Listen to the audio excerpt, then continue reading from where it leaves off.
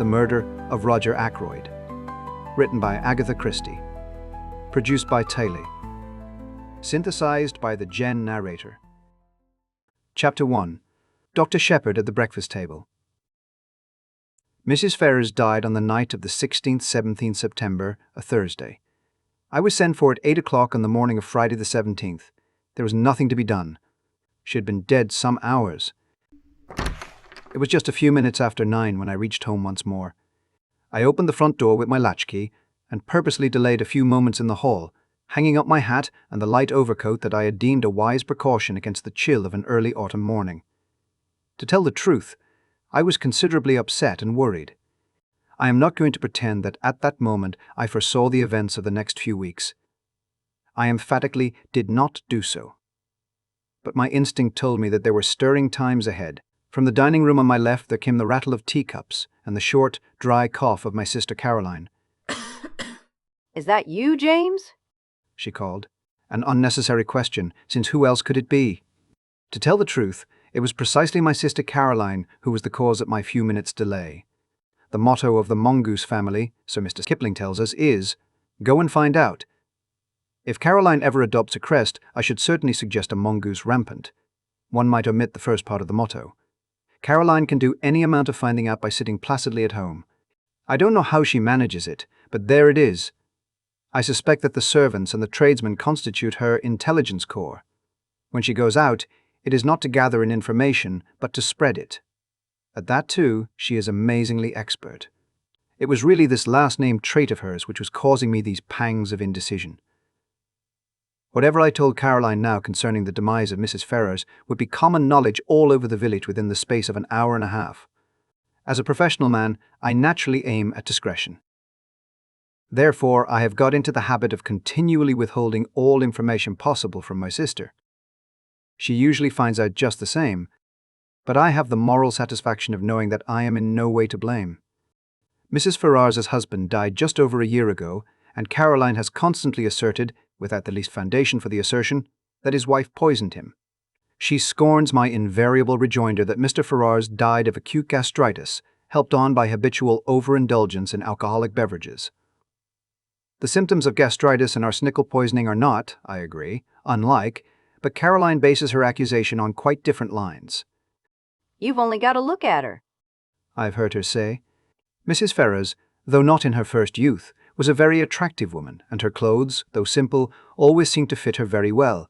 But all the same, lots of women buy their clothes in Paris and have not, on that account, necessarily poisoned their husbands. As I stood hesitating in the hall, with all this passing through my mind, Caroline's voice came again, with a sharper note in it. "What on earth are you doing out there, James? Why don't you come and get your breakfast?" "Just coming, my dear," I said hastily. "I've been hanging up my overcoat." "You could have hung up half a dozen overcoats in this time." She was quite right. I could have. I walked into the dining room, gave Caroline the accustomed peck on the cheek, and sat down to eggs and bacon. The bacon was rather cold. "You've had an early call," remarked Caroline. "Yes," I said. "King's Paddock. Mrs. Ferrars." "I know," said my sister. "How did you know?" "Annie told me." Annie is the house parlourmaid. A nice girl, but an inveterate talker. There was a pause. I continued to eat eggs and bacon. My sister's nose, which is long and thin, quivered a little at the tip, as it always does when she is interested or excited over anything. "Well?" she demanded. "A bad business. Nothing to be done. Must have died in her sleep." "I know," said my sister again. This time I was annoyed. "You can't know," I snapped. "I didn't know myself until I got there, and I haven't mentioned it to a soul yet. If that girl Annie knows, she must be a clairvoyant." "It wasn't Annie who told me. It was the milkman. He had it from the Ferrars cook." As I say, there is no need for Caroline to go out to get information. She sits at home, and it comes to her. My sister continued. "What did she die of? Heart failure?" "Didn't the milkman tell you that?" I inquired sarcastically. Sarcasm is wasted on Caroline. She takes it seriously and answers accordingly. "He didn't know," she explained. After all, Caroline was bound to hear sooner or later. She might as well hear from me. She died of an overdose of veronal. She's been taking it lately for sleeplessness. Must have taken too much, Nonsense. said Caroline immediately. She took it on purpose. Don't tell me. It is odd how, when you have a secret belief of your own which you do not wish to acknowledge, the voicing of it by someone else will rouse you to a fury of denial. I burst immediately into indignant speech. There you go again, I said, rushing along without rhyme or reason. Why on earth should Mrs. Ferrers wish to commit suicide? A widow, fairly young still, very well off, good health, and nothing to do but enjoy life. It's absurd. Not at all. Even you must have noticed how different she has been looking lately. It's been coming on for the last 6 months. She's looked positively hag-ridden. And you have just admitted that she hasn't been able to sleep. What is your diagnosis? I demanded coldly. An unfortunate love affair, I suppose? My sister shook her head. Remorse? She said, with great gusto. Remorse? Yes. You never would believe me when I told you she poisoned her husband. I'm more than ever convinced of it now. I don't think you're very logical, I objected. Surely if a woman committed a crime like murder, she'd be sufficiently cold-blooded to enjoy the fruits of it without any weak-minded sentimentality such as repentance. Caroline shook her head. There probably are women like that. But Mrs. Ferrers wasn't one of them. She was a mass of nerves. An overmastering impulse drove her on to get rid of her husband because she was the sort of person who simply can't endure suffering of any kind, and there's no doubt that the wife of a man like Ashley Ferrars must have had to suffer a good deal. I nodded. And ever since she's been haunted by what she did, I can't help feeling sorry for her. I don't think Caroline ever felt sorry for Mrs. Ferrars whilst she was alive. Now that she has gone where, presumably, Paris frocks can no longer be worn, Caroline is prepared to indulge in the softer emotions of pity and comprehension. I told her firmly that her whole idea was nonsense. I was all the more firm because I secretly agreed with some part, at least, of what she had said. But it is all wrong that Caroline should arrive at the truth simply by a kind of inspired guesswork. I wasn't going to encourage that sort of thing. She will go around the village airing her views, and everyone will think that she is doing so on medical data supplied by me. Life is very trying. Nonsense, said Caroline in reply to my strictures. You'll see. 10 to 1. She's left a letter confessing everything. She didn't leave a letter of any kind, I said sharply, and not seeing where the admission was going to land me. Oh, said Caroline. So you did inquire about that, did you? I believe, James, that in your heart of hearts, you think very much as I do. You're a precious old humbug. One always has to take the possibility of suicide into consideration, I said repressively. Will there be an inquest? There may be. It all depends. If I am able to declare myself absolutely satisfied that the overdose was taken accidentally, an inquest might be dispensed with. And are you absolutely satisfied? Asked my sister shrewdly. I did not answer, but got up from table. Chapter 2. Who's Who in King's Abbot. Before I proceed further with what I said to Caroline and what Caroline said to me, it might be as well to give some idea of what I should describe as our local geography. Our village, King's Abbot, is, I imagine, very much like any other village. Our big town is Cranchester, 9 miles away. We have a large railway station, a small post office, and 2 rival general stores. Able-bodied men are apt to leave the place early in life, but we are rich in unmarried ladies and retired military officers. Our hobbies and recreations can be summed up in the one word, gossip. There are only 2 houses of any importance in King's Abbot. One is King's Paddock, left to Mrs. Ferrers by her late husband. The other, Fernly Park, is owned by Roger Ackroyd. Ackroyd has always interested me by being a man more impossibly like a country squire than any country squire could really be. He reminds one of the red-faced sportsmen who always appeared early in the first act of an old-fashioned musical comedy, the setting being the village green. They usually sang a song about going up to London. Nowadays we have reviews, and the country squire has died out of musical fashion. Of course, Ackroyd is not really a country squire. He is an immensely successful manufacturer of, I think, wagon wheels. He is a man of nearly 50 years of age, rubicund of face and genial of manner. He is hand and glove with the vicar, subscribes liberally to parish funds, though rumour has it that he is extremely mean in personal expenditure, encourages cricket matches, lads' clubs, and disabled soldiers' institutes. He is, in fact, the life and soul of our peaceful village of King's Abbot. Now, when Roger Ackroyd was a lad of 21, he fell in love with, and married, a beautiful woman some 5 or 6 years his senior. Her name was Paton, and she was a widow with 1 child. The history of the marriage was short and painful. To put it bluntly, Mrs. Ackroyd was a dipsomaniac. She succeeded in drinking herself into her grave 4 years after her marriage. In the years that followed, Ackroyd showed no disposition to make a second matrimonial adventure. His wife's child by her first marriage was only 7 years old when his mother died. He is now 25. Ackroyd has always regarded him as his own son and has brought him up accordingly, but he's been a wild lad and a continual source of worry and trouble to his stepfather. Nevertheless, we are all very fond of Ralph Paton in King's Abbot. He is such a good-looking youngster for one thing. As I said before, we are ready enough to gossip in our village. Everybody noticed from the first that Ackroyd and Mrs. Ferrars got on very well together. After her husband's death, the intimacy became more marked.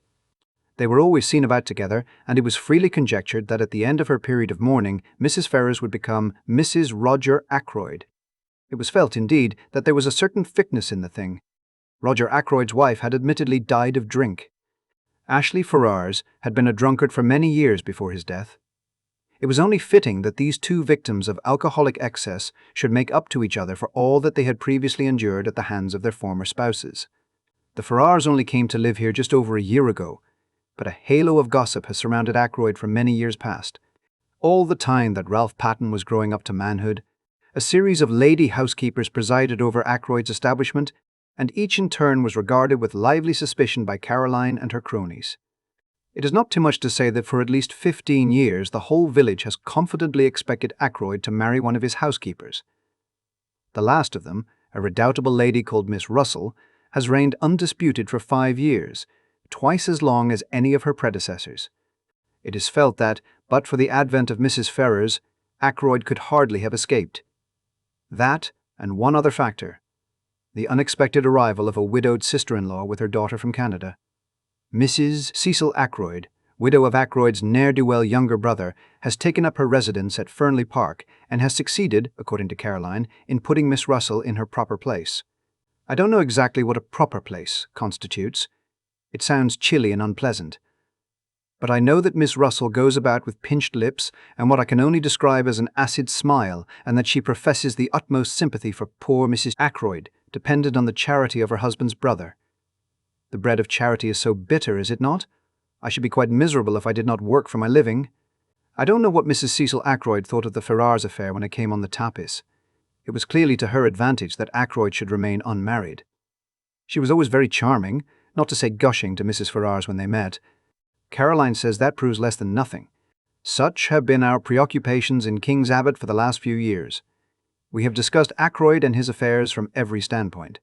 Mrs. Ferrars has fitted into her place in the scheme. Now there has been a rearrangement of the kaleidoscope. From a mild discussion of probable wedding presents, we have been jerked into the midst of tragedy. Revolving these and sundry other matters in my mind, I went mechanically on my round. I had no cases of special interest to attend, which was, perhaps as well, for my thoughts returned again and again to the mystery of Mrs. Ferrars's death. Had she taken her own life? Surely if she had done so, she would have left some word behind to say what she contemplated doing. Women, in my experience, if they once reached the determination to commit suicide, usually wish to reveal the state of mind that led to the fatal action. They covet the limelight.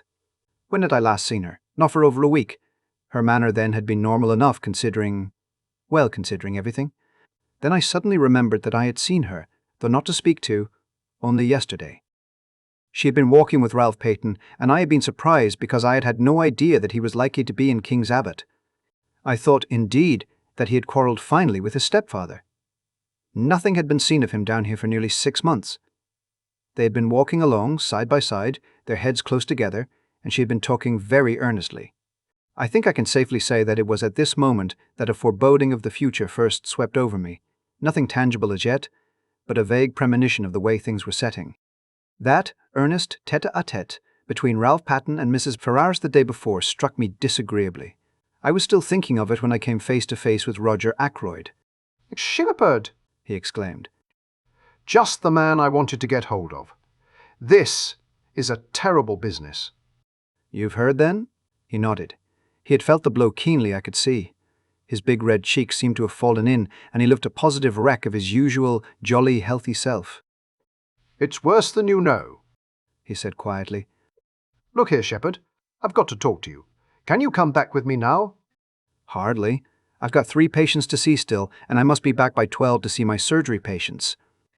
Then this afternoon? No, better still, dine tonight. At 7:30? Will that suit you? Yes, I can manage that all right. What's wrong? Is it Ralph? I hardly knew why I said that, except, perhaps, that it had so often been Ralph. Ackroyd stared blankly at me as though he hardly understood. I began to realize that there must be something very wrong indeed somewhere. I had never seen Ackroyd so upset before. Ralph? He said vaguely. Oh, no, it's not Ralph. Ralph's in London. Damn. Here's old Miss Gannett coming. I don't want to have to talk to her about this ghastly business. See you tonight, Sheppard. 7:30. I nodded, and he hurried away, leaving me wondering. Ralph in London? But he had certainly been in King's Abbot the preceding afternoon. He must have gone back to town last night or early this morning, and yet Ackroyd's manner had conveyed quite a different impression. He had spoken as though Ralph had not been near the place for months. I had no time to puzzle the matter out further. Miss Gannett was upon me, thirsting for information.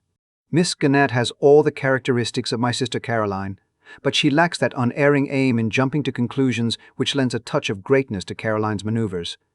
Miss Gannett was breathless and interrogatory.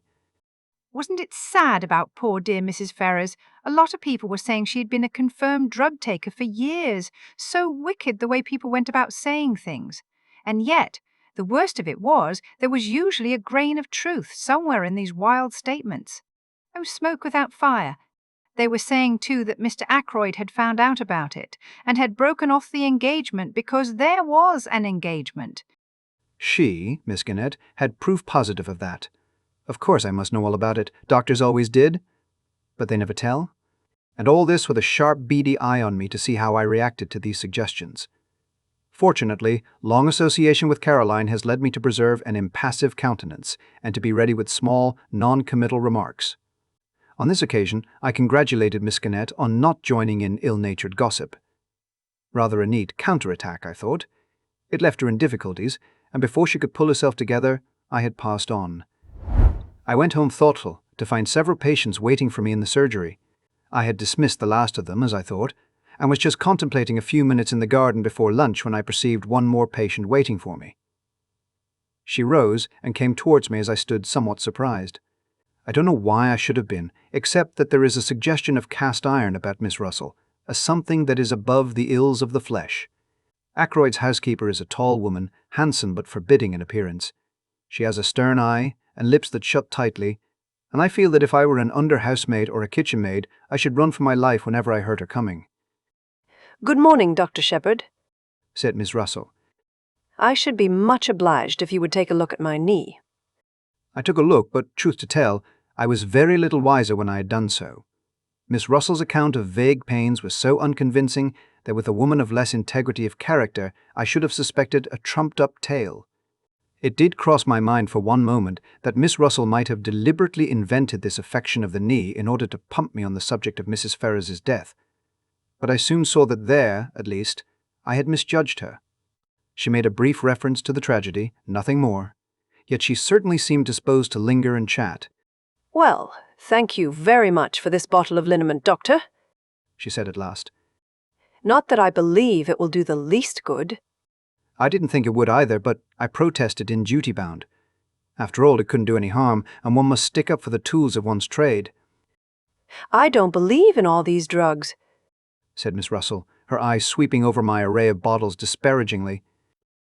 "Drugs do a lot of harm. Look at the cocaine habit. Well, as far as that goes, It's very prevalent in high society." I'm sure Miss Russell knows far more about high society than I do. I didn't attempt to argue with her, "Just tell me this, Doctor. said Miss Russell. Suppose you are really a slave of the drug habit. Is there any cure?" One cannot answer a question like that offhand. I gave her a short lecture on the subject, and she listened with close attention. I still suspected her of seeking information about Mrs. Ferrars. Now, Veronal, for instance. I proceeded, but, Strangely enough, she didn't seem interested in Veronal. Instead, she changed the subject and asked me if it was true that there were certain poisons so rare as to baffle detection. "Ah," I said, "you've been reading detective stories." She admitted that she had. "The essence of a detective story," I said, "is to have a rare poison, if possible something from South America that nobody has ever heard of. Something that one obscure tribe of savages used to poison their arrows with. Death is instantaneous, and Western science is powerless to detect it." "That is the kind of thing you mean?" Yes? Is there really such a thing? I shook my head regretfully. "I'm afraid there isn't. There's curare, of course." I told her a good deal about curare, but she seemed to have lost interest once more. She asked me if I had any in my poison cupboard, and when I replied in the negative, I fancy I fell in her estimation. She said she must be getting back, and I saw her out at the surgery door just as the luncheon gong went. I should never have suspected Miss Russell of a fondness for detective stories. It pleases me very much to think of her stepping out of the housekeeper's room to rebuke a delinquent housemaid, and then returning to a comfortable perusal of The Mystery of the Seventh Death, or something of the kind. Chapter 3. The Man Who Grew Vegetable Marrows. I told Caroline at lunchtime that I should be dining at Fernly. She expressed no objection. On the contrary. Excellent, She said. "You'll hear all about it. By the way, what is the trouble with Ralph?" "With Ralph?" I said, surprised. "There isn't any." "Then why is he staying at the Three Boars instead of at Fernley Park?" I did not for a minute question Caroline's statement that Ralph Paton was staying at the local inn. That Caroline said so was enough for me. "Ackroyd told me he was in London," I said. In the surprise of the moment, I departed from my valuable rule of never parting with information. "Oh," said Caroline. I could see her nose twitching as she worked on this. "He arrived at the Three Boars yesterday morning," she said. "and he's still there. Last night he was out with a girl." That did not surprise me in the least. Ralph, I should say, is out with a girl most nights of his life. But I did rather wonder that he chose to indulge in the pastime in King's Abbot instead of in the gay metropolis. "One of the barmaids?" I asked. "No. That's just it. He went out to meet her. I don't know who she is." Bitter for Caroline to have to admit such a thing. "But I can guess." Continued my indefatigable sister. I waited patiently. "His cousin." "Flora Ackroyd?" I exclaimed in surprise. Flora Ackroyd is, of course, no relation whatever, really, to Ralph Paton, but Ralph has been looked upon for so long as practically Ackroyd's own son, that cousinship is taken for granted. "Flora Ackroyd," said my sister. "But why not go to Fernley if he wanted to see her?" "secretly engaged," said Caroline with immense enjoyment. "Old Ackroyd won't hear of it, and they have to meet this way." I saw a good many flaws in Caroline's theory, but I forbore to point them out to her. An innocent remark about our new neighbour created a diversion. The house next door, the Larches, has recently been taken by a stranger. To Caroline's extreme annoyance, she has not been able to find out anything about him, except that he is a foreigner. The intelligence corps has proved a broken reed. Presumably the man has milk and vegetables and joints of meat and occasional whitings just like everybody else, but none of the people who make it their business to supply these things seem to have acquired any information. His name, apparently, is Mr. Poirot. A name which conveys an odd feeling of unreality. The one thing we do know about him is that he is interested in the growing of vegetable marrows. But that is certainly not the sort of information that Caroline is after. She wants to know where he comes from, what he does, whether he is married, what his wife was or is, like whether he has children, what his mother's maiden name was, and so on. Somebody very like Caroline must have invented the questions on passports, I think. "My dear Caroline," I said, "there's no doubt at all about what the man's profession has been. He's a retired hairdresser. Look at that mustache of his." Caroline dissented. She said that if the man was a hairdresser, he would have wavy hair, not straight. All hairdressers did. I cited several hairdressers personally known to me who had straight hair, but Caroline refused to be convinced. "I can't make him out at all," she said in an aggrieved voice. "I borrowed some garden tools the other day, and he was most polite, but I couldn't get anything out of him. I asked him point blank at last whether he was a Frenchman, and he said he wasn't, and somehow I didn't like to ask him any more." I began to be more interested in our mysterious neighbour. A man who is capable of shutting up Caroline and sending her, like the Queen of Sheba, empty away must be something of a personality. I believe, Said Caroline. that he's got one of those new vacuum cleaners. I saw a meditated loan and the opportunity of further questioning gleaming from her eye. I seized the chance to escape into the garden. I am rather fond of gardening. I was busily exterminating dandelion roots when a shout of warning sounded from close by, and a heavy body whizzed by my ear and fell at my feet with a repellent squelch. It was a vegetable marrow. I looked up angrily. Over the wall to my left there appeared a face. An egg-shaped head, partially covered with suspiciously black hair, 2 immense mustaches, and a pair of watchful eyes. It was our mysterious neighbor, Mr. Poirot. He broke at once into fluent apologies. I demand of you 1,000 pardons, monsieur. I am without defense. For some months now, I cultivate the Marrows. This morning, suddenly, I enrage myself with these Marrows. I send them to promenade themselves. Alas! Not only mentally, but physically. I seize the biggest. I hurl him over the wall. Monsieur, I am ashamed. I prostrate myself. Before such profuse apologies, my anger was forced to melt. After all, the wretched vegetable hadn't hit me. But I sincerely hoped that throwing large vegetables over walls was not our new friend's hobby. Such a habit could hardly endear him to us as a neighbor. The strange little man seemed to read my thoughts. Ah, no, He exclaimed. do not disquiet yourself. It is not with me a habit. But can you figure to yourself, monsieur, that a man may work towards a certain object, may labor and toil to attain a certain kind of leisure and occupation, and then find that, after all, he yearns for the old busy days, and the old occupations that he thought himself so glad to leave? Yes, I said slowly. I fancy that is a common enough occurrence. I myself am perhaps an instance. A year ago I came into a legacy, enough to enable me to realize a dream. I have always wanted to travel, to see the world. Well, that was a year ago, as I said, and I am still here. My little neighbor nodded. The chains of habit. We work to attain an object, and the object gained, we find that what we miss is the daily toil. And mark you, monsieur, my work was interesting work, the most interesting work there is in the world. Yes, I said encouragingly. For the moment, the spirit of Caroline was strong within me. The study of human nature, monsieur. Just so, I said kindly. Clearly, a retired hairdresser. Who knows the secrets of human nature better than a hairdresser? Also, I had a friend who for many years never left my side, occasionally of an imbecility to make one afraid. Nevertheless, he was very dear to me. Figure to yourself that I miss even his stupidity, his naivete, his honest outlook, the pleasure of delighting and surprising him by my superior gifts. All these I miss more than I can tell you. He died? I asked sympathetically. Not so. He lives and flourishes, but on the other side of the world, he is now in the Argentine. In the Argentine, I said enviously. I have always wanted to go to South America. I sighed, and then looked up to find Mr. Poirot eyeing me sympathetically. He seemed an understanding little man. You will go there, yes? He asked. I shook my head with a sigh. I could have gone. I said, a year ago.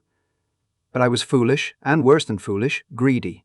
I risked the substance for the shadow. I comprehend, said Mr. Poirot. You speculated? I nodded mournfully, but in spite of myself, I felt secretly entertained. This ridiculous little man was so portentously solemn. Not the porcupine oil fields? He asked suddenly. I stared. I thought of them, as a matter of fact, but in the end I plumped for a gold mine in Western Australia. My neighbor was regarding me with a strange expression which I could not fathom. It is fate, he said at last. What is fate? I asked irritably. That I should live next to a man who seriously considers porcupine oil fields and also West Australian gold mines. Tell me, had you also a penchant for auburn hair? I stared at him open-mouthed, and he burst out laughing. No, it is not the insanity that I suffer from. Make your mind easy. It was a foolish question that I put to you, therefore. See you, my friend of whom I spoke was a young man, a man who thought all women good, and most of them beautiful. But you are a man of middle age, a doctor, a man who knows the folly and the vanity of most things in this life of ours. Well, We are neighbors. I beg of you to accept and present to your excellent sister my best marrow." He stooped, and with a flourish produced an immense specimen of the tribe, which I duly accepted in the spirit in which it was offered. "Indeed," said the little man cheerfully. "this has not been a wasted morning. I have made the acquaintance of a man who in some ways resembles my far-off friend. By the way, I should like to ask you a question. You doubtless know everyone in this tiny village. Who is the young man with the very dark hair and eyes and the handsome face? He walks with his head flung back and an easy smile on his lips." The description left me in no doubt. "That must be Captain Ralph Paton," I said slowly. "I have not seen him about here before?"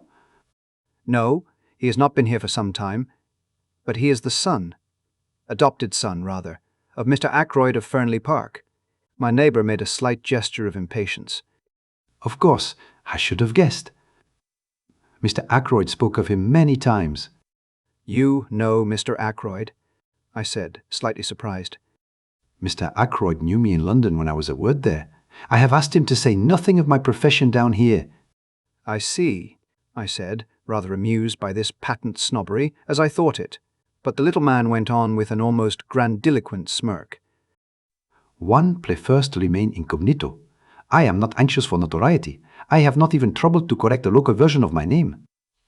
"Indeed," I said, not knowing quite what to say. "Captain Ralph Paton." Mused Mr. Poirot.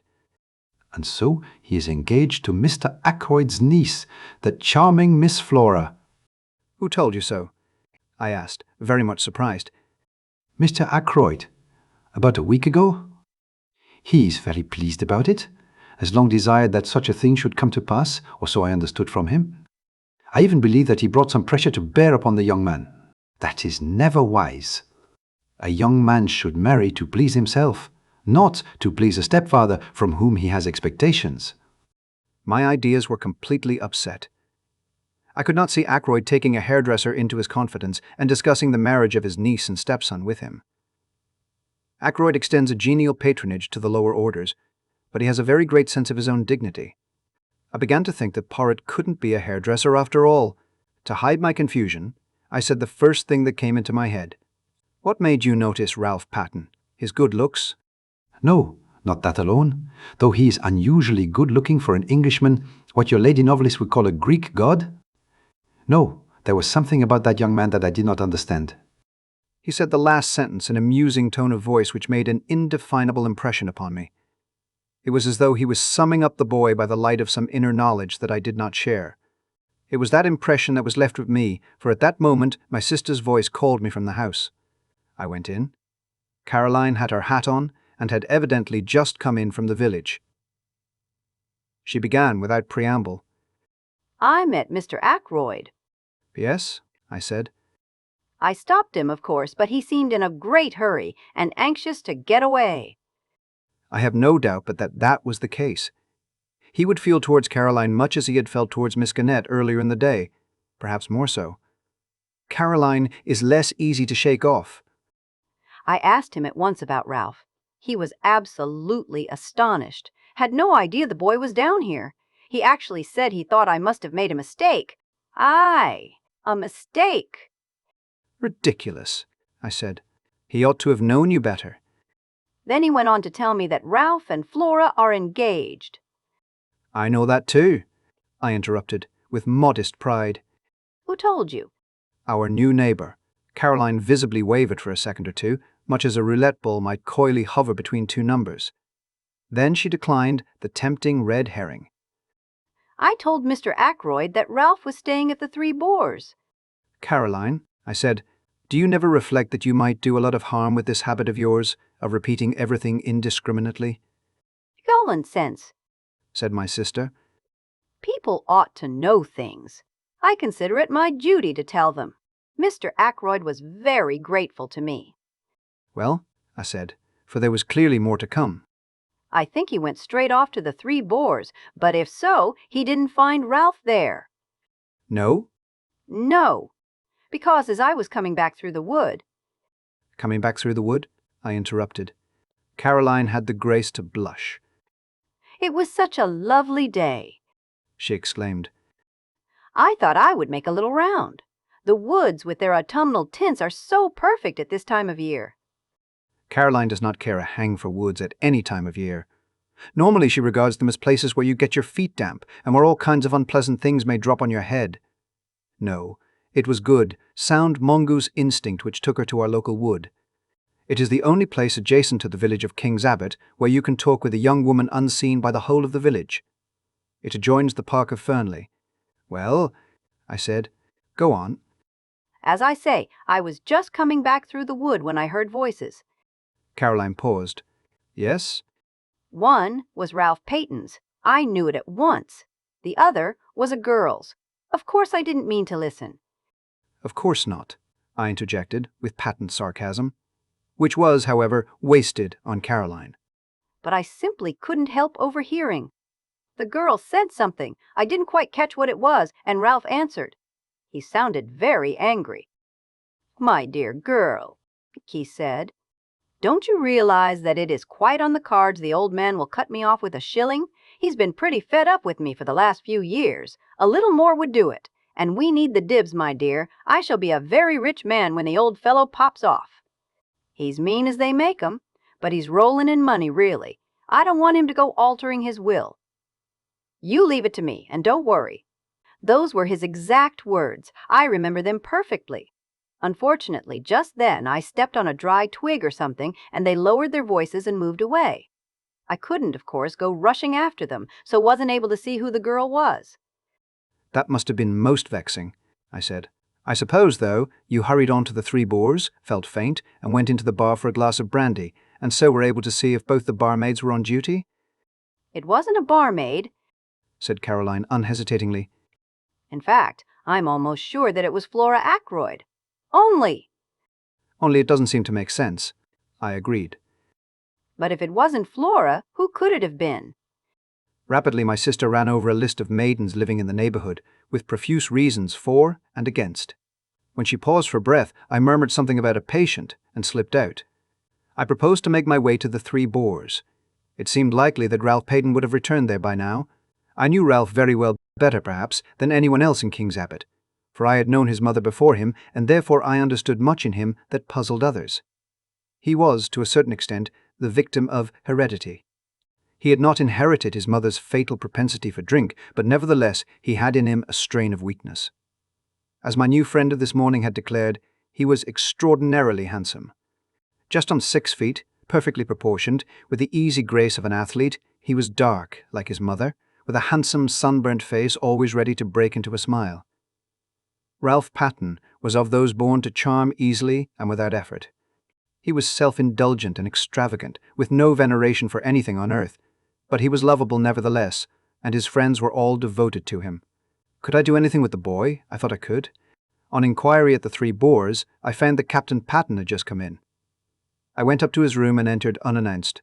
For a moment, remembering what I had heard and seen, I was doubtful of my reception, but I need have had no misgivings. "Why, it's Sheppard. Glad to see you."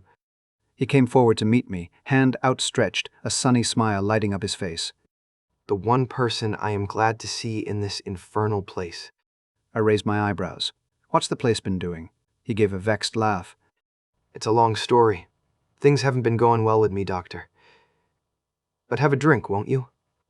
Thanks, I said. I will. He pressed the bell, then, coming back, threw himself into a chair. "Not to mince matters," he said gloomily. "I'm in the devil of a mess. In fact, I haven't the least idea what to do next." What's the matter? I asked sympathetically. "It's my confounded stepfather." What has he done? "It isn't what he's done yet, but what he's likely to do." The bell was answered, and Ralph ordered the drinks. When the man had gone again, he sat hunched in the armchair, frowning to himself. Is it really serious? I asked. He nodded. "I'm fairly up against it this time," he said soberly. The unusual ring of gravity in his voice told me that he spoke the truth. It took a good deal to make Ralph grave. "In fact," he continued, "I can't see my way ahead. I'm damned if I can." If I could help, I suggested diffidently, but he shook his head very decidedly. "Good of you, Doctor, but I can't let you in on this. I've got to play a lone hand. He was silent a minute and then repeated in a slightly different tone of voice. Yes. I've got to play a lone hand. Chapter 4. Dinner at Fernly. It was just a few minutes before 7:30 when I rang the front doorbell of Fernly Park. The door was opened with admirable promptitude by Parker, the butler. The night was such a fine one that I had preferred to come on foot. I stepped into the big square hall and Parker relieved me of my overcoat. Just then, Ackroyd's secretary, a pleasant young fellow by the name of Raymond, passed through the hall on his way to Ackroyd's study, his hands full of papers. "Good evening, Doctor. Coming to dine, or is this a professional call?" The last was in allusion to my black bag, which I had laid down on the oak chest. I explained that I expected a summons to a confinement case at any moment, and so had come out prepared for an emergency call. Raymond nodded and went on his way, calling over his shoulder. "Go into the drawing room. You know the way. The ladies will be down in a minute. I must just take these papers to Mr. Ackroyd, and I'll tell him you're here." On Raymond's appearance, Parker had withdrawn, so I was alone in the hall. I settled my tie, glanced in a large mirror which hung there, and crossed to the door directly facing me, which was, as I knew, the door of the drawing room. I noticed, just as I was turning the handle, a sound from within. The shutting down of a window I took it to be. I noted it, I may say, quite mechanically, without attaching any importance to it at the time. I opened the door and walked in. As I did so, I almost collided with Miss Russell, who was just coming out. We both apologized. For the first time I found myself appraising the housekeeper and thinking what a handsome woman she must once have been. Indeed, as far as that goes, still was. Her dark hair was unstreaked with grey, and when she had a colour, as she had at this minute, the stern quality of her looks was not so apparent. Quite subconsciously I wondered whether she had been out, for she was breathing hard, as though she had been running. "I'm afraid I'm a few minutes early," I said. Oh, I don't think so. It's gone 7:30, Dr. Sheppard. She paused a minute before saying, I didn't know you were expected to dinner tonight. Mr. Ackroyd didn't mention it." I received a vague impression that my dining there displeased her in some way, but I couldn't imagine why. "How's the knee?" I inquired. "Much the same, thank you, Doctor. I must be going now. Mrs. Ackroyd will be down in a moment. I only came in here to see if the flowers were all right." She passed quickly out of the room. I strolled to the window, wondering at her evident desire to justify her presence in the room. As I did so, I saw what, of course, I might have known all the time had I troubled to give my mind to it, namely, that the windows were long French ones opening on the terrace.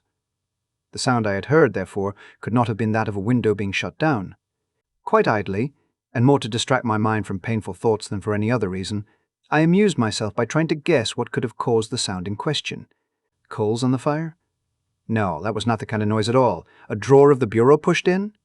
No, not that. Then my eye was caught by what, I believe, is called a silver table, the lid of which lifts, and through the glass of which you can see the contents. I crossed over to it, studying the things. There were 1 or 2 pieces of old silver, a baby shoe belonging to King Charles I, some Chinese jade figures, and quite a number of African implements and curios. Wanting to examine one of the jade figures more closely, I lifted the lid. It slipped through my fingers and fell. At once I recognized the sound I had heard. It was this same table lid being shut down gently and carefully. I repeated the action once or twice for my own satisfaction. Then I lifted the lid to scrutinize the contents more closely. I was still bending over the open silver table when Flora Ackroyd came into the room. Quite a lot of people do not like Flora Ackroyd, but nobody can help admiring her. And to her friends, she can be very charming. The first thing that strikes you about her is her extraordinary fairness. She has the real Scandinavian pale gold hair. Her eyes are blue, blue as the waters of a Norwegian fjord, and her skin is cream and roses. She has square, boyish shoulders and slight hips, and to a jaded medical man it is very refreshing to come across such perfect health. A simple, straightforward English girl? I may be old-fashioned, but I think the genuine article takes a lot of beating. Flora joined me by the silver table and expressed heretical doubts as to King Charles I ever having worn the baby shoe. "And anyway," continued Miss Flora, "all this, making a fuss about things, because someone wore or used them seems to me all nonsense. They're not wearing or using them now. The pen that George Eliot wrote, the mill on the floss with, that sort of thing. Well, it's only just a pen after all." If you're really keen on George Eliot, why not get The Mill on the Floss in a cheap edition and read it? I suppose you never read such old, out-of-date stuff, Miss Flora? You're wrong, Dr. Sheppard. I love The Mill on the Floss. I was rather pleased to hear it. The things young women read nowadays and profess to enjoy positively frighten me, You haven't congratulated me yet, Dr. Sheppard. said Flora. Haven't you heard? She held out her left hand. On the third finger of it was an exquisitely set single pearl. I'm going to marry Ralph, you know, She went on. Uncle is very pleased. It keeps me in the family, you see. I took both her hands in mine. My dear, I said, I hope you'll be very happy, We've been engaged for about a month, continued Flora in her cool voice. but it was only announced yesterday. Uncle is going to do up Crossstones and give it to us to live in, and we're going to pretend to farm. Really, we shall hunt all the winter, town for the season, and then go yachting. I love the sea. And, of course, I shall take a great interest in the parish affairs and attend all the mothers' meetings. Just then Mrs. Ackroyd rustled in, full of apologies for being late. I am sorry to say I detest Mrs. Ackroyd. She is all chains and teeth and bones. A most unpleasant woman. She has small, pale, flinty blue eyes, and however gushing her words may be, those eyes of hers always remain coldly speculative. I went across to her, leaving Flora by the window. She gave me a handful of assorted knuckles and rings to squeeze and began talking volubly. Had I heard about Flora's engagement? So suitable in every way. The dear young things had fallen in love at first sight. Such a perfect pair, he so dark and she so fair. I can't tell you, my dear Dr. Sheppard, the relief to a mother's heart. Mrs. Ackroyd sighed, a tribute to her mother's heart, whilst her eyes remained shrewdly observant of me. I was wondering. You are such an old friend of dear Roger's. We know how much he trusts to your judgment. So difficult for me in my position as poor Cecil's widow. But there are so many tiresome things, settlements, you know, all that. I fully believe that Roger intends to make settlements upon dear Flora, but, as you know, he is just a leetle peculiar about money. Very usual, I've heard, amongst men who are captains of industry. I wondered, you know, if you could just sound him on the subject. Flora is so fond of you. We feel you are quite an old friend, although we have only really known you just over 2 years. Mrs. Ackroyd's eloquence was cut short as the drawing-room door opened once more. I was pleased at the interruption. I hate interfering in other people's affairs, and I had not the least intention of tackling Ackroyd on the subject of Flora's settlements. In another moment, I should have been forced to tell Mrs. Ackroyd as much. You know Major Blunt, don't you, Doctor? Yes, indeed, I said. A lot of people know Hector Blunt, at least by repute. He has shot more wild animals in unlikely places than any man living, I suppose. When you mention him, people say, Blunt. You don't mean the big game man, do you? His friendship with Ackroyd has always puzzled me a little. The two men are so totally dissimilar. Hector Blunt is perhaps 5 years Ackroyd's junior. They made friends early in life, and though their ways have diverged, the friendship still holds. About once in 2 years, Blunt spends a fortnight at Fernly, and an immense animal's head, with an amazing number of horns which fixes you with a glazed stare as soon as you come inside the front door, is a permanent reminder of the friendship. Blunt had entered the room now with his own peculiar, deliberate, yet soft-footed tread. He is a man of medium height, sturdily and rather stockily built. His face is almost mahogany-coloured and is peculiarly expressionless. He has grey eyes that give the impression of always watching something that is happening very far away. He talks little, and what he does say is said jerkily, as though the words were forced out of him unwillingly. He said now, "How are you, Sheppard?" in his usual abrupt fashion, and then stood squarely in front of the fireplace looking over our heads as though he saw something very interesting happening in Timbuktu. Major Blunt, said Flora. I wish you'd tell me about these African things. I'm sure you know what they all are. I have heard Hector Blunt described as a woman-hater, but I noticed that he joined Flora at the silver table with what might be described as alacrity. They bent over it together. I was afraid Mrs. Ackroyd would begin talking about settlements again, so I made a few hurried remarks about the new sweet pea. I knew there was a new sweet pea because the Daily Mail had told me so that morning. Mrs. Ackroyd knows nothing about horticulture, but she is the kind of woman who likes to appear well informed about the topics of the day, and she, too, reads the Daily Mail. We were able to converse quite intelligently until Ackroyd and his secretary joined us. and immediately afterwards Parker announced dinner.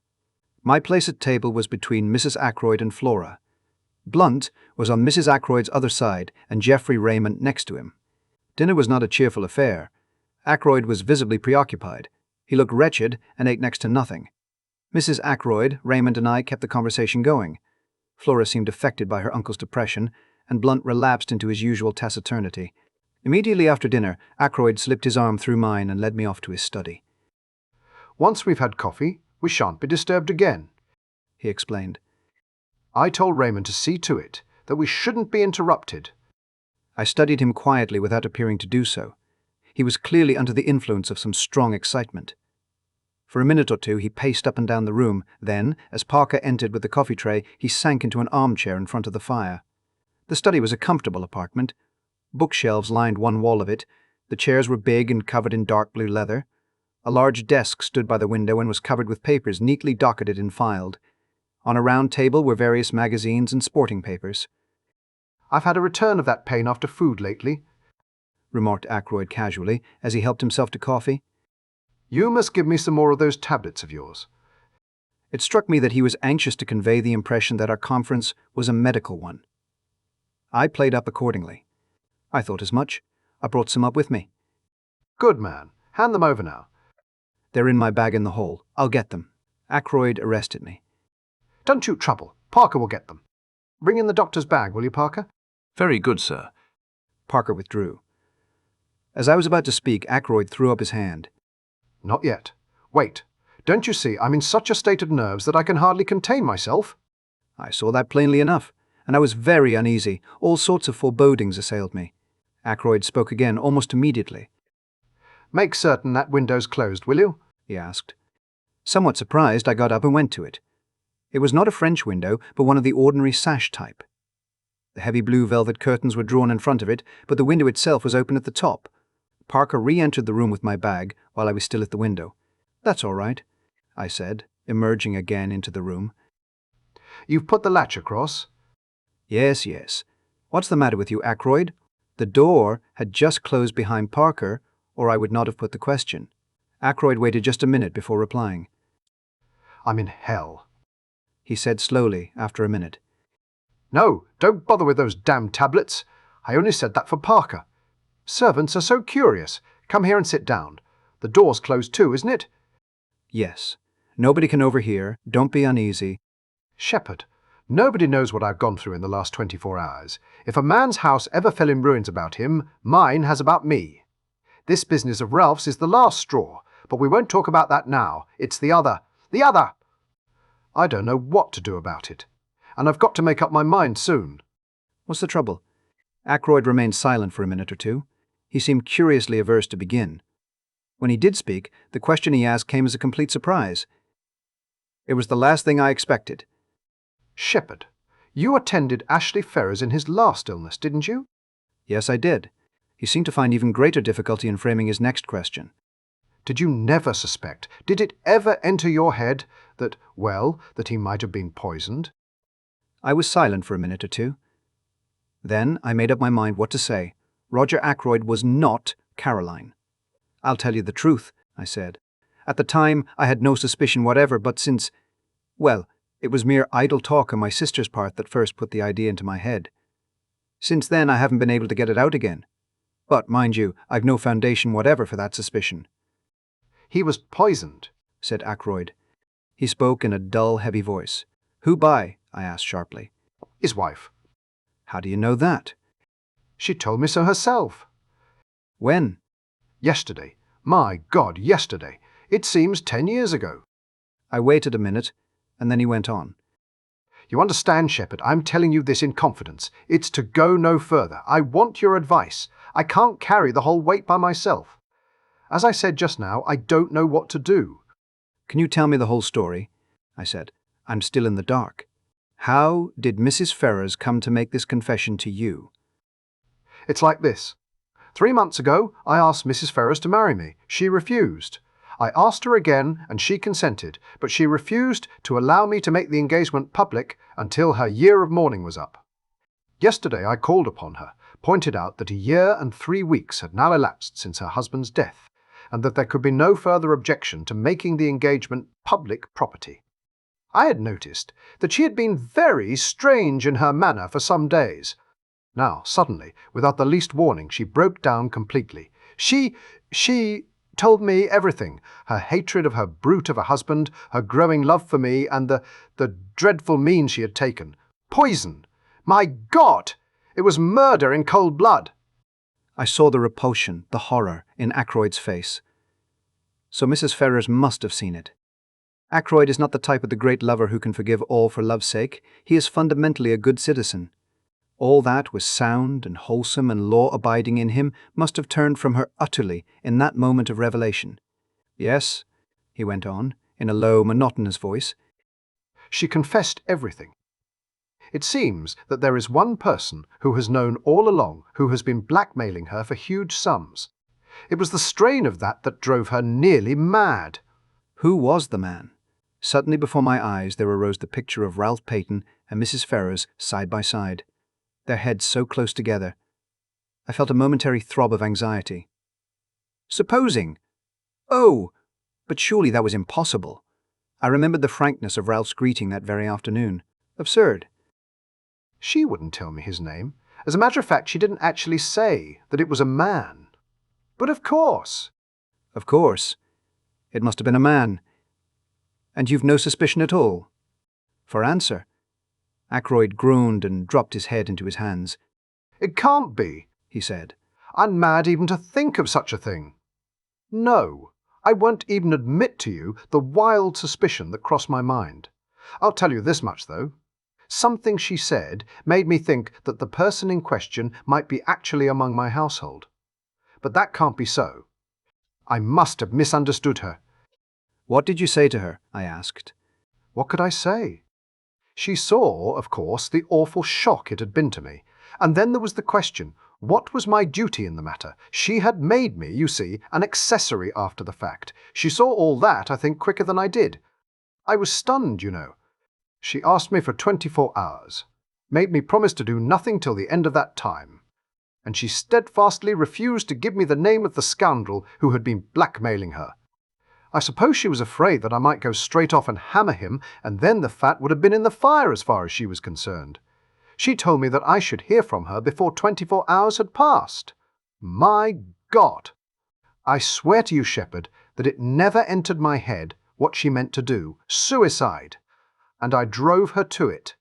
No, I said. Don't take an exaggerated view of things. The responsibility for her death doesn't lie at your door. The question is, what am I to do now? The poor lady is dead. Why rake up past trouble?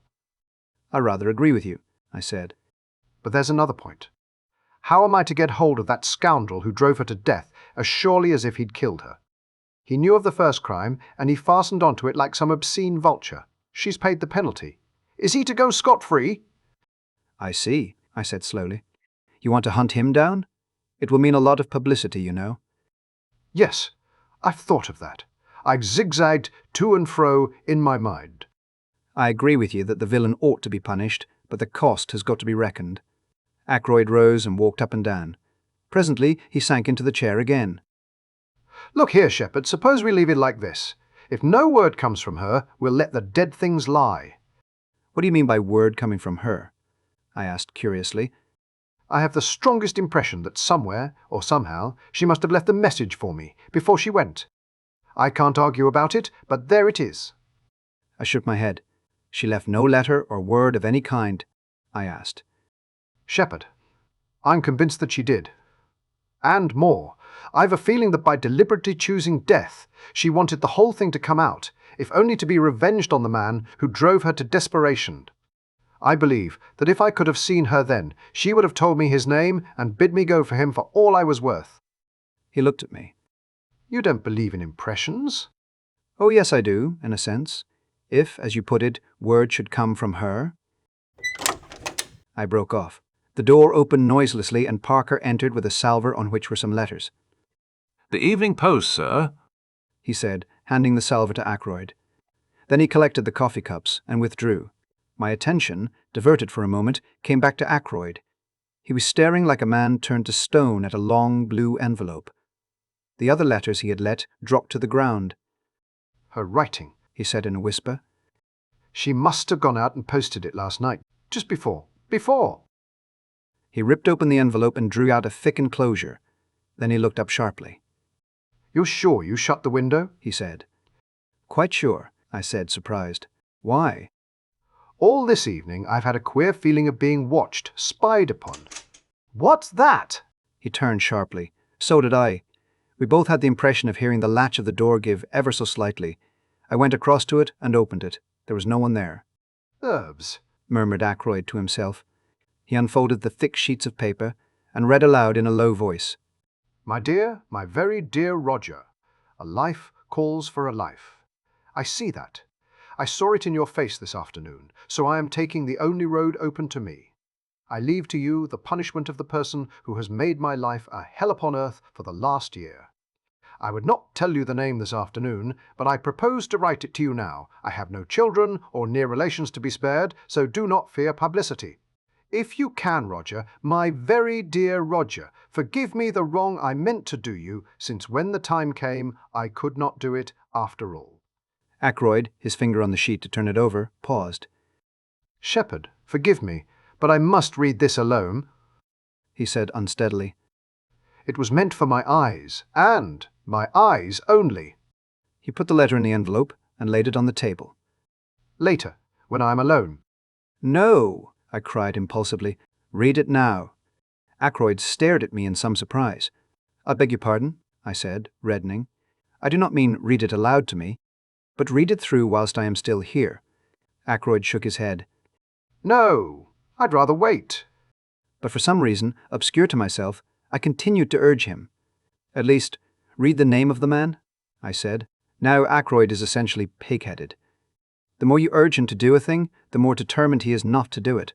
All my arguments were in vain. The letter had been brought in at 20 minutes to 9. It was just on 10 minutes to 9 when I left him, the letter still unread. I hesitated with my hand on the door handle, looking back and wondering if there was anything I had left undone. I could think of nothing. With a shake of the head, I passed out and closed the door behind me. I was startled by seeing the figure of Parker close at hand. He looked embarrassed, and it occurred to me that he might have been listening at the door. What a fat, smug, oily face the man had, and surely there was something decidedly shifty in his eye. Mr. Ackroyd particularly does not want to be disturbed, I said coldly. He told me to tell you so. Quite so, sir. I fancied I heard the bell ring. This was such a palpable untruth that I did not trouble to reply. Preceding me to the hall, Parker helped me on with my overcoat, and I stepped out into the night. The moon was overcast and everything seemed very dark and still. The village church clock chimed 9 o'clock as I passed through the lodge gates. I turned to the left towards the village and almost cannoned into a man coming in the opposite direction. "This the way to Fernly Park, mister?" asked the stranger in a hoarse voice. I looked at him. He was wearing a hat pulled down over his eyes and his coat collar turned up. I could see little or nothing of his face, but he seemed a young fellow. The voice was rough and uneducated. "These are the lodge gates here," I said. "Thank you, mister." He paused, and then added, quite unnecessarily, "I'm a stranger in these parts, you see." He went on, passing through the gates as I turned to look after him. The odd thing was that his voice reminded me of someone's voice that I knew, but whose it was I could not think. 10 minutes later I was at home once more. Caroline was full of curiosity to know why I had returned so early. I had to make up a slightly fictitious account of the evening in order to satisfy her, and I had an uneasy feeling that she saw through the transparent device. At 10 o'clock I rose, yawned, and suggested bed. Caroline acquiesced. It was Friday night, and on Friday night I wind the clocks. I did it as usual, whilst Caroline satisfied herself that the servants had locked up the kitchen properly. It was 10:15 as we went up the stairs.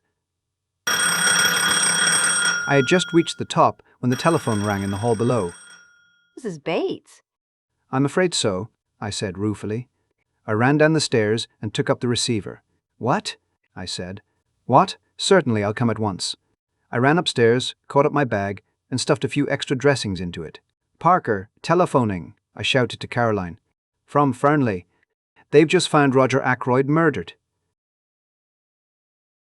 Chapter 5. Murder. I got out the car in next to no time and drove rapidly to Fernly. Jumping out, I pulled the bell impatiently. There was some delay in answering, and I rang again. Then I heard the rattle of the chain, and Parker, his impassivity of countenance quite unmoved, stood in the open doorway. I pushed past him into the hall. "Where is he?" I demanded sharply. I beg your pardon, sir. "Your master?" "Mr. Ackroyd, don't stand there staring at me, man. Have you notified the police?" The police, sir? Did you say the police? Parker stared at me as though I were a ghost. "What's the matter with you, Parker? If, as you say, your master has been murdered?" A gasp broke from Parker. The master? Murdered? Impossible, sir. It was my turn to stare. "Didn't you telephone to me, not 5 minutes ago, and tell me that Mr. Ackroyd had been found murdered?" Me, sir? Oh, no indeed, sir. I wouldn't dream of doing such a thing. "Do you mean to say it's all a hoax? That there's nothing the matter with Mr. Ackroyd?" Excuse me, sir. Did the person telephoning use my name? "I'll give you the exact words I heard." "Is that Dr. Sheppard?" Parker, the butler at Fernly, speaking. "Will you please come at once, sir? Mr. Ackroyd has been murdered." Parker and I stared at each other blankly. A very wicked joke to play, sir, he said at last, in a shocked tone. Fancy saying a thing like that. "Where is Mr. Ackroyd?" I asked suddenly. Still in the study, I fancy, sir. The ladies have gone to bed, and Major Blunt and Mr. Raymond are in the billiard room. "I think I'll just look in and see him for a minute," I said. I know he didn't want to be disturbed again, but this odd, practical joke has made me uneasy.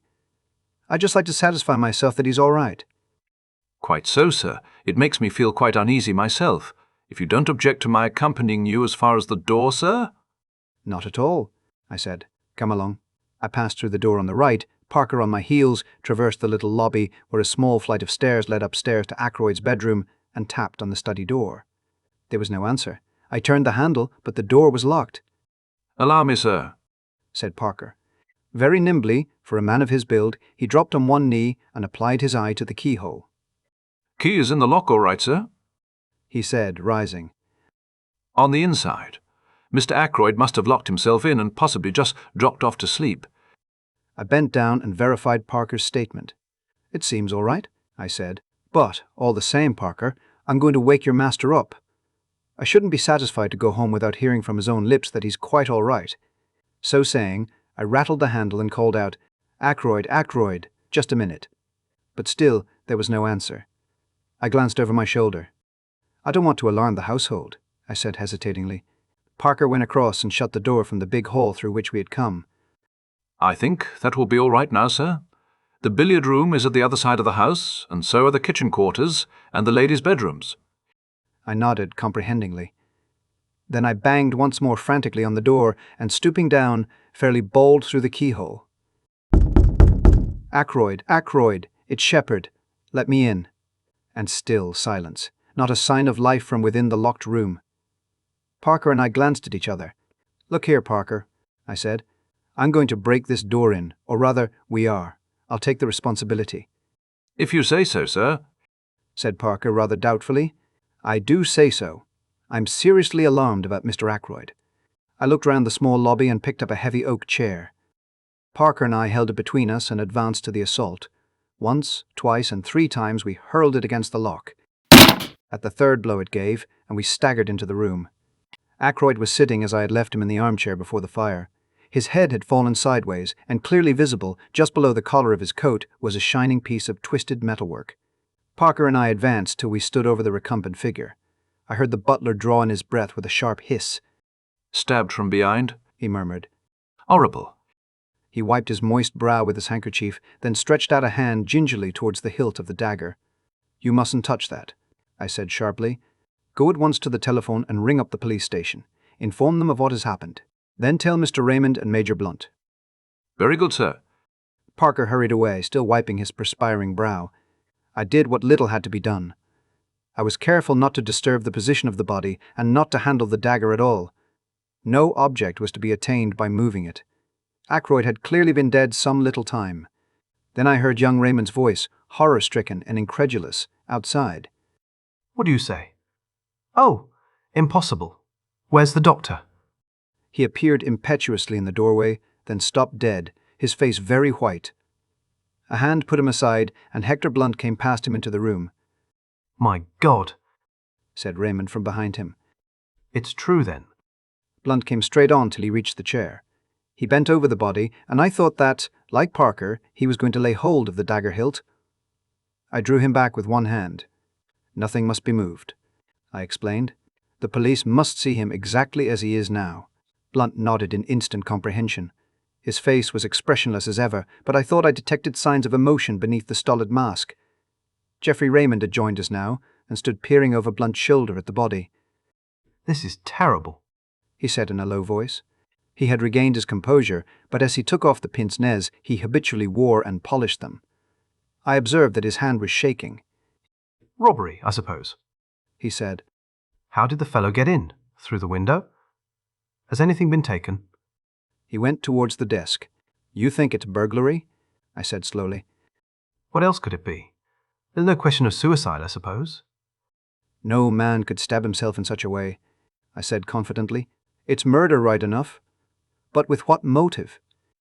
Roger hadn't an enemy in the world, said Blunt quietly. Must have been burglars. But what was the thief after? Nothing seems to be disarranged. He looked round the room. Raymond was still sorting the papers on the desk. There seems nothing missing, and none of the drawers show signs of having been tampered with, the secretary observed at last. It's very mysterious. Blunt made a slight motion with his head. There are some letters on the floor here, he said. I looked down. 3 or 4 letters still lay where Ackroyd had dropped them earlier in the evening, but the blue envelope containing Mrs. Ferrars's letter had disappeared. I half opened my mouth to speak, but at that moment the sound of a bell pealed through the house. There was a confused murmur of voices in the hall, and then Parker appeared with our local inspector and a police constable. Good evening, gentlemen, said the inspector. I'm terribly sorry for this. A good, kind gentleman like Mr. Ackroyd. The butler says it is murder. No possibility of accident or suicide, Doctor? None whatever, I said. Ah, a bad business. He came and stood over the body. Been moved at all? He asked sharply. Beyond making certain that life was extinct? An easy matter? I have not disturbed the body in any way. Ah! And everything points to the murderer having got clear away, for the moment, that is. Now then, let me hear all about it. Who found the body? I explained the circumstances carefully. A telephone message, you say, from the butler? A message that I never sent, declared Parker earnestly. I've not been near the telephone the whole evening. The others can bear me out that I haven't. Very odd, that. Did it sound like Parker's voice, Doctor? Well, I can't say I noticed. I took it for granted, you see. Naturally. Well, you got up here, broke in the door, and found poor Mr. Ackroyd like this. How long should you say he had been dead, Doctor? Half an hour at least, perhaps longer, I said. The door was locked on the inside, you say? What about the window? I myself closed and bolted it earlier in the evening at Mr. Ackroyd's request. The inspector strode across to it and threw back the curtains. Well, it's open now anyway, he remarked. True enough, the window was open, the lower sash being raised to its fullest extent. The inspector produced a pocket torch and flashed it along the sill outside. This is the way he went, all right, he remarked. And got in. See here. In the light of the powerful torch, several clearly defined footmarks could be seen. They seemed to be those of shoes with rubber studs in the soles. One particularly clear, one pointed inwards, another, slightly overlapping it, pointed outwards. Plain as a pikestaff, said the inspector. Any valuables missing? Geoffrey Raymond shook his head. Not so that we can discover. Mr. Ackroyd never kept anything of particular value in this room. Said the inspector. Man found an open window. Climbed in, saw Mr. Ackroyd sitting there. Maybe he'd fallen asleep. Man stabbed him from behind, then lost his nerve and made off. But he's left his tracks pretty clearly. We ought to get hold of him without much difficulty. No suspicious strangers been hanging about anywhere. Oh, I said suddenly. What is it, Doctor? I met a man this evening just as I was turning out of the gate. He asked me the way to Fernly Park. What time would that be? Just 9 o'clock. I heard it chime the hour as I was turning out of the gate. Can you describe him? I did so to the best of my ability. The inspector turned to the butler. Anyone answering that description, come to the front door. No, sir. No one has been to the house at all this evening. What about the back? I don't think so, sir, but I'll make inquiries. He moved towards the door, but the inspector held up a large hand. No thanks. I'll do my own inquiring, but first of all I want to fix the time a little more clearly. When was Mr. Ackroyd last seen alive? Probably by me, I said, when I left at, let me see, about 10 minutes to 9. He told me that he didn't wish to be disturbed, and I repeated the order to Parker. Just so, sir, said Parker respectfully. Mr. Ackroyd was certainly alive at 9:30, put in Raymond, for I heard his voice in here talking. Who was he talking to? That I don't know. Of course, at the time I took it for granted that it was Dr. Sheppard who was with him. I wanted to ask him a question about some papers I was engaged upon, but when I heard the voices I remembered that he had said he wanted to talk to Dr. Sheppard, who was with him. I wanted to ask him a question about some papers I was engaged upon, but when I heard the voices I remembered that he had said he wanted to talk to Dr. Sheppard without being disturbed, and I went away again. But now it seems that the doctor had already left. I nodded. I was at home by 9:15, I said. I didn't go out again until I received the telephone call. Who could have been with him at 9:30? Queried the inspector. It wasn't you, Mr. Major Blunt, I said. Major Hector Blunt? Asked the inspector, a respectful tone creeping into his voice. Blunt merely jerked his head affirmatively. I think we've seen you down here before, sir, said the inspector. I didn't recognize you for the moment, but you were staying with Mr. Ackroyd a year ago, last May. June, corrected Blunt. Just so, June it was. Now, as I was saying, it wasn't you with Mr. Ackroyd at 9:30 this evening. Blunt shook his head. never saw him after dinner. He volunteered. The inspector turned once more to Raymond. You didn't overhear any of the conversation going on, did you, sir? I did catch just a fragment of it, said the secretary. And, supposing as I did that it was Dr. Sheppard who was with Mr. Ackroyd, that fragment struck me as distinctly odd. As far as I can remember, the exact words were these. Mr. Ackroyd was speaking. The calls on my purse have been so frequent of late, that is what he was saying, of late, that I fear it is impossible for me to accede to your request. I went away again at once, of course, so did not hear any more. But I rather wondered because Dr. Sheppard does not ask for loans for himself or subscriptions for others, I finished. A demand for money, said the inspector musingly. It may be that here we have a very important clue. He turned to the butler. You say, Parker, that nobody was admitted by the front door this evening? That's what I say, sir. Then it seems almost certain that Mr. Ackroyd himself must have admitted this stranger. But I don't quite see. The inspector went into a kind of daydream for some minutes. One thing's clear, he said at length, rousing himself from his absorption. Mr. Ackroyd was alive and well at 9:30. That is the last moment at which he is known to have been alive. Parker gave vent to an apologetic cough which brought the inspector's eyes on him at once. Well? He said sharply. If you'll excuse me, sir, Miss Flora saw him after that. Miss Flora? Yes, sir. About 9:45, that would be. It was after that she told me Mr. Ackroyd wasn't to be disturbed again tonight. Did he send her to you with that message? Not exactly, sir.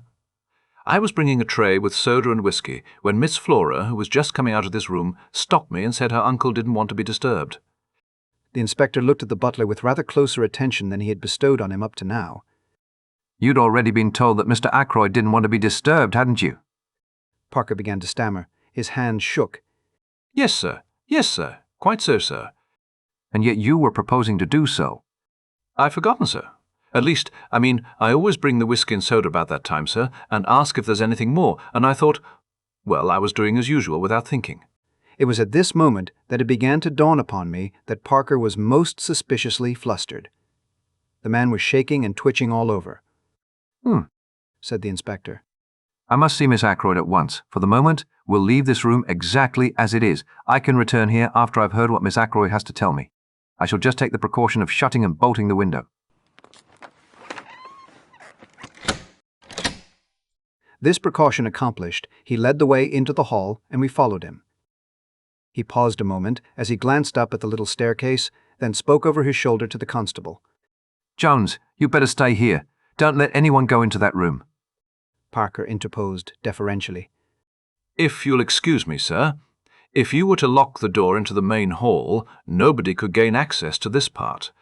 That staircase leads only to Mr. Ackroyd's bedroom and bathroom. There is no communication with the other part of the house. There once was a door through, but Mr. Ackroyd had it blocked up. He liked to feel that his suite was entirely private. To make things clear and explain the position, I have appended a rough sketch of the right-hand wing of the house. The small staircase leads, as Parker explained, to a big bedroom made by two being knocked into one, and an adjoining bathroom and lavatory. The inspector took in the position at a glance. We went through into the large hall and he locked the door behind him, slipping the key into his pocket. Then he gave the constable some low-voiced instructions, and the latter prepared to depart. "We must get busy on those shoe tracks," explained the inspector. "But first of all, I must have a word with Miss Ackroyd. She was the last person to see her uncle alive. Does she know yet?" Raymond shook his head. "Well, no need to tell her for another 5 minutes. She can answer my questions better without being upset by knowing the truth about her uncle. Tell her there's been a burglary and ask her if she would mind dressing and coming down to answer a few questions." It was Raymond who went upstairs on this errand. Miss Ackroyd will be down in a minute, he said when he returned. I told her just what you suggested. In less than 5 minutes, Flora descended the staircase. She was wrapped in a pale pink silk kimono. She looked anxious and excited. The inspector stepped forward. "Good evening, Miss Ackroyd," he said civilly. "We're afraid there's been an attempted robbery and we want you to help us. What's this room? The billiard room. Come in here and sit down." Flora sat down composedly on the wide divan which ran the length of the wall and looked up at the inspector. I don't quite understand. What has been stolen? What do you want me to tell you? "It's just this, Miss Ackroyd. Parker here says you came out of your uncle's study at about 10:15. Is that right?" Quite right. I had been to say good night to him. "And the time is correct?" Well, it must have been about then. I can't say exactly. It might have been later. "Was your uncle alone, or was there anyone with him?" He was alone. Dr. Sheppard had gone. "Did you happen to notice whether the window was open or shut?" Flora shook her head. I can't say. The curtains were drawn. "Exactly. And your uncle seemed quite as usual?" I think so. "Do you mind telling us exactly what passed between you?" Flora paused a minute, as though to collect her recollections. I went in and said, "Good night, Uncle. I'm going to bed now. I'm tired tonight." He gave a sort of grunt and I went over and kissed him, and he said something about my looking nice in the frock I had on, and then he told me to run away as he was busy. So I went. "Did he ask specially not to be disturbed?" Oh, yes, I forgot. He said, "Tell Parker I don't want anything more tonight and that he's not to disturb me." I met Parker just outside the door and gave him Uncle's message. "Just so," said the inspector. Won't you tell me what it is that has been stolen? "We're not quite certain," said the inspector hesitatingly. A wide look of alarm came into the girl's eyes. She started up. What is it? You're hiding something from me. Moving in his usual unobtrusive manner, Hector Blunt came between her and the inspector. She half stretched out her hand, and he took it in both of his, patting it as though she were a very small child, and she turned to him as though something in his stolid, rock-like demeanour promised comfort and safety. "It's bad news, Flora," he said quietly. "Bad news for all of us. Your Uncle Roger. Yes? It will be a shock to you. Bound to be. Poor Roger's dead." Flora drew away from him, her eyes dilating with horror. When? She whispered. When? "Very soon after you left him, I'm afraid," said Blunt gravely. Flora raised her hand to her throat, gave a little cry, and I hurried to catch her as she fell. She had fainted, and Blunt and I carried her upstairs and laid her on her bed. Then I got him to wake Mrs. Ackroyd and tell her the news. Flora soon revived, and I brought her mother to her, telling her what to do for the girl. Then I hurried downstairs again. Chapter 6. The Tunisian Dagger. I met the inspector just coming from the door which led into the kitchen quarters. "How's the young lady, Doctor?" Coming round nicely. Her mother's with her. "That's good. I've been questioning the servants. They all declare that no one has been to the back door tonight. Your description of that stranger was rather vague. Can't you give us something more definite to go upon?" I'm afraid not, I said regretfully. It was a dark night, you see, and the fellow had his coat collar well pulled up and his hat squashed down over his eyes. "Hmm," said the inspector. "Looked as though he wanted to conceal his face." Sure it was no one you know? I replied in the negative, but not as decidedly as I might have done. I remembered my impression that the stranger's voice was not unfamiliar to me. I explained this rather haltingly to the inspector. It was a rough, uneducated voice, you say? I agreed, but it occurred to me that the roughness had been of an almost exaggerated quality. If, as the inspector thought, the man had wished to hide his face, he might equally well have tried to disguise his voice. Do you mind coming into the study with me again, Doctor? There are one or two things I want to ask you. I acquiesced. Inspector Davis unlocked the door of the lobby, we passed through, and he locked the door again behind him. We don't want to be disturbed, he said grimly. And we don't want any eavesdropping either. What's all this about blackmail? Blackmail? I exclaimed, very much startled. Is it an effort of Parker's imagination, or is there something in it? If Parker heard anything about blackmail, I said slowly, he must have been listening outside this door with his ear glued against the keyhole. Davis nodded. Nothing more likely. You see, I've been instituting a few inquiries as to what Parker has been doing with himself this evening. To tell the truth, I didn't like his manner. The man knows something. When I began to question him, he got the wind up and plumped out some garbled story of blackmail. I took an instant decision. I'm rather glad you brought the matter up, I said. I've been trying to decide whether to make a clean breast of things or not. I'd already practically decided to tell you everything, but I was going to wait for a favorable opportunity. You might as well have it now. And then and there I narrated the whole events of the evening as I have set them down here. The inspector listened keenly, occasionally interjecting a question. Most extraordinary story I ever heard, he said when I had finished. And you say that letter has completely disappeared? It looks bad. It looks very bad indeed. It gives us what we've been looking for, a motive for the murder. I nodded. I realized that. You say that Mr. Ackroyd hinted at a suspicion he had that some member of his household was involved. Household's rather an elastic term. You don't think that Parker himself might be the man we're after? I suggested. It looks very like it. He was obviously listening at the door when you came out. Then Miss Ackroyd came across him later, bent on entering the study. Say he tried again when she was safely out of the way. He stabbed Ackroyd, locked the door on the inside, opened the window, and got out that way and went round to a side door which he had previously left open. How's that? There's only one thing against it, I said slowly. If Ackroyd went on reading that letter as soon as I left, as he intended to do, I don't see him continuing to sit on here and turn things over in his mind for another hour. He'd have had Parker in at once, accused him then and there, and there would have been a fine old uproar. Remember, Ackroyd was a man of choleric temper. Mightn't have had time to go on with the letter just then, suggested the inspector. We know someone was with him at 9:30. If that visitor turned up as soon as you left, and after he went, Miss Ackroyd came in to say good night, well, he wouldn't be able to go on with the letter until close upon 10 o'clock. And the telephone call? Parker sent that all right, perhaps before he thought of the locked door and open window. Then he changed his mind, or got in a panic and decided to deny all knowledge of it. That was it, depend upon it. Yes, I said rather doubtfully. Anyway, we can find out the truth about the telephone call from the exchange. If it was put through from here, I don't see how anyone else but Parker could have sent it. Depend upon it, he's our man. But keep it dark. We don't want to alarm him just yet, till we've got all the evidence. I'll see to it he doesn't give us the slip. To all appearances, we'll be concentrating on your mysterious stranger. He rose from where he had been sitting astride the chair belonging to the desk and crossed over to the still form in the armchair. The weapon ought to give us a clue, he remarked, looking up. Something quite unique. A curio, I should think, by the look of it. He bent down, surveying the handle attentively, and I heard him give a grunt of satisfaction.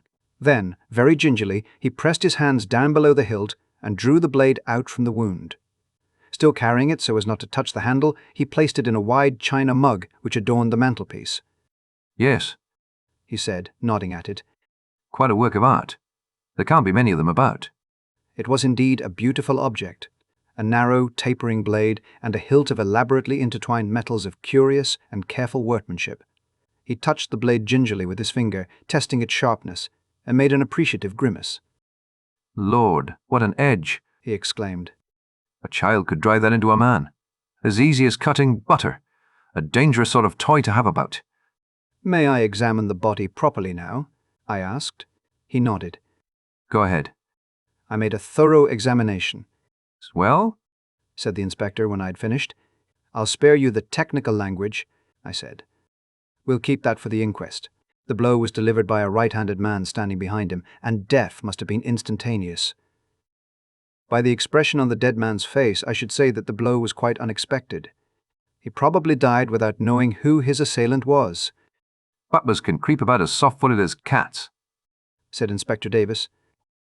There's not going to be much mystery about this crime. Take a look at the hilt of that dagger. I took the look. I dare say they're not apparent to you, but I can see them clearly enough.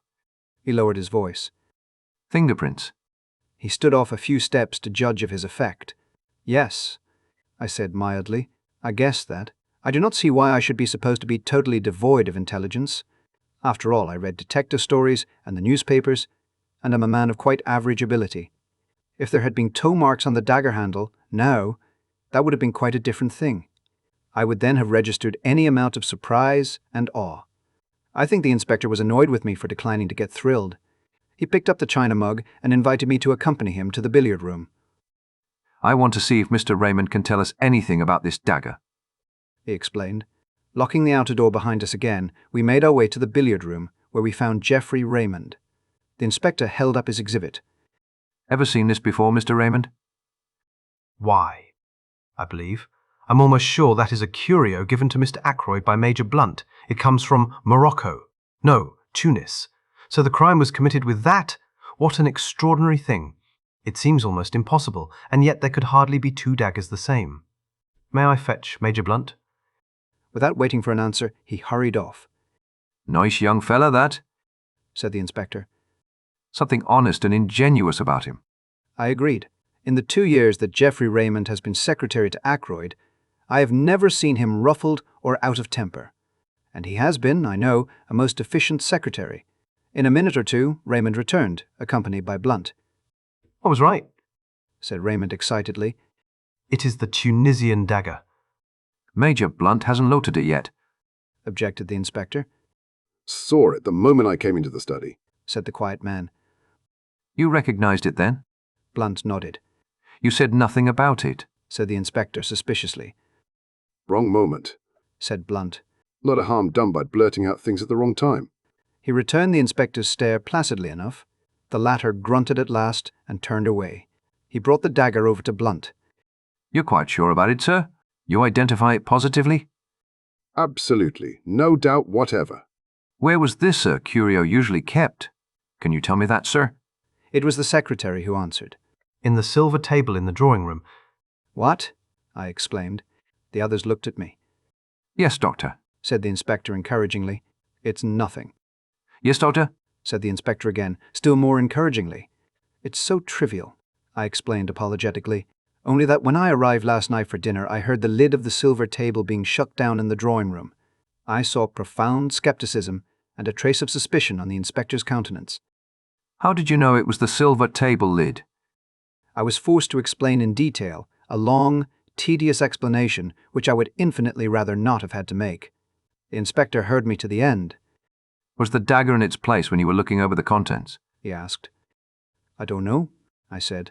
I can't say I remember noticing it, but, of course, it may have been there all the time. We'd better get hold of the housekeeper, remarked the inspector, and pulled the bell. A few minutes later, Miss Russell, summoned by Parker, entered the room. I don't think I went near the silver table, she said, when the inspector had posed his question. I was looking to see that all the flowers were fresh. Oh, yes, I remember now. The silver table was open, which it had no business to be, and I shut the lid down as I passed. She looked at him aggressively. I see, said the inspector. Can you tell me if this dagger was in its place then? I can't say, unsure, she replied. I didn't stop to look. I knew the family would be down any minute, and I wanted to get away. Thank you, said the inspector. There was just a trace of hesitation in his manner, as though he would have liked to question her further, but Miss Russell clearly accepted the words as a dismissal and glided from the room. Rather a tartar, I should fancy, eh? said the inspector, looking after her. Let me see. This silver table is in front of one of the windows, I think you said, Doctor? Yes, the left-hand window. Raymond answered for me. And the window was open? They were both ajar. Well, I don't think we need go into the question much further. Somebody, I'll just say somebody, could get that dagger any time he liked, and exactly when he got it doesn't matter in the least. I'll be coming up in the morning with the chief constable, Mr. Raymond. Until then, I'll keep the key of that door. I want Colonel Marrows to see everything exactly as it is. I happen to know that he's dining out the other side of the county and, I believe, staying the night. We watched the inspector take up the jar. I shall have to pack this carefully, he observed. It's going to be an important piece of evidence, in more ways than one. A few minutes later, as I came out of the billiard room with Raymond, the latter gave a low chuckle of amusement. I felt the pressure of his hand on my arm and followed the direction of his eyes. Inspector Davis seemed to be inviting Parker's opinion of a small pocket diary. A little obvious, murmured my companion. So Parker is the suspect, is he? Shall we oblige Inspector Davis with a set of our fingerprints also? He took 2 cards from the card tray, wiped them with his silk handkerchief, then handed one to me and took the other himself. Then, with a grin, he handed them to the police inspector. Souvenirs, he said.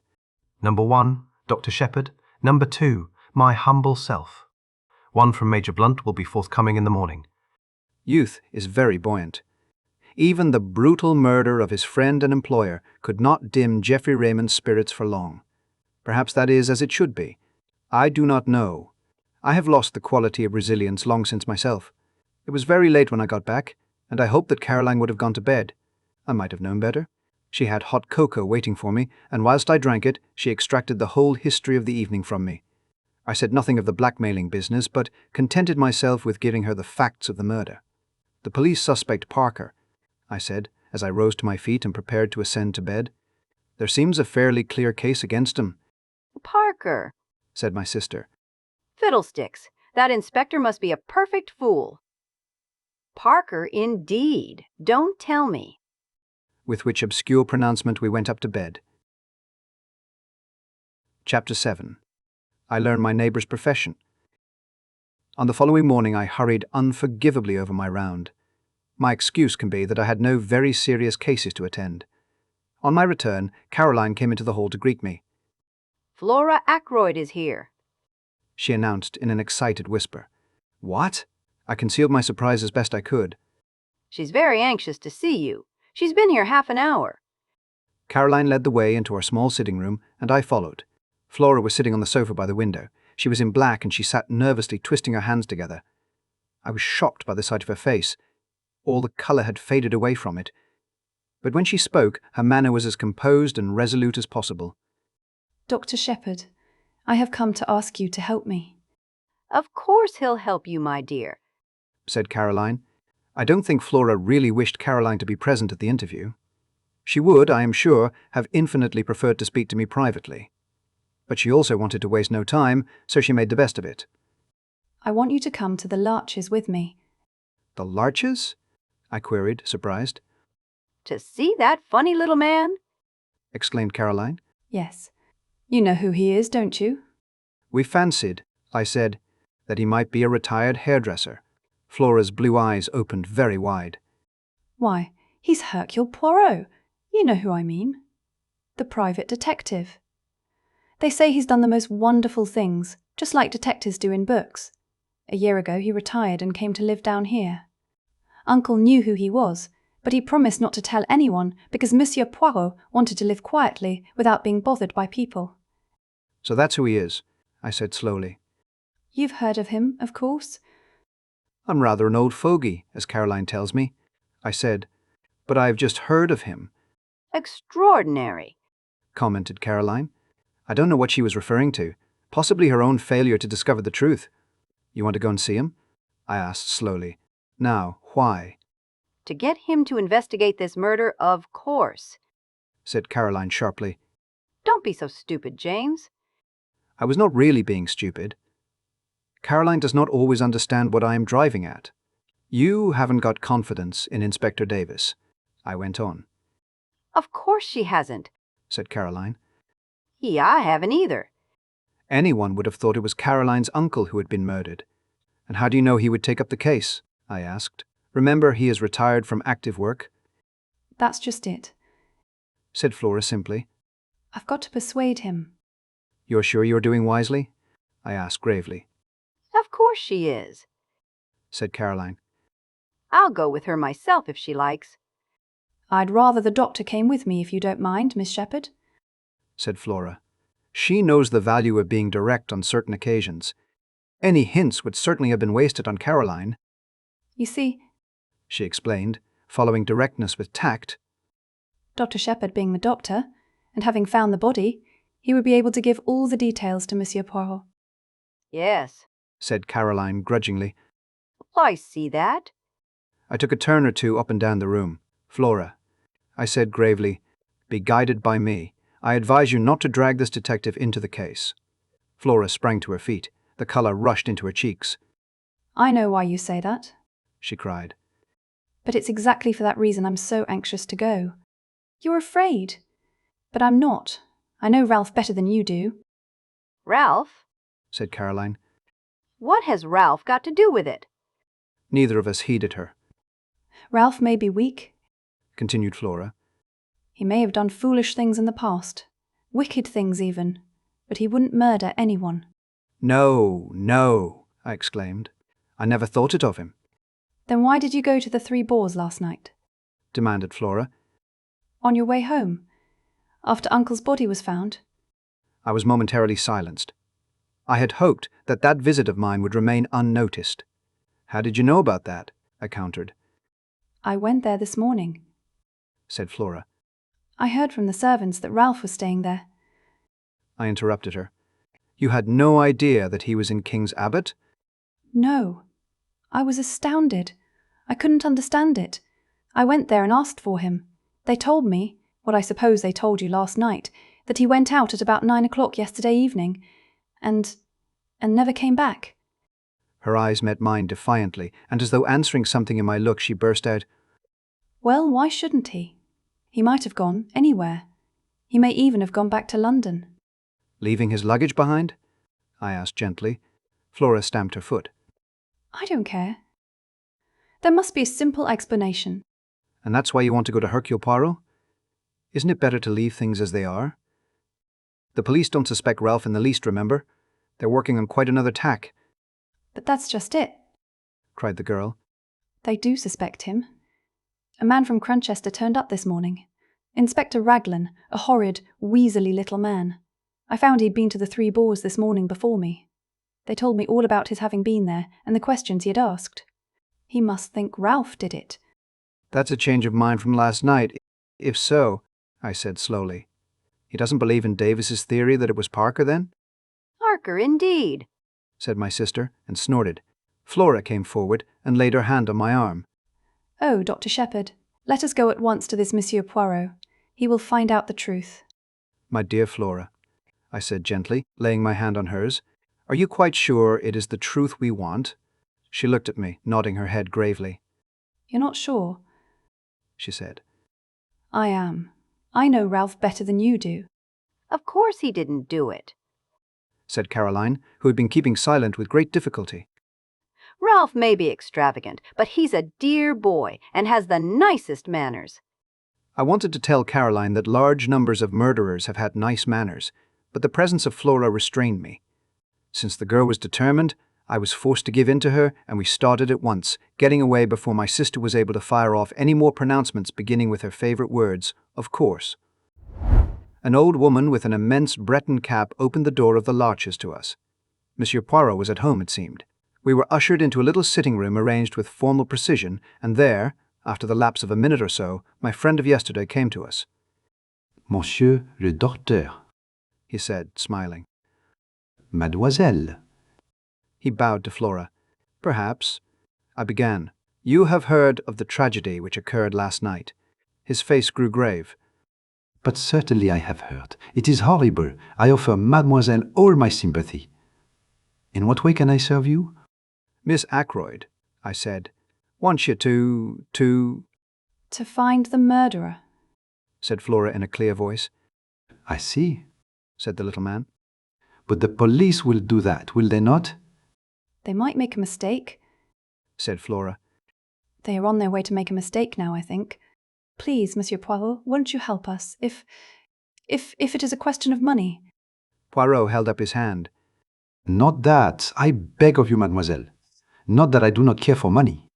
His eyes showed a momentary twinkle. Money, it means much to me and always has done. No, if I go into this, you must understand one thing clearly. I shall go through with it to the end. The good dog, he does not leave the scent, remember. You may wish that, after all, you had left it to the local police. I want the truth, said Flora, looking him straight in the eyes. All the truth? All the truth. Then I accept, said the little man quietly. And I hope you will not regret those words. Now, tell me all the circumstances. Dr. Sheppard had better tell you, said Flora. He knows more than I do. Thus enjoined, I plunged into a careful narrative embodying all the facts I have previously set down. Poirot listened carefully, inserting a question here and there, but for the most part sitting in silence, his eyes on the ceiling. I brought my story to a close with the departure of the inspector and myself from Fernly Park the previous night. And now, said Flora as I finished, tell him all about Ralph. I hesitated, but her imperious glance drove me on. You went to this inn? This 3 Boars last night on your way home? Asked Poirot as I brought my tale to a close. Now exactly. Why was that? I paused a moment to choose my words carefully. I thought someone ought to inform the young man of his uncle's death. It occurred to me after I had left Fernly that possibly no one but myself and Mr. Ackroyd were aware that he was staying in the village. Poirot nodded. Quite so. That was your only motive in going there, eh? That was my only motive, I said stiffly. It was not, shall we say, reassure yourself about ce jeune homme? Reassure myself? I think, Monsieur le Docteur, that you know very well what I mean, though you pretend not to do so. I suggest that it would have been a relief to you if you had found that Captain Paton had been at home all the evening. Not at all, I said sharply. The little detective shook his head at me gravely. You have not the trust in me of Miss Flora, he said. But no matter. What we have to look at is this. Captain Paton is missing under circumstances which call for an explanation. I will not hide from you that the matter looks grave. Still, it may admit of a perfectly simple explanation. That's just what I keep saying, cried Flora eagerly. Poirot touched no more upon that theme. Instead, he suggested an immediate visit to the local police. He thought it better for Flora to return home, and for me to be the one to accompany him there and introduce him to the officer in charge of the case. We carried out this plan forthwith. We found Inspector Davis outside the police station looking very glum indeed. With him was Colonel Melrose, the chief constable, and another man whom, from Flora's description of Weasley, I had no difficulty in recognizing as Inspector Raglan from Cranchester. I know Melrose fairly well, and I introduced Poirot to him and explained the situation. The chief constable was clearly vexed, and Inspector Raglan looked as black as thunder. Davis, however, seemed slightly exhilarated by the sight of his superior officer's annoyance. "The case is going to be plain as a pikestaff," said Raglan. "Not the least need for amateurs to come butting in. You'd think any fool would have seen the way things were last night, and then we shouldn't have lost 12 hours. He directed a vengeful glance at poor Davis, who received it with perfect stolidity. "Mr. Ackroyd's family must, of course, do what they see fit," said Colonel Melrose. "But we cannot have the official investigation hampered in any way. I know Monsieur Poirot's great reputation, of course," he added courteously. "The police can't advertise themselves, worse luck," said Raglan. It was Poirot who saved the situation. "It is true that I have retired from the world," he said. "I never intended to take up a case again. Above all things, I have a horror of publicity. I must beg that in the case of my being able to contribute something to the solution of the mystery, my name may not be mentioned." Inspector Raglan's face lightened a little. "I've heard of some very remarkable successes of yours," observed the colonel, thawing. "I have had much experience," said Poirot quietly. "But most of my successes have been obtained by the aid of the police. I admire enormously your English police. If Inspector Raglan permits me to assist him, I shall be both honoured and flattered." The inspector's countenance became still more gracious. Colonel Melrose drew me aside. "From all I hear, this little fellow's done some really remarkable things," he murmured. "We're naturally anxious not to have to call in Scotland Yard. Raglan seems very sure of himself, but I'm not quite certain that I agree with him. You see, I No. The party's concerned better than he does. This fellow doesn't seem out after kudos, does he? Would work in with us unobtrusively, eh? To the greater glory of Inspector Raglan, I said solemnly. Well, said Colonel Melrose breezily in a louder voice. We must put you wise to the latest developments, Monsieur Poirot. I thank you, said Poirot. My friend, Dr. Sheppard, said something of the butler being suspected. That's all bunkum, said Raglan instantly. These high-class servants get in such a funk that they act suspiciously for nothing at all. The fingerprints? I hinted. Nothing like Parker's. He gave a faint smile and added, And yours and Mr. Raymond's don't fit either, Doctor. What about those of Captain Ralph Paton? Asked Poirot quietly. I felt a secret admiration for the way he took the bull by the horns. I saw a look of respect creep into the inspector's eye. I see you don't let the grass grow under your feet, Mr. Poirot. It will be a pleasure to work with you, I'm sure. We're going to take that young gentleman's fingerprints as soon as we can lay hands upon him. I can't help thinking you're mistaken, Inspector, said Colonel Melrose warmly. I've known Ralph Paton from a boy upward. He'd never stoop to murder. Maybe not, said the inspector tonelessly. What have you got against him? I asked. Went out just on 9 o'clock last night.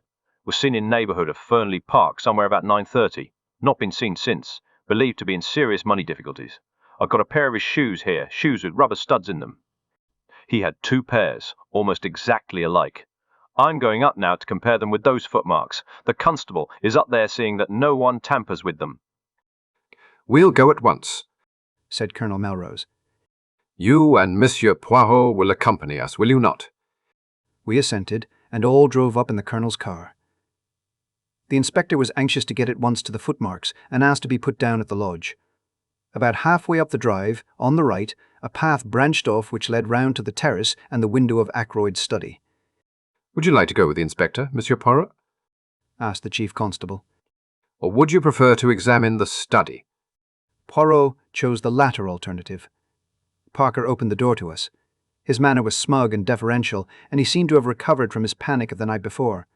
Colonel Melrose took a key from his pocket, and unlocking the door which led into the lobby, he ushered us through into the study. Except for the removal of the body, Monsieur Poirot, this room is exactly as it was last night. And the body was found. Where? As precisely as possible, I described Ackroyd's position. The armchair still stood in front of the fire. Poirot went and sat down in it.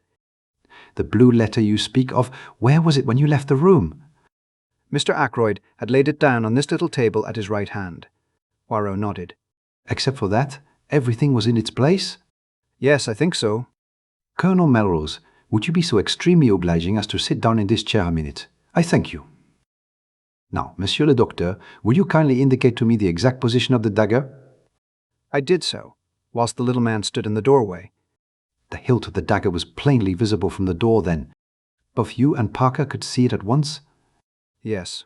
Poirot went next to the window. The electric light was on, of course, when you discovered the body? He asked over his shoulder. I assented and joined him where he was studying the marks on the windowsill. The rubber studs are the same pattern as those in Captain Paton's shoes, he said quietly. Then he came back once more to the middle of the room. His eye travelled round, searching everything in the room with a quick, trained glance.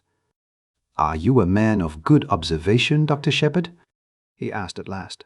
I think so, I said, surprised. There was a fire in the grate, I see.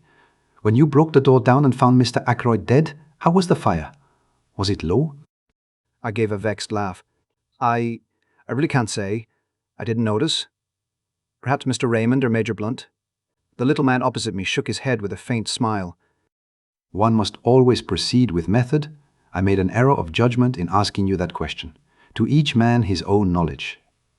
You could tell me the details of the patient's appearance. Nothing there would escape you. If I wanted information about the papers on that desk, Mr. Raymond would have noticed anything there was to see. To find out about the fire, I must ask the man whose business it is to observe such things. You permit. He moved swiftly to the fireplace and rang the bell. After a lapse of a minute or two, Parker appeared. The bell rang, sir, he said hesitatingly. Come in, Parker, said Colonel Melrose. This gentleman wants to ask you something. Parker transferred a respectful attention to Poirot. Parker, said the little man, when you broke down the door with Dr. Sheppard last night and found your master dead, what was the state of the fire? Parker replied without a pause. It had burned very low, sir. It was almost out. Ah, said Poirot. The exclamation sounded almost triumphant. He went on. Look round you, my good Parker. Is this room exactly as it was then? The butler's eye swept round. It came to rest on the windows. The curtains were drawn, sir, and the electric light was on. Poirot nodded approval. Anything else? Yes, sir, this chair was drawn out a little more. He indicated a big grandfather chair to the left of the door between it and the window. I append a plan of the room with the chair in question marked with an X. Just show me, said Poirot. The butler drew the chair in question out a good 2 feet from the wall, turning it so that the seat faced the door. Voilà, c'est qui est curieux, murmured Poirot. No one would want to sit in a chair in such a position, I fancy. Now, who pushed it back into place again, I wonder? Did you, my friend? No, sir, said Parker. I was too upset with seeing the master and all. Poirot looked across at me. Did you, Doctor? I shook my head. It was back in position when I arrived with the police, sir, put in Parker. I'm sure of that. Curious, said Poirot again. Raymond or Blunt must have pushed it back, I suggested. Surely it isn't important. It is completely unimportant, said Poirot. That is why it is so interesting, he added softly. Excuse me a minute, said Colonel Melrose. He left the room with Parker. Do you think Parker is speaking the truth? I asked. About the chair, yes. Otherwise, I do not know. You will find, Monsieur le Docteur, if you have much to do with cases of this kind, that they all resemble each other in one thing. What is that? I asked curiously. Everyone concerned in them has something to hide. Have I? I asked, smiling. Poirot looked at me attentively. I think you have, he said quietly. But have you told me everything known to you about this young man Paton? He smiled as I grew red. Oh, do not fear. I will not press you. I shall learn it in good time. I wish you'd tell me something of your methods, I said hastily, to cover my confusion. The point about the fire, for instance. Oh, that was very simple. You leave Mr. Ackroyd at 9:10, was it not? Yes, exactly, I should say. The window is then closed and bolted and the door unlocked. At 10:15, when the body is discovered, the door is locked and the window is open. Who opened it? Clearly only Mr. Ackroyd himself could have done so, and for one of two reasons. Either because the room became unbearably hot, but since the fire was nearly out and there was a sharp drop in temperature last night, that cannot be the reason. Or because he admitted someone that way. And if he admitted someone that way, it must have been someone well known to him, since he had previously shown himself uneasy on the subject of that same window. It sounds very simple, I said. Everything is simple, if you arrange the facts methodically. We are concerned now with the personality of the person who was with him at 9:30 last night. Everything goes to show that that was the individual admitted by the window, and though Mr. Ackroyd was seen alive later by Miss Flora, we cannot approach a solution of the mystery until we know who that visitor was. The window may have been left open after his departure and so afforded entrance to the murderer, or the same person may have returned a second time. Ah, here is the Colonel who returns. Colonel Melrose entered with an animated manner. That telephone call has been traced at last, he said. It did not come from here. It was put through to Dr. Sheppard at 10:15 last night from a public call office at King's Abbot Station, and at 10:23 the night mail leaves for Liverpool. Chapter 8. Inspector Raglan is confident. We looked at each other. You'll have inquiries made at the station, of course? I said. Naturally, but I'm not over-sanguine as to the result. You know what that station is like. I did. King's Abbot is a mere village, but its station happens to be an important junction. Most of the big expresses stop there, and trains are shunted, resorted, and made up. It has 2 or 3 public telephone boxes. At that time of night, 3 local trains come in close upon each other to catch the connection with the express for the north, which comes in at 10:19 and leaves at 10:23. The whole place is in a bustle, and the chances of one particular person being noticed telephoning or getting into the express are very small indeed.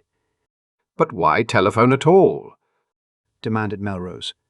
That is what I find so extraordinary. There seems no rhyme or reason in the thing. Poirot carefully straightened a china ornament on one of the bookcases. Be sure there was a reason, he said over his shoulder. But what reason could it be? When we know that, we shall know everything. This case is very curious and very interesting. There was something almost indescribable in the way he said those last words. I felt that he was looking at the case from some peculiar angle of his own, and what he saw I could not tell. He went to the window and stood there, looking out. You say it was 9 o'clock, Dr. Sheppard, when you met this stranger outside the gate. He asked the question without turning round. Yes, I replied. I heard the church clock chime the hour. How long would it take him to reach the house? To reach this window, for instance? 5 minutes at the outside. 2 or 3 minutes only if he took the path at the right of the drive and came straight here. But to do that he would have to know the way. How can I explain myself? It would mean that he had been here before, that he knew his surroundings. That is true, replied Colonel Melrose. We could find out, doubtless, if Mr. Ackroyd had received any strangers during the past week. Young Raymond could tell us that, I said. Or Parker, suggested Colonel Melrose. Ou tous les deux, suggested Poirot, smiling. Colonel Melrose went in search of Raymond, and I rang the bell once more for Parker. Colonel Melrose returned almost immediately, accompanied by the young secretary, whom he introduced to Poirot. Geoffrey Raymond was fresh and debonair as ever. He seemed surprised and delighted to make Poirot's acquaintance. No idea you'd been living among us incognito, Monsieur Poirot, he said. It will be a great privilege to watch you at work. Hello, what's this? Poirot had been standing just to the left of the door. Now he moved aside suddenly, and I saw that while my back was turned, he must have swiftly drawn out the armchair till it stood in the position Parker had indicated. Want me to sit in the chair whilst you take a blood test? Asked Raymond good-humouredly. What's the idea? Monsieur Raymond, this chair was pulled out. So last night when Mr. Ackroyd was found killed. Someone moved it back again into place. Did you do so? The secretary's reply came without a second's hesitation. No, indeed I didn't. I don't even remember that it was in that position, but it must have been if you say so. Anyway, somebody else must have moved it back to its proper place. Have they destroyed a clue in doing so? Too bad. It is of no consequence, said the detective. Of no consequence whatever. What I really want to ask you is this. Monsieur Raymond, did any stranger come to see Mr. Ackroyd during this past week? The secretary reflected for a minute or two, knitting his brows, and during the pause, Parker appeared in answer to the bell. No, said Raymond at last. I can't remember anyone. Can you, Parker? I beg your pardon, sir? Any stranger coming to see Mr. Ackroyd this week? The butler reflected for a minute or two. There was the young man who came on Wednesday, sir, he said at last. From Curtis and Trout, I understood he was. Raymond moved this aside with an impatient hand. Oh, yes, I remember, but that is not the kind of stranger this gentleman means. He turned to Poirot. Mr. Ackroyd had some idea of purchasing a dictaphone, he explained. It would have enabled us to get through a lot more work in a limited time. The firm in question sent down their representative, but nothing came of it. Mr. Ackroyd did not make up his mind to purchase. Poirot turned to the butler. Can you describe this young man to me, my good Parker? He was fair-haired, sir, and short, very neatly dressed in a blue serge suit. A very presentable young man, sir, for his station in life. Poirot turned to me. The man you met outside the gate, Doctor, was tall, was he not? Yes, I said. Somewhere about 6 feet, I should say. There is nothing in that, then, declared the Belgian. I thank you, Parker. The butler spoke to Raymond. Mr. Hammond has just arrived, sir, he said. He is anxious to know if he can be of any service, and he would be glad to have a word with you. I'll come at once, said the young man. He hurried out. Poirot looked inquiringly at the chief constable. The family solicitor, Monsieur Poirot, said the latter. It is a busy time for this young Monsieur Raymond, murmured Monsieur Poirot. He has the air efficient, that one. I believe Mr. Ackroyd considered him a most able secretary. He has been here. How long? Just on 2 years, I fancy. His duties he fulfills punctiliously, of that I am sure. In what manner does he amuse himself? Does he go in for le sport? Private secretaries haven't much time for that sort of thing, said Colonel Melrose, smiling. Raymond plays golf, I believe, and tennis in the summer-time. He does not attend the courses? I should say the running of the horses? Race meetings? No, I don't think he's interested in racing. Poirot nodded and seemed to lose interest. He glanced slowly round the study. I have seen, I think, all that there is to be seen here. I, too, looked round. If those walls could speak, I murmured. Poirot shook his head. A tongue is not enough, he said. They would have to have also eyes and ears. But do not be too sure that these dead things, he touched the top of the bookcase as he spoke, are always dumb. To me they speak sometimes. Chairs, tables, they have their message. He turned away towards the door. What message? I cried. What have they said to you today? He looked over his shoulder and raised one eyebrow quizzically. An opened window, he said. A locked door, a chair that apparently moved itself. To all three I say, why? And I find no answer. He shook his head, puffed out his chest, and stood blinking at us. He looked ridiculously full of his own importance. It crossed my mind to wonder whether he was really any good as a detective. Had his big reputation been built up on a series of lucky chances? I think the same thought must have occurred to Colonel Melrose, for he frowned. Anything more you want to see, Monsieur Poirot? He inquired brusquely. You would perhaps be so kind as to show me the silver table from which the weapon was taken. After that, I will trespass on your kindness no longer.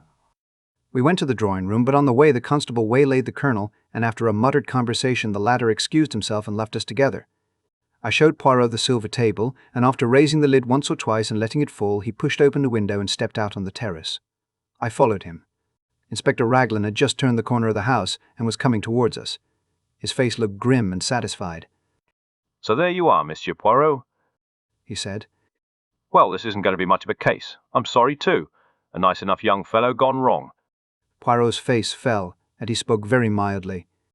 I'm afraid I shall not be able to be of much aid to you then.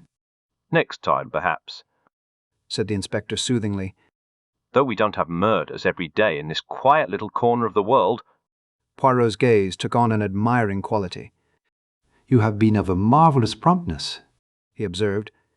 How exactly did you go to work, if I may ask? Certainly, said the inspector. To begin with, method. That's what I always say, method. Ah, cried the other. That too is my watchword. Method, order, and the little grey cells. The cells? Said the inspector, staring. The little grey cells of the brain, explained the Belgian. Oh, of course. Well, we all use them, I suppose. In a greater or lesser degree, murmured Poirot. And there are, too, differences in quality. Then there is the psychology of a crime. One must study that. Ah, said the inspector. You've been bitten with all this psychoanalysis stuff. Now, I'm a plain man. Mrs. Raglan would not agree, I am sure, to that, said Poirot, making him a little bow. Inspector Raglan, a little taken aback, bowed. You don't understand, he said, grinning broadly.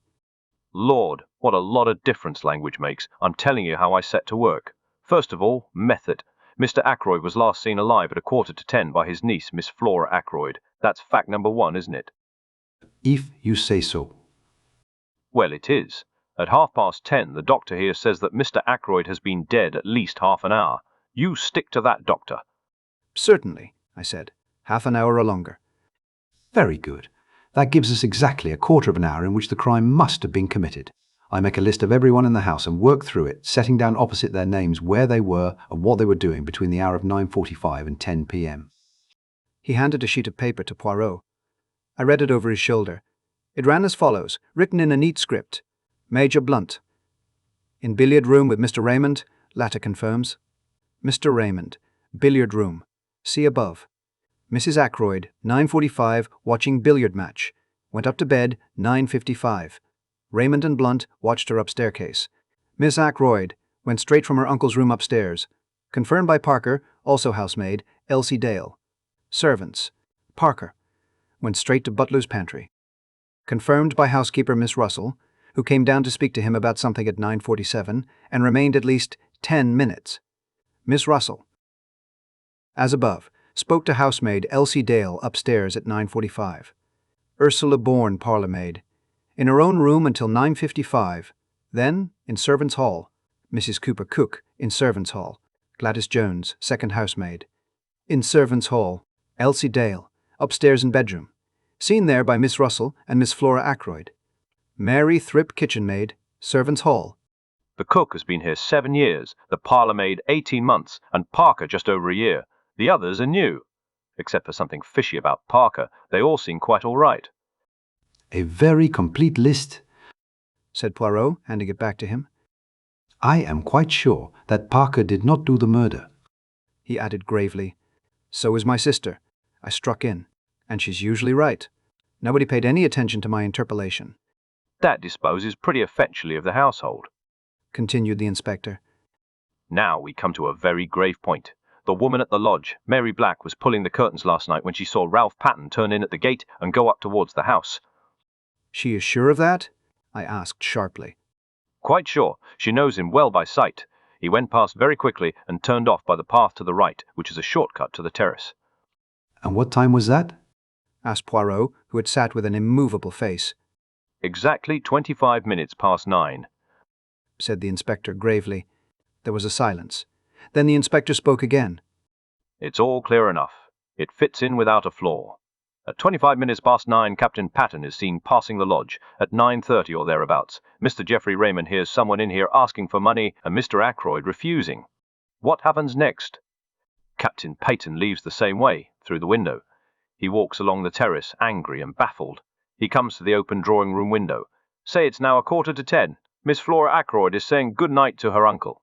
Major Blunt, Mr. Raymond and Mrs. Ackroyd are in the billiard room. The drawing-room is empty. He steals in, takes the dagger from the silver table and returns to the study window. He slicks off his shoes, climbs in and, well, I don't need to go into details. Then he slips out again and goes off. Hadn't the nerve to go back to the inn. He makes for the station, rings up from there. Why? Said Poirot softly. I jumped at the interruption. The little man was leaning forward. His eyes shone with a queer green light. For a moment, Inspector Raglan was taken aback by the question. It's difficult to say exactly why he did that, he said at last. But murderers do funny things. You'd know that if you were in the police force. The cleverest of them make stupid mistakes sometimes. But come along and I'll show you those footprints. We followed him round the corner of the terrace to the study window. At a word from Raglan, a police constable produced the shoes which had been obtained from the local inn. The inspector laid them over the marks. They're the same, he said confidently.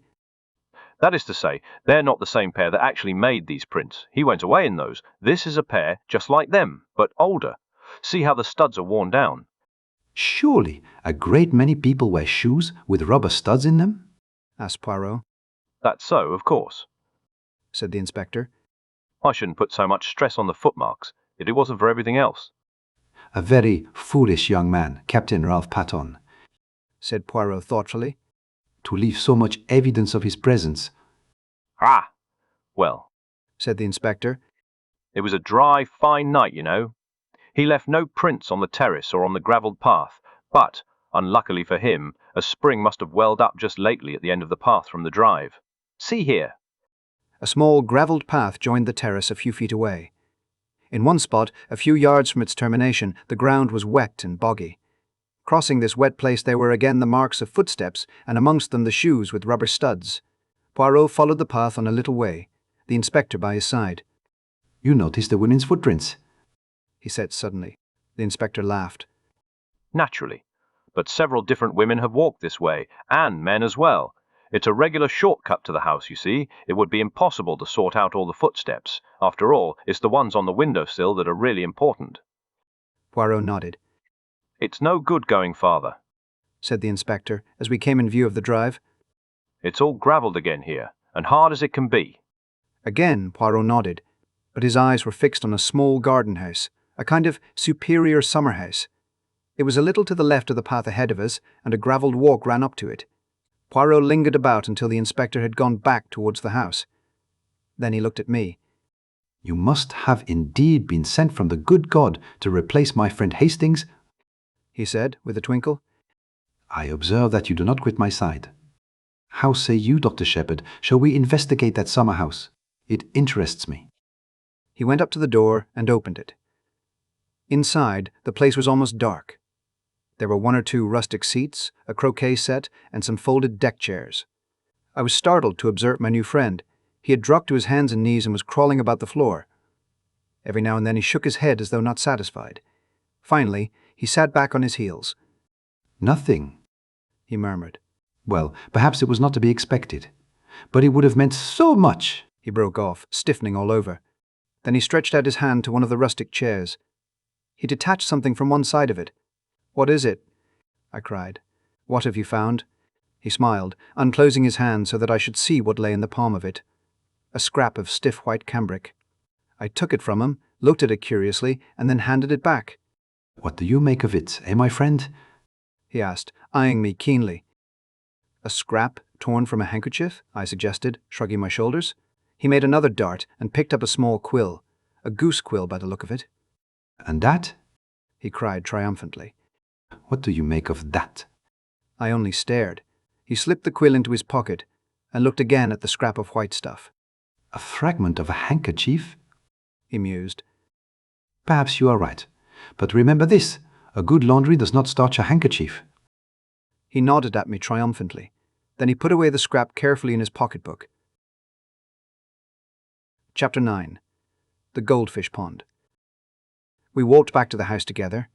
There was no sign of the inspector. Poirot paused on the terrace and stood with his back to the house, slowly turning his head from side to side. Un bel propriété? He said at last, appreciatively. Who inherits it? His words gave me almost a shock. It is an odd thing, but until that moment the question of inheritance had never come into my head. Poirot watched me keenly. It is a new idea to you, that, he said at last. You had not thought of it before, eh? No, I said truthfully. I wish I had. He looked at me again curiously. I wonder just what you mean by that, he said thoughtfully. No. As I was about to speak, Inutile. You would not tell me your real thought. Everyone has something to hide, I quoted, smiling. Exactly. You still believe that? More than ever, my friend. But it is not easy to hide things from Hercule Poirot. He has a knack of finding out. He descended the steps of the Dutch garden as he spoke. Let us walk a little, he said over his shoulder. The air is pleasant today. I followed him. He led me down a path to the left enclosed in yew hedges. A walk led down the middle, bordered each side with formal flower beds, and at the end was a round, paved recess with a seat and a pond of goldfish. Instead of pursuing the path to the end, Poirot took another which wound up the side of a wooded slope. In one spot the trees had been cleared away and a seat had been put. Sitting there, one had a splendid view over the countryside, and one looked right down on the paved recess and the goldfish pond. England is very beautiful, said Poirot, his eyes straying over the prospect. Then he smiled. And so are English girls, he said in a lower tone. Hush, my friend, and look at the pretty picture below us. It was then that I saw Flora. She was moving along the path we had just left, and she was humming a little snatch of song. Her step was more dancing than walking, and in spite of her black dress, there was nothing but joy in her whole attitude. She gave a sudden pirouette on her toes, and her black draperies swung out. At the same time, she flung her head back and laughed outright. As she did so, a man stepped out from the trees. It was Hector Blunt. The girl started. Her expression changed a little. How you startled me. I didn't see you. Blunt said nothing, but stood looking at her for a minute or two in silence. What I like about you, said Flora, with a touch of malice, is your cheery conversation. I fancy that at that, Blunt reddened under his tan. His voice, when he spoke, sounded different. It had a curious sort of humility in it. Never was much of a fellow for talking. Not even when I was young. That was a very long time ago, I suppose, said Flora gravely. I caught the undercurrent of laughter in her voice, but I don't think Blunt did. Yes, he said simply. It was. How does it feel to be Methuselah? Asked Flora. This time the laughter was more apparent, but Blunt was following out an idea of his own. Remember the Johnny who sold his soul to the devil? In return for being made young again? There's an opera about it. Faust, you mean? That's the beggar. Rum story. Some of us would do it if we could. Anyone would think you were creaking at the joints to hear you talk, cried Flora, half vexed, half amused. Blunt said nothing for a minute or two. Then he looked away from Flora into the middle distance and observed to an adjacent tree trunk that it was about time he got back to Africa. Are you going on another expedition, shooting things? Expect so. Usually do, you know. Shoot things, I mean. You shot that head in the hall, didn't you? Blunt nodded. Then he jerked out, going rather red as he did so. Care for some decent skins any time. If so, I could get 'em for you. Oh, please do, cried Flora. Will you really? You won't forget? I shan't forget, said Hector Blunt. He added, in a sudden burst of communicativeness, Time I went. I'm no good in this sort of life. Haven't got the manners for it. I'm a rough fellow. No use in society. Never remember the things one's expected to say. Yes, time I went. But you're not going at once. Not while we're in all this trouble. Oh, please. If you go. She turned away a little. You want me to stay? Asked Blunt. He spoke deliberately, but quite simply. We all. I meant you, personally, said Blunt, with directness. Flora turned slowly back again and met his eyes. I want you to stay, she said. If that makes any difference. It makes all the difference, said Blunt. There was a moment's silence. They sat down on the stone seat by the Goldfish Pond. It seemed as though neither of them knew quite what to say next. It's such a lovely morning, said Flora at last. You know, I can't help feeling happy, in spite of everything. That's awful, I suppose. Quite natural, said Blunt. Never saw your uncle until 2 years ago, did you? Can't be expected to grieve very much. Much better to have no humbug about it. There's something awfully consoling about you, said Flora. You make things so simple. Things are simple as a rule, said the big game hunter. Not always, said Flora. Her voice had lowered itself, and I saw Blunt turn and look at her, bringing his eyes back from, apparently, the coast of Africa to do so. He evidently put his own construction on her change of tone, for he said, after a minute or two, in rather an abrupt manner, I say, you know, you mustn't worry. About that young chap, I mean. Inspector's an ass, everybody knows. Utterly absurd to think he could have done it. Man from outside, burglar chap. That's the only possible solution. Flora turned to look at him. You really think so? Don't you? Said Blunt quickly. Aye. Oh, yes, of course. Another silence, and then Flora burst out. I'll tell you why I felt so happy this morning. However heartless you think me, I'd rather tell you. It's because the lawyer has been. Mr. Hammond. He told us about the will. Uncle Roger has left me £20,000. Think of it, 20,000 beautiful pounds. Blunt looked surprised. Does it mean so much to you? Mean much to me? Why, it's everything. Freedom, life. No more scheming and scraping and lying. Lying? Said Blunt, sharply interrupting. Flora seemed taken aback for a minute. You know what I mean, she said uncertainly. Pretending to be thankful for all the nasty cast-off things rich relations give you. Last year's coats and skirts and hats. Don't know much about ladies' clothes. Should have said you were always very well turned out. It's cost me something, though, said Flora in a low voice. Don't let's talk of horrid things. I'm so happy. I'm free. Free to do what I like. Free not to. She stopped suddenly. Not to what? Asked Blunt quickly. I forget now. Nothing important. Blunt had a stick in his hand, and he thrust it into the pond, poking at something. What are you doing, Major Blunt? There's something bright down there. Wondered what it was. Looks like a gold brooch. Now I've stirred up the mud, and it's gone.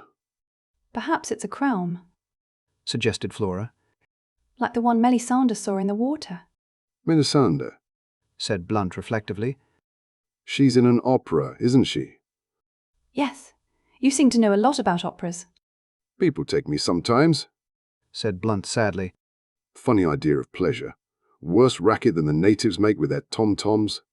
Flora laughed. I remember Melisande, continued Blunt. Married an old chap, old enough to be her father. He threw a small piece of flint into the Goldfish Pond. Then, with a change of manner, he turned to Flora. Miss Ackroyd, can I do anything? About Paton, I mean. I know how dreadfully anxious you must be. Thank you, said Flora in a cold voice. There is really nothing to be done. Ralph will be all right. I've got hold of the most wonderful detective in the world, and he's going to find out all about it. For some time I had felt uneasy as to our position. We were not exactly eavesdropping, since the two in the garden below had only to lift their heads to see us.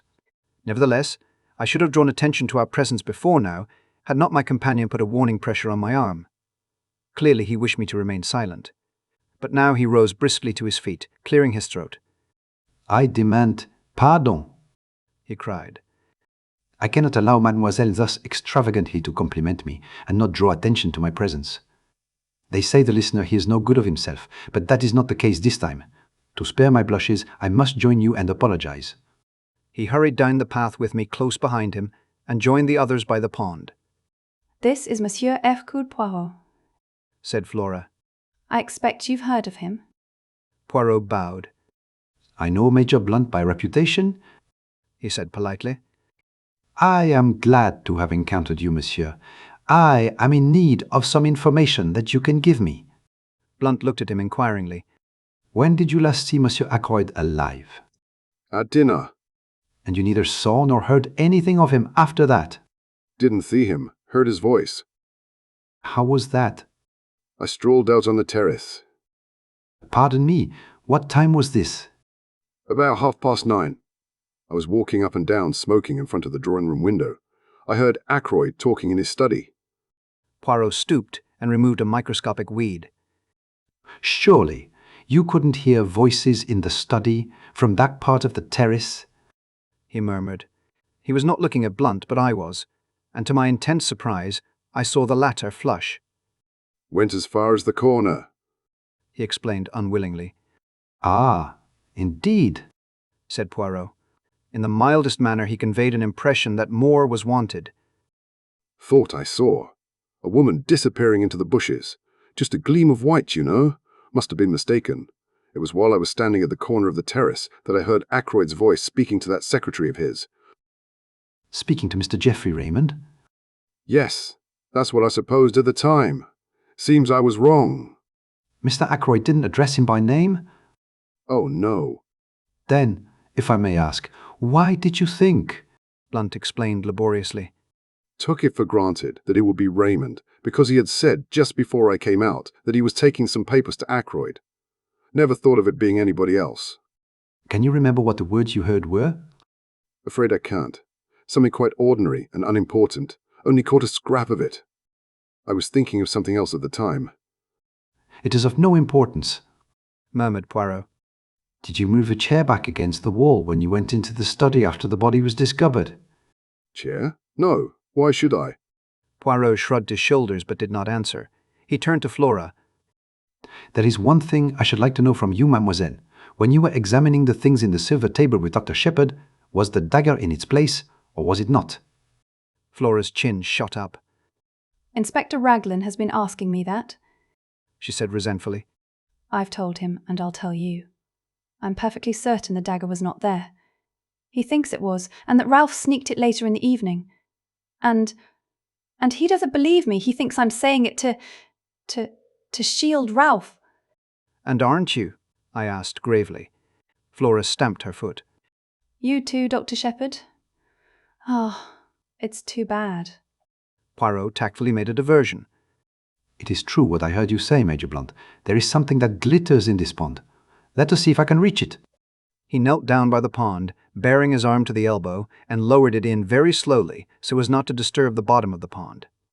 But in spite of all his precautions, the mud eddied and swirled, and he was forced to draw his arm out again empty-handed. He gazed ruefully at the mud upon his arm. I offered him my handkerchief, which he accepted with fervent protestations of thanks. Blunt looked at his watch. Nearly lunchtime, he said. We'd better be getting back to the house. You will lunch with us, Monsieur Poirot? asked Flora.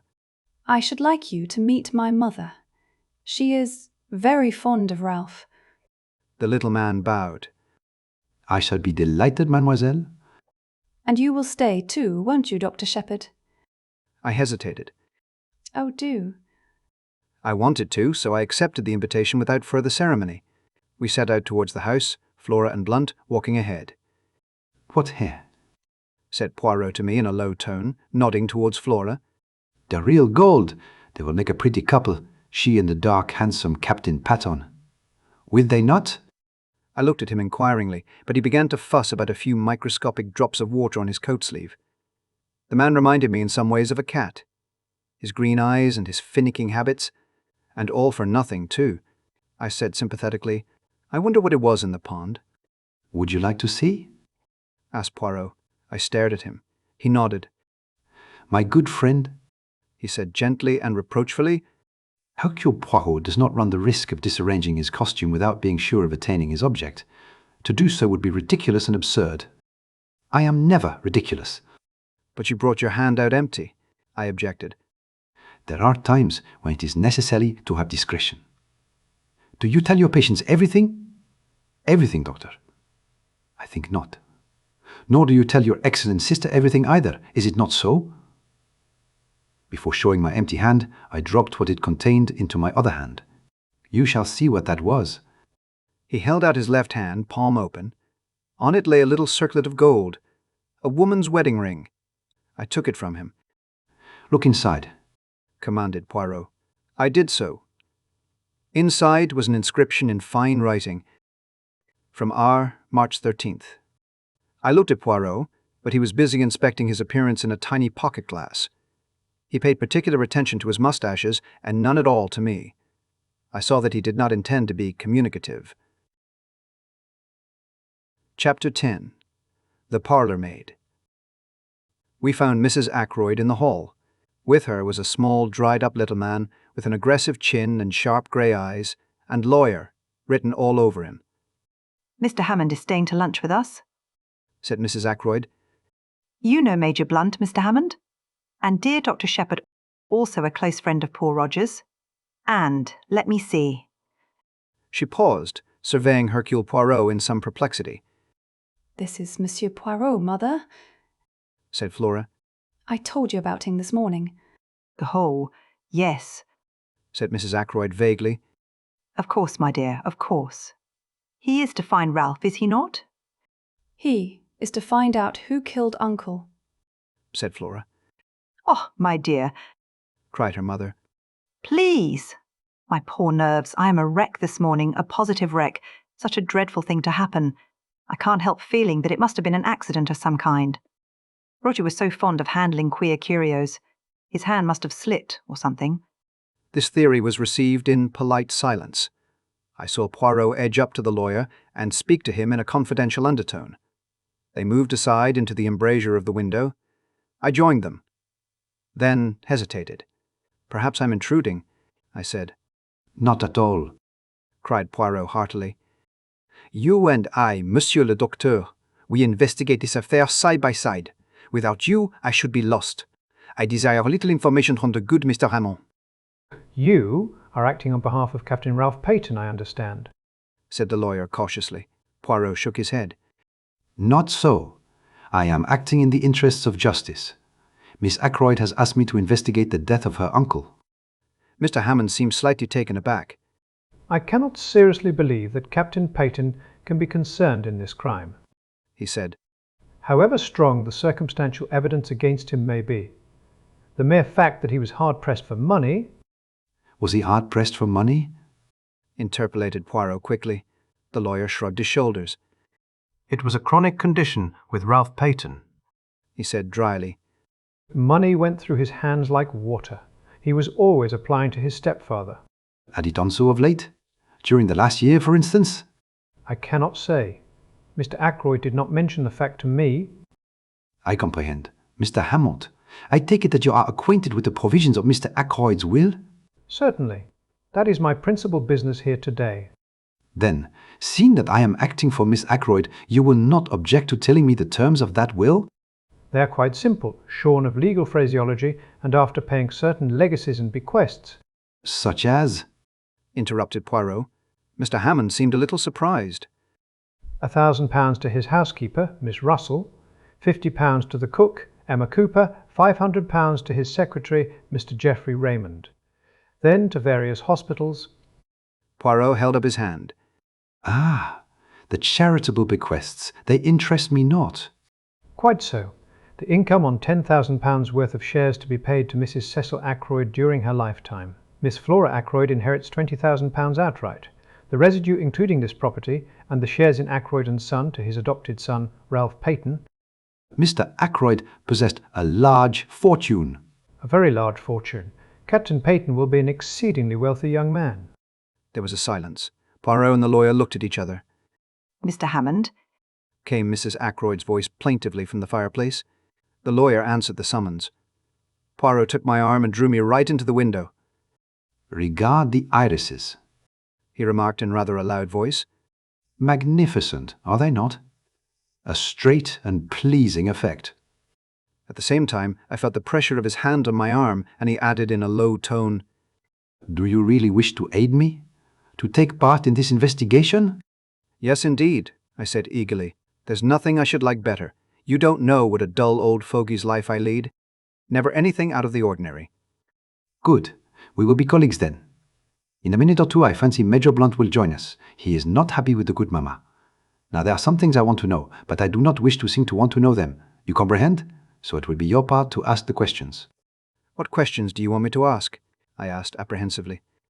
I want you to introduce the name of Mrs. Ferrars. Yes? Speak of her in a natural fashion. Ask him if he was down here when her husband died.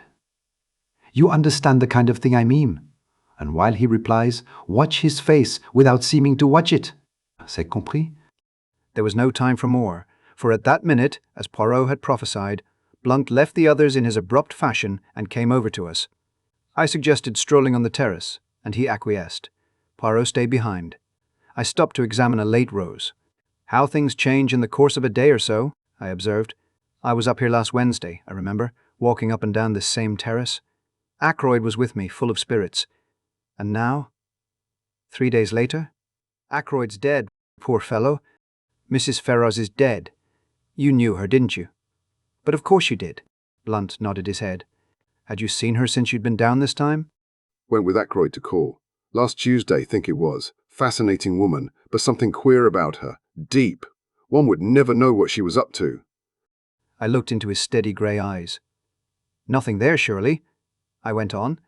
I suppose you'd met her before. Last time I was here, she and her husband had just come here to live. He paused a minute and then added, Rum thing. She had changed a lot between then and now. How changed? I asked. Looked 10 years older. Were you down here when her husband died? I asked, trying to make the question sound as casual as possible. No. From all I heard, it would be a good riddance. Uncharitable, perhaps, but the truth. I agreed.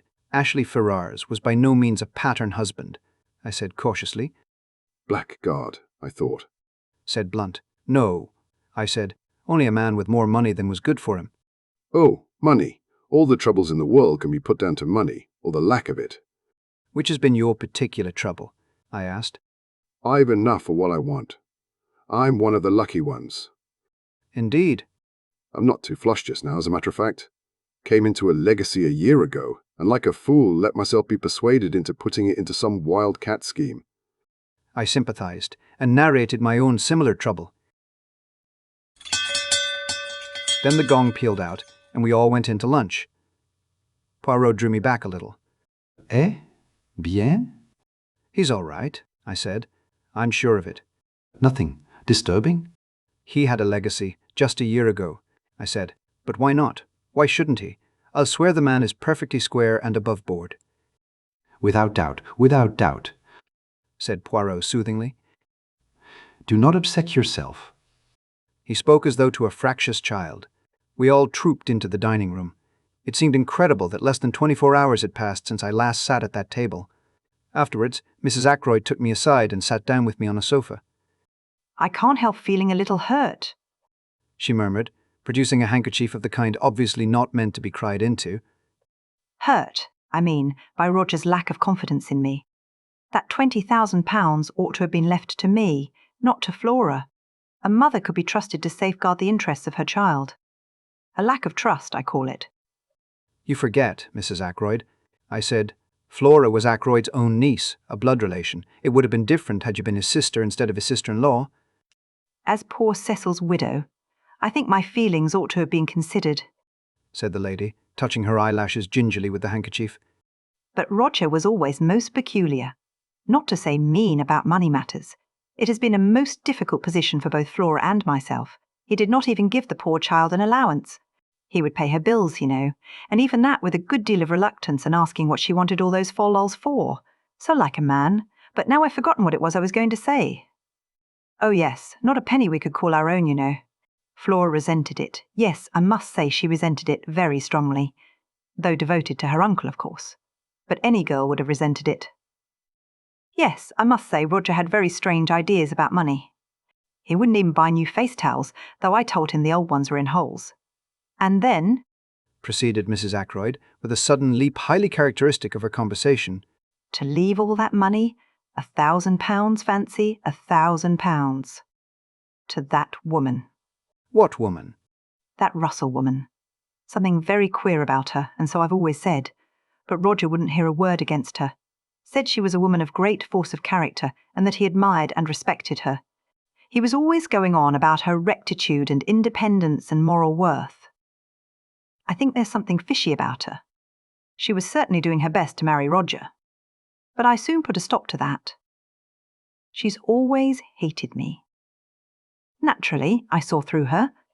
I began to wonder if there was any chance of stemming Mrs. Ackroyd's eloquence and getting away. Mr. Hammond provided the necessary diversion by coming up to say goodbye. I seized my chance and rose also. About the inquest, I said. Where would you prefer it to be held? Here or at the Three Boars? Mrs. Ackroyd stared at me with a dropped jaw. The inquest? She asked, the picture of consternation. But surely there won't have to be an inquest? Mr. Hammond gave a dry little cough and murmured, Inevitable. Under the circumstances, in two short little barks. But surely Dr. Sheppard can arrange? There are limits to my powers of arrangement, I said dryly.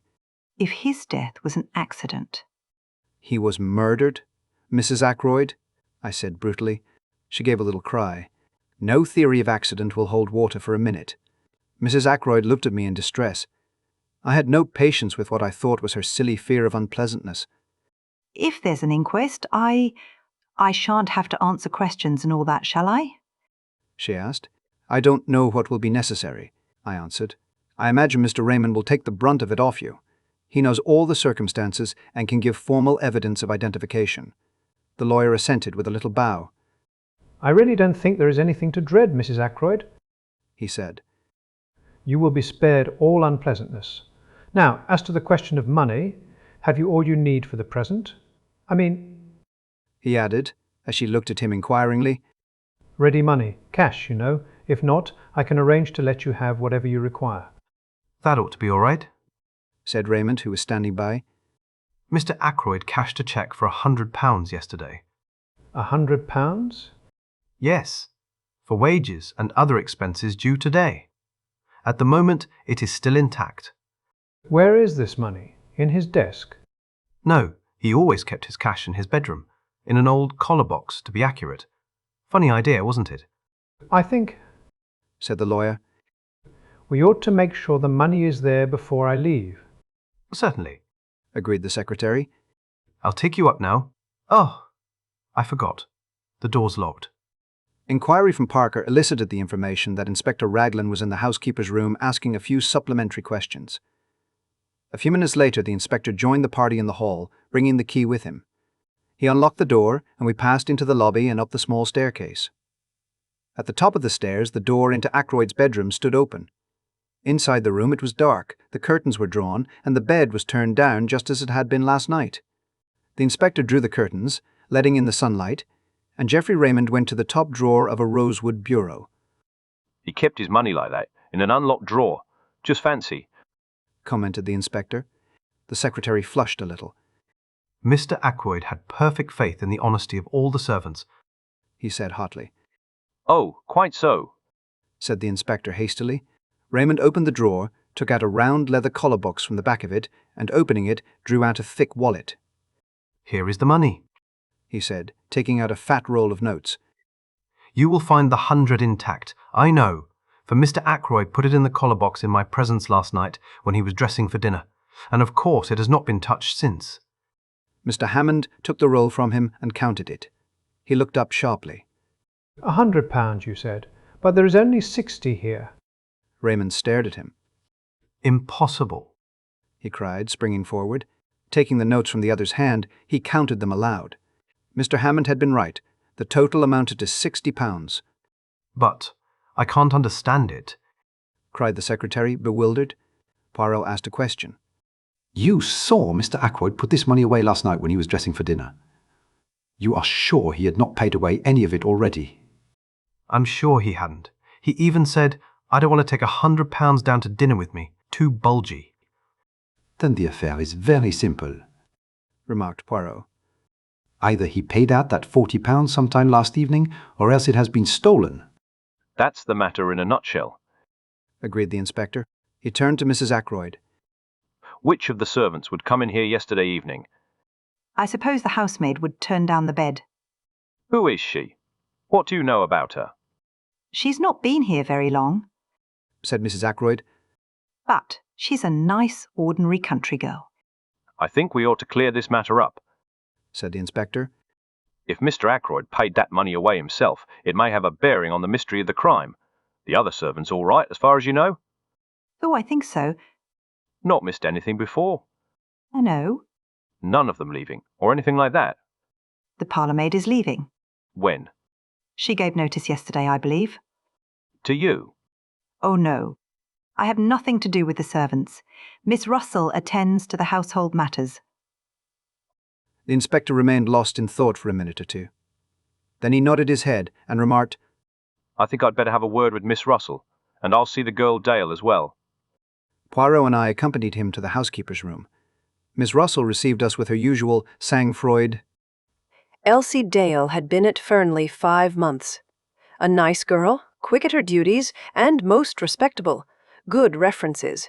The last girl in the world to take anything not belonging to her. What about the parlourmaid? She, too, was a most superior girl, very quiet and ladylike. An excellent worker. Then why is she leaving? Asked the inspector. Miss Russell pursed up her lips. It was none of my doing. I understand Mr. Ackroyd found fault with her yesterday afternoon. It was her duty to do the study, and she disarranged some of the papers on his desk, I believe. He was very annoyed about it, and she gave notice. At least, that is what I understood from her, but perhaps you'd like to see her yourselves. The inspector assented. I had already noticed the girl when she was waiting on us at lunch. A tall girl, with a lot of brown hair rolled tightly away at the back of her neck and very steady grey eyes. She came in answer to the housekeeper's summons and stood very straight with those same grey eyes fixed on us. You are Ursula Bourne? Asked the inspector. Yes, sir. I understand you are leaving. Yes, sir. Why is that? I disarranged some papers on Mr. Ackroyd's desk. He was very angry about it, and I said I had better leave. He told me to go as soon as possible. Were you in Mr. Ackroyd's bedroom at all last night, tidying up or anything? No, sir. That is Elsie's work. I never went near that part of the house. I must tell you, my girl, that a large sum of money is missing from Mr. Ackroyd's room. At last I saw her roused. A wave of colour swept over her face. I know nothing about any money. If you think I took it, and that is why Mr. Ackroyd dismissed me, you are wrong. I'm not accusing you of taking it, my girl, said the inspector. Don't flare up so. The girl looked at him coldly. You can search my things if you like, she said disdainfully. But you won't find anything. Poirot suddenly interposed. It was yesterday afternoon that Mr. Ackroyd dismissed you, or you dismissed yourself, was it not? He asked. The girl nodded. How long did the interview last? The interview? Yes, the interview between you and Mr. Ackroyd in the study. I don't know. 20 minutes? Half an hour? Something like that. Not longer? Not longer than half an hour, certainly. Thank you, mademoiselle. I looked curiously at him. He was rearranging a few objects on the table, setting them straight with precise fingers. His eyes were shining. That'll do, said the inspector. Ursula Bourne disappeared. The inspector turned to Miss Russell. How long has she been here? Have you got a copy of the reference you had with her? Without answering the first question, Miss Russell moved to an adjacent bureau, opened one of the drawers, and took out a handful of letters clipped together with a patent fastener. She selected one and handed it to the inspector. Said he. Reads all right. Mrs. Richard Folliot, Marby Grange, Marby. Who's this woman? Quite good county people, said Miss Russell. Well, said the inspector, handing it back. Let's have a look at the other one, Elsie Dale. Elsie Dale was a big, fair girl with a pleasant but slightly stupid face. She answered our questions readily enough and showed much distress and concern at the loss of the money. I don't think there's anything wrong with her, observed the inspector, after he had dismissed her. What about Parker? Miss Russell pursed her lips together and made no reply. I had a feeling there's something wrong about that man. The trouble is that I don't quite see when he got his opportunity. He'd be busy with his duties immediately after dinner, and he's got a pretty good alibi all through the evening.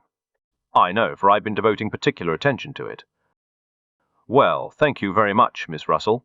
We'll leave things as they are for the present. It's highly probable Mr. Ackroyd paid that money away himself. The housekeeper bade us a dry good afternoon, and we took our leave. I left the house with Poirot. I wonder, I said, breaking the silence, what the papers the girl disarranged could have been for Ackroyd to have got into such a state about them. I wonder if there is any clue there to the mystery. The secretary said there were no papers of particular importance on the desk, said Poirot quietly. Yes, but... I paused. It strikes you as odd that Ackroyd should have flown into a rage about so trivial a matter? Yes, it does, rather. But was it a trivial matter? Of course, I admitted. We don't know what those papers may have been. But Raymond certainly said, Leave Monsieur Raymond out of it for a minute.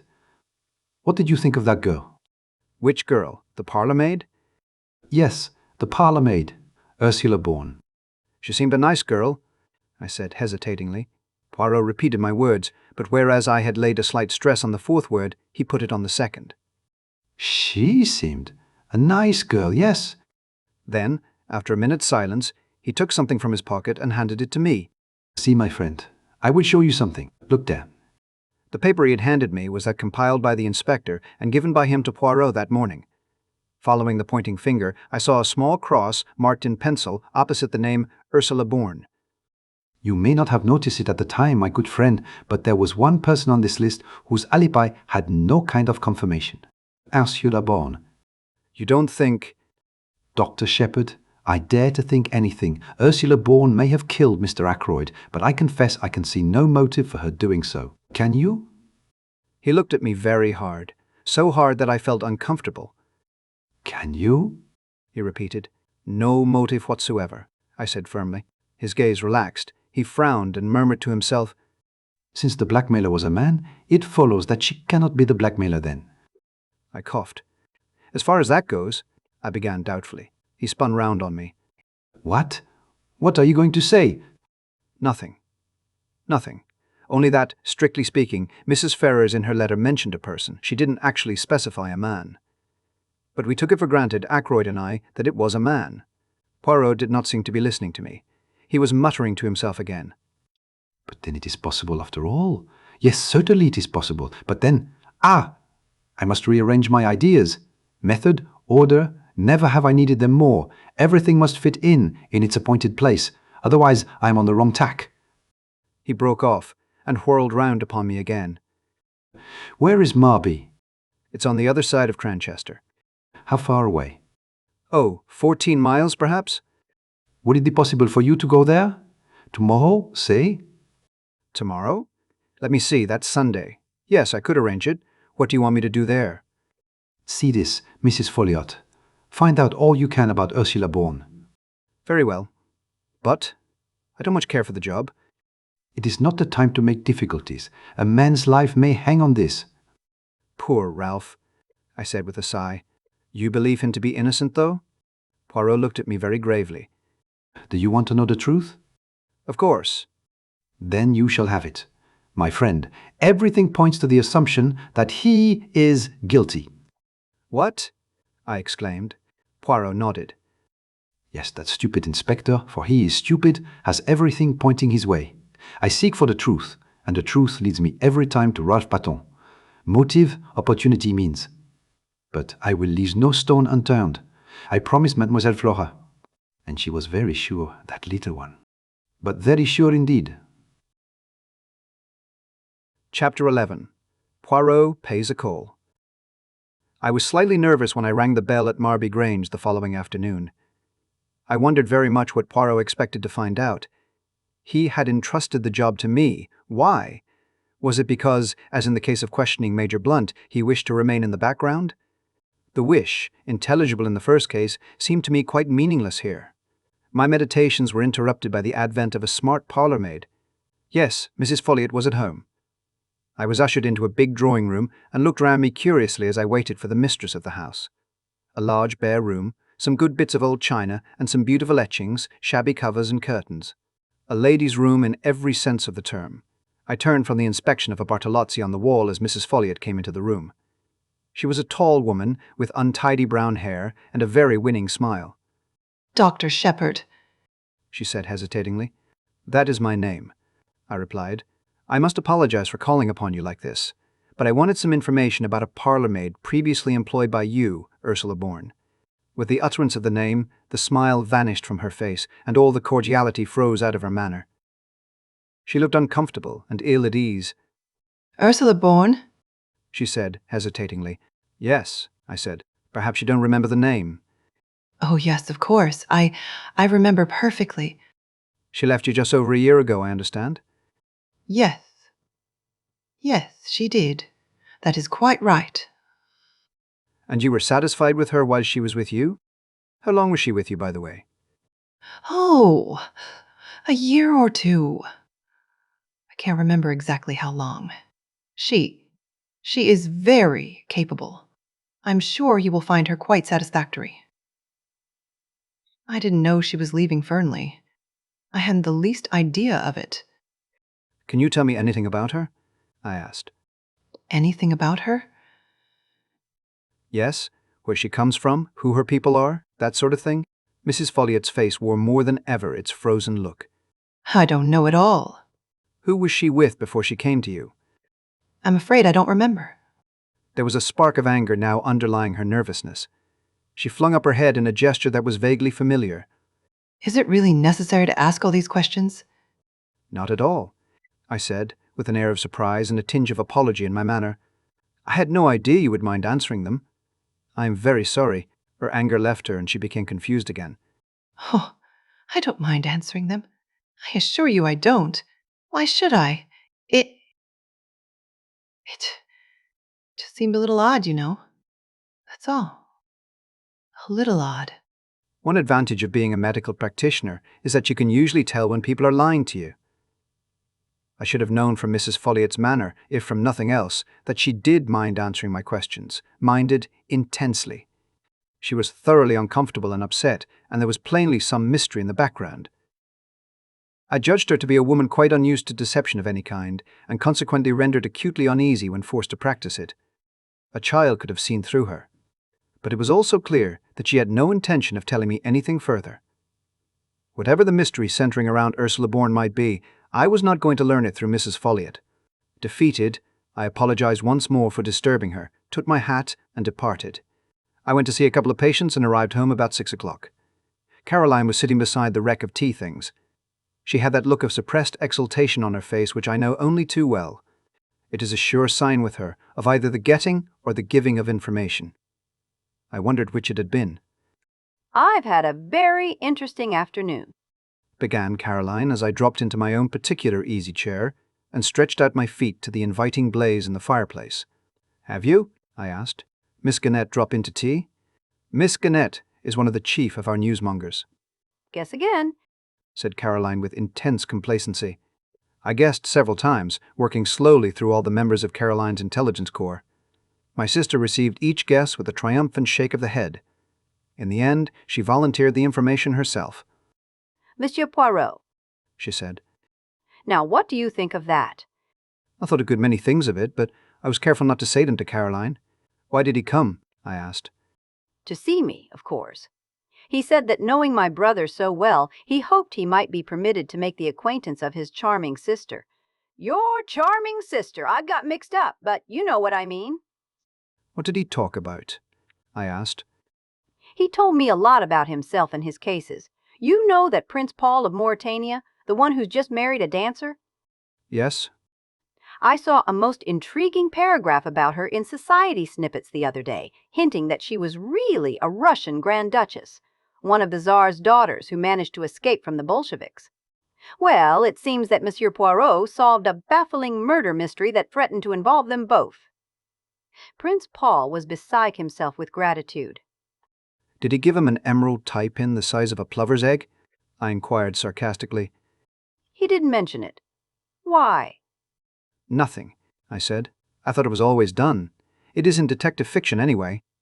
The super detective always has his rooms littered with rubies and pearls and emeralds from grateful royal clients. It's very interesting to hear about these things from the inside, said my sister complacently. It would be, to Caroline.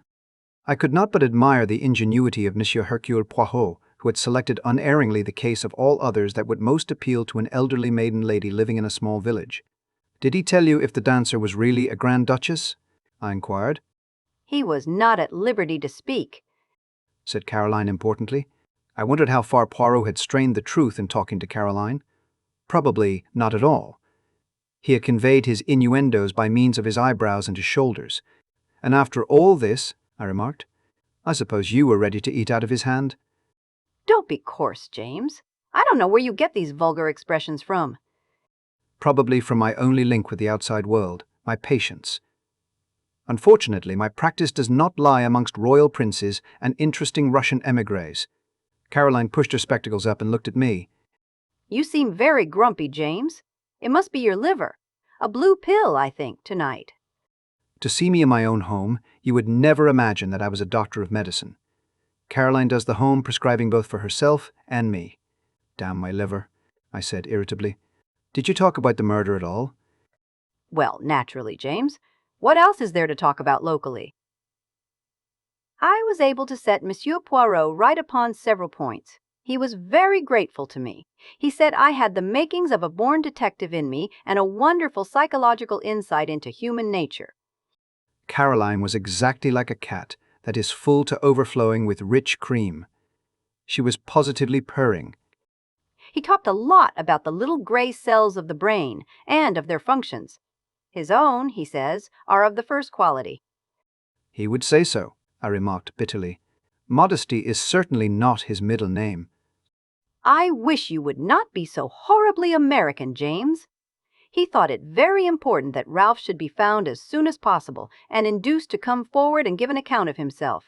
He says that his disappearance will produce a very unfortunate impression at the inquest. And what did you say to that? All agreed with him, said Caroline importantly. And I was able to tell him the way people were already talking about it.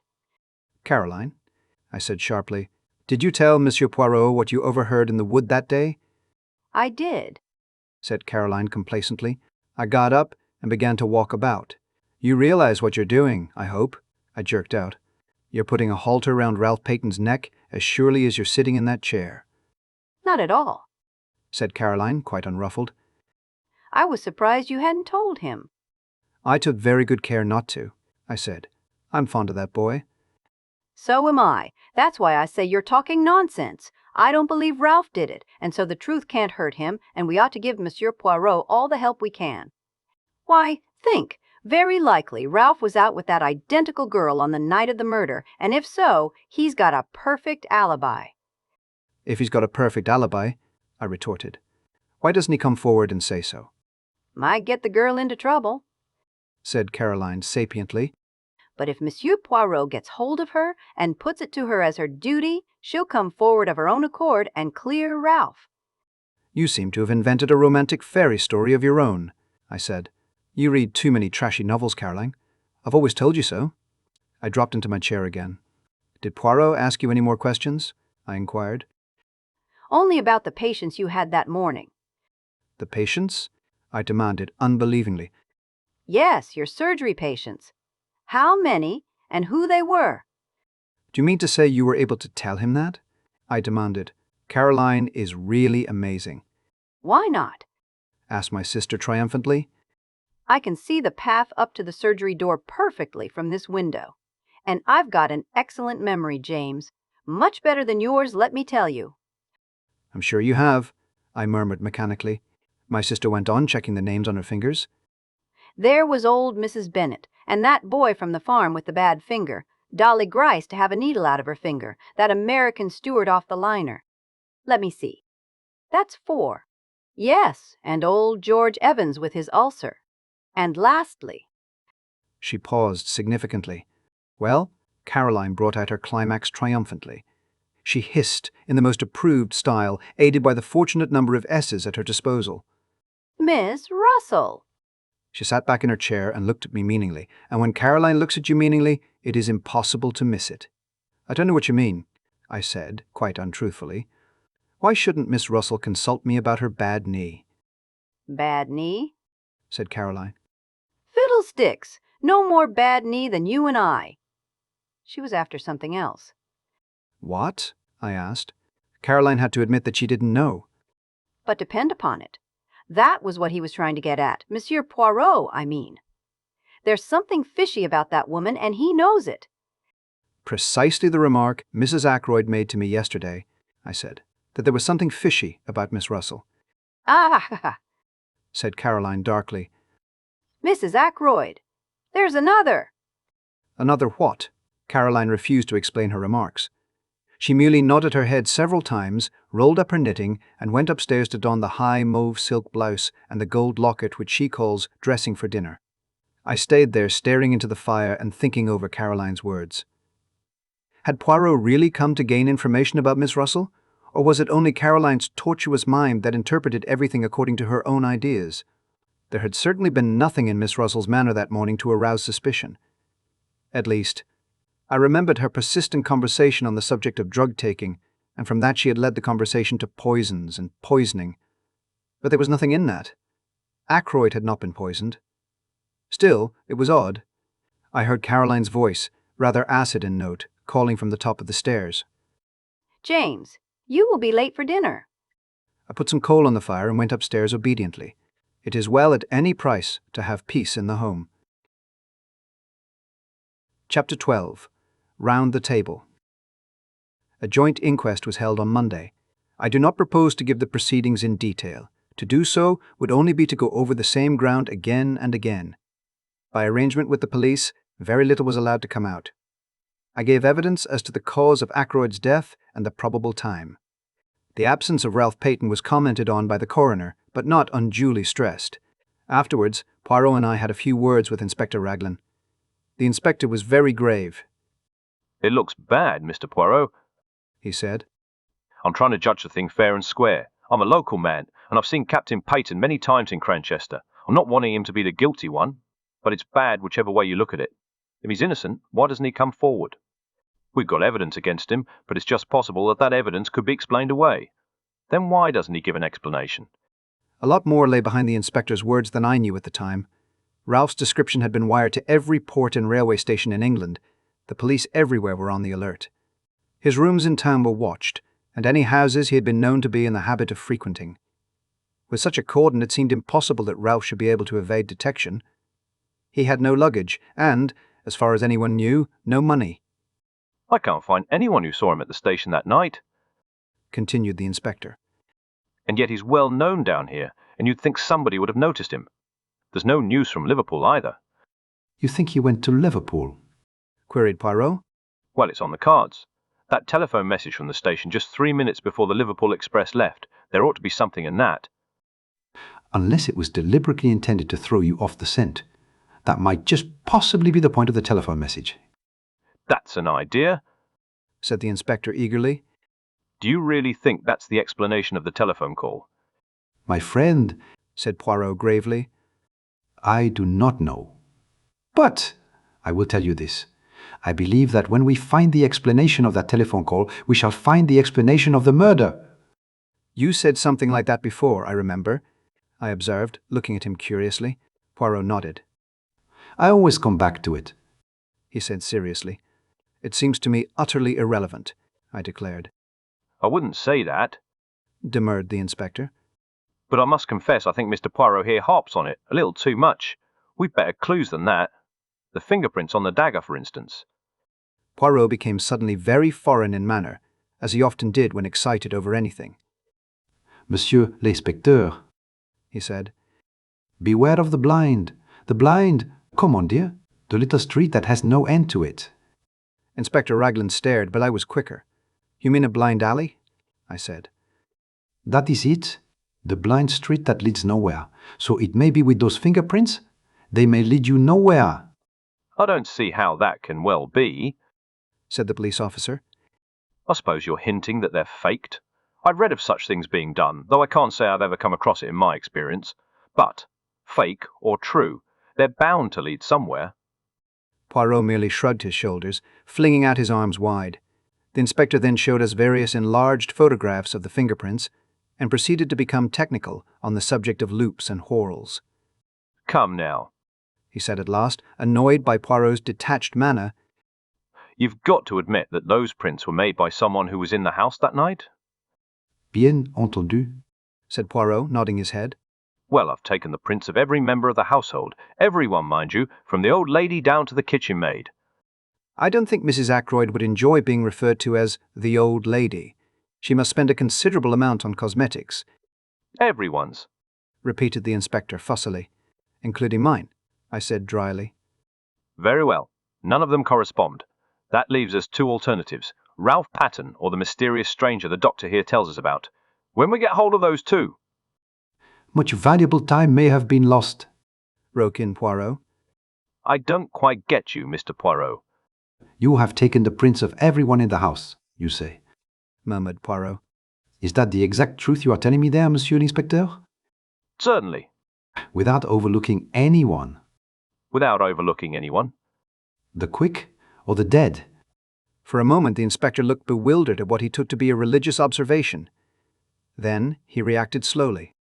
You mean? The dead, Monsieur l'Inspecteur. The inspector still took a minute or two to understand.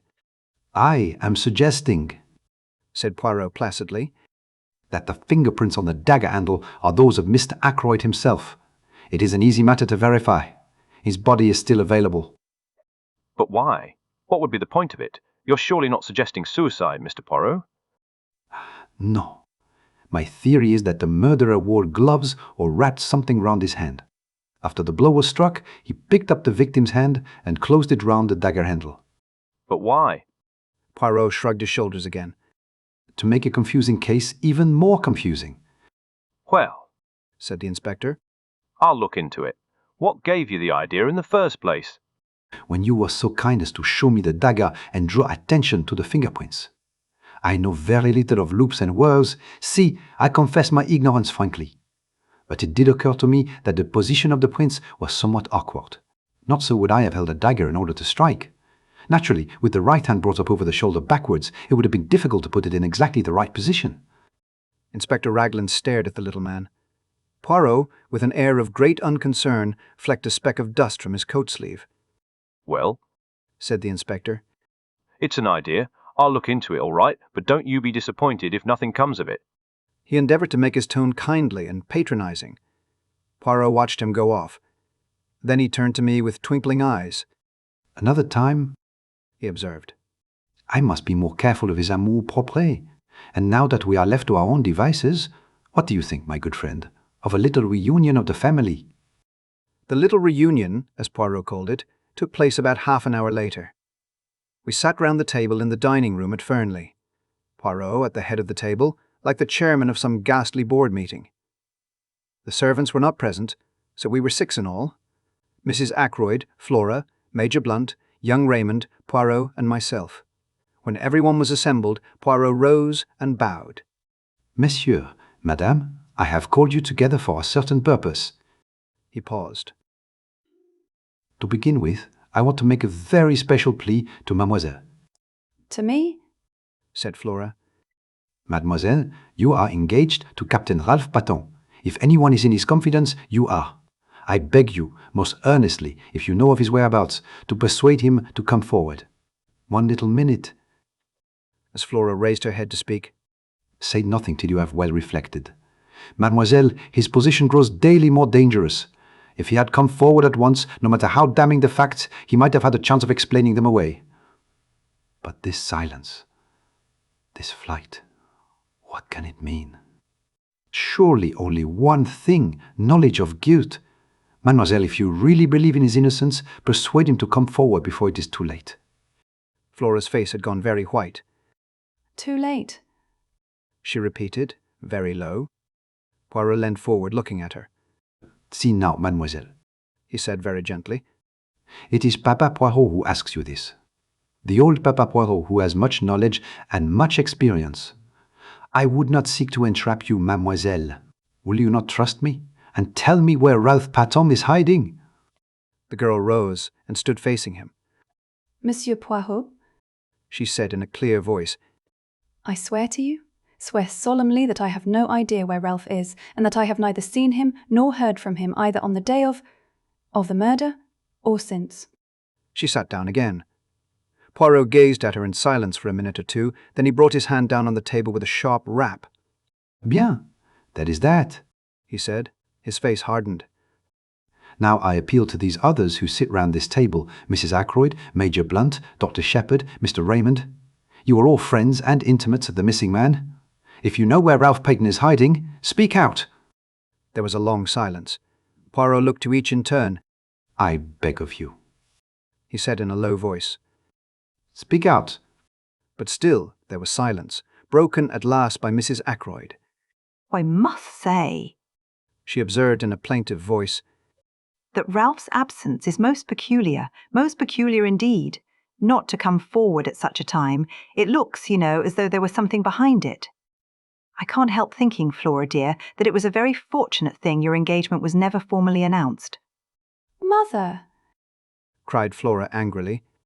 Providence, declared Mrs. Ackroyd.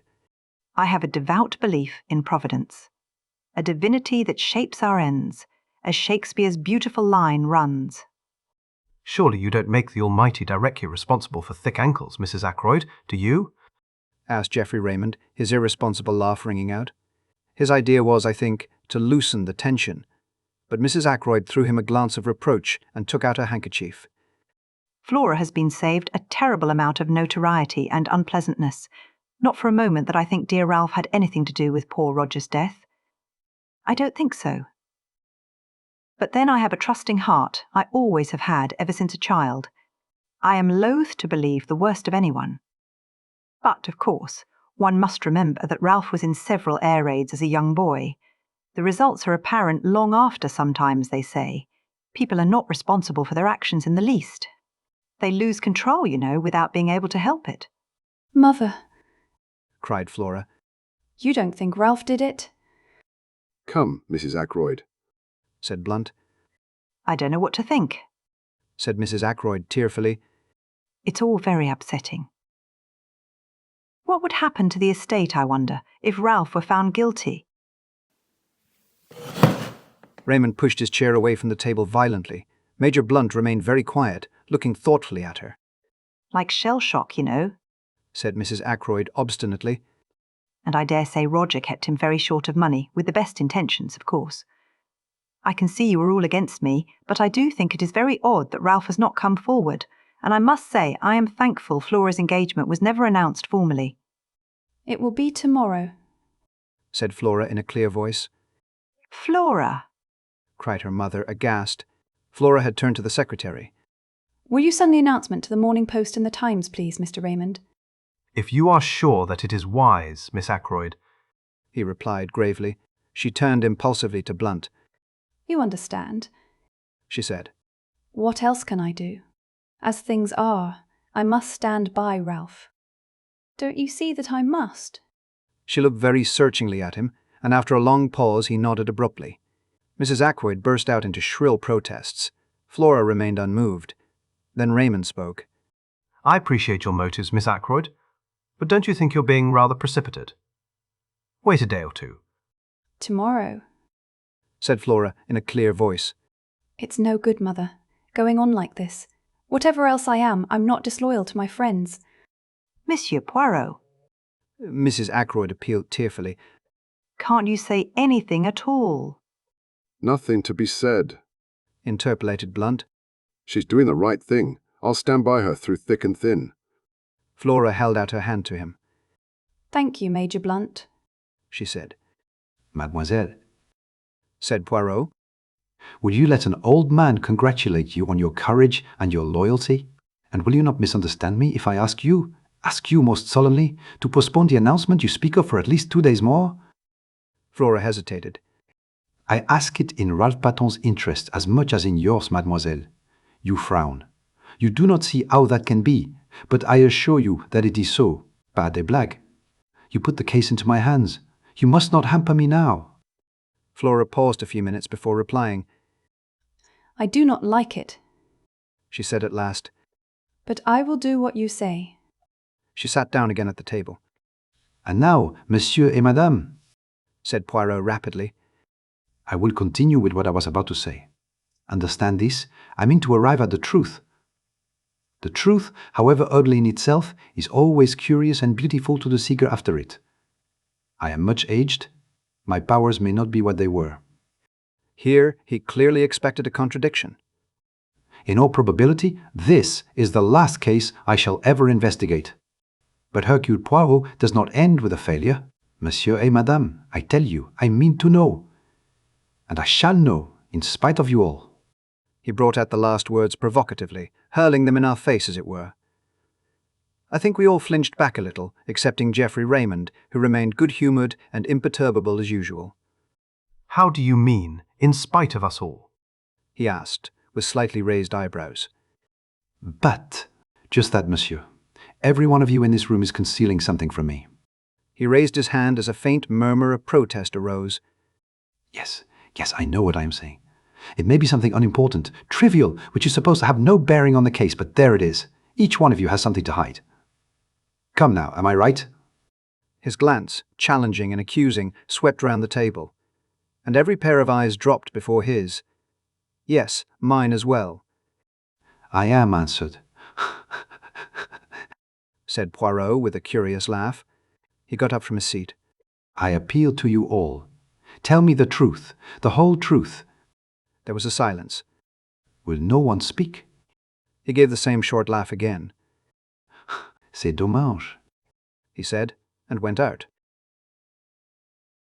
Chapter 13. The Goose Quill. That evening, at Poirot's request, I went over to his house after dinner. Caroline saw me depart with visible reluctance. I think she would have liked to have accompanied me. Poirot greeted me hospitably. He had placed a bottle of Irish whiskey, which I detest, on a small table with a soda-water siphon and a glass. He himself was engaged in brewing hot chocolate. It was a favourite beverage of his, I discovered later. He inquired politely after my sister, whom he declared to be a most interesting woman. I'm afraid you've been giving her a swelled head, I said dryly. What about Sunday afternoon? He laughed and twinkled. I always like to employ the expert, he remarked obscurely, but he refused to explain the remark. You got all the local gossip anyway, I remarked. True and untrue. And a great deal of valuable information, he added quietly. Such as? He shook his head. Why not have told me the truth? He countered. In a place like this, all Ralph Paton's doings were bound to be known. If your sister had not happened to pass through the wood that day, somebody else would have done so. I suppose they would, I said grumpily. What about this interest of yours in my patients? Again he twinkled. Only one of them, Doctor. Only one of them. The last? I hazarded. I find Miss Russell a study of the most interesting, he said evasively. Do you agree with my sister and Mrs. Ackroyd that there is something fishy about her? I asked. Eh? What do you say, fishy? I explained to the best of my ability. And they say that, do they? Didn't my sister convey as much to you yesterday afternoon? C'est possible. For no reason whatever, I declared. Les femmes, generalized Poirot. They are marvelous. They invent haphazard. And by miracle, they are right. Not that it is that, really. Women observe subconsciously 1,000 little details without knowing that they are doing so. Their subconscious mind adds these little things together and they call the result intuition. Me, I am very skilled in psychology. I know these things. He swelled his chest out importantly, looking so ridiculous that I found it difficult not to burst out laughing. Then he took a small sip of his chocolate and carefully wiped his mustache. "I wish you'd tell me," I burst out, "what you really think of it all." He put down his cup. You wish that? I do. You have seen what I have seen. Should not our ideas be the same? I'm afraid you're laughing at me, I said stiffly. Of course, I've no experience of matters of this kind. Poirot smiled at me indulgently. You are like the little child who wants to know the way the engine works. You wish to see the affair not as the family doctor sees it, but with the eye of a detective who knows and cares for no one, to whom they are all strangers and all equally liable to suspicion. You put it very well, I said. So I give you then a little lecture. The first thing is to get a clear history of what happened that evening, always bearing in mind that the person who speaks may be lying. I raised my eyebrows. Rather a suspicious attitude. But necessary. I assure you, necessary. Now first, Dr. Sheppard leaves the house at 10 minutes to 9. How do I know that? Because I told you so. But you might not be speaking the truth, or the what you went by might be wrong. But Parker also says that you left the house at 10 minutes to 9.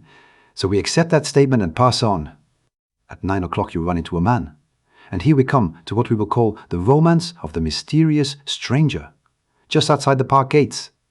How do I know that that is so? I told you so, I began again, but Poirot interrupted me with a gesture of impatience.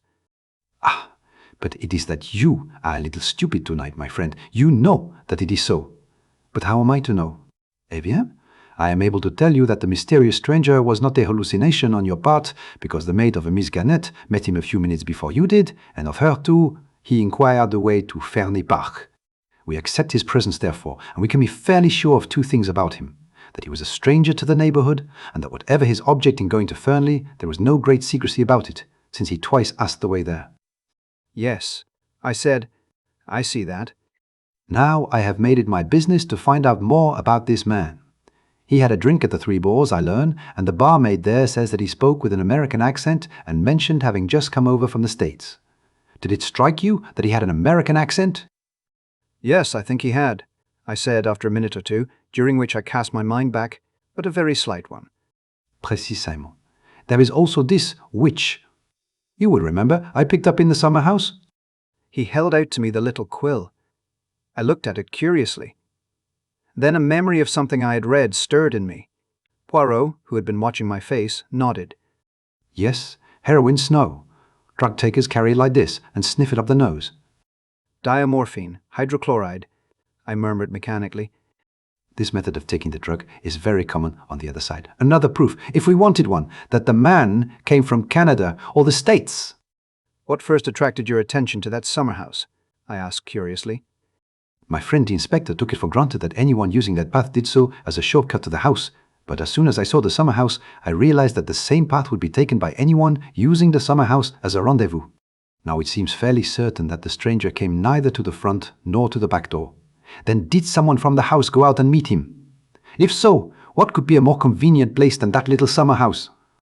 I searched it with the hope that I might find some clue inside. I found two, the scrap of cambric and the quill. And the scrap of cambric? I asked curiously. What about that? Poirot raised his eyebrows. You do not use your little grey cells, he remarked dryly. The scrap of starched cambric should be obvious. Not very obvious to me. I changed the subject. Anyway, I said, this man went to the summer house to meet somebody. Who was that somebody?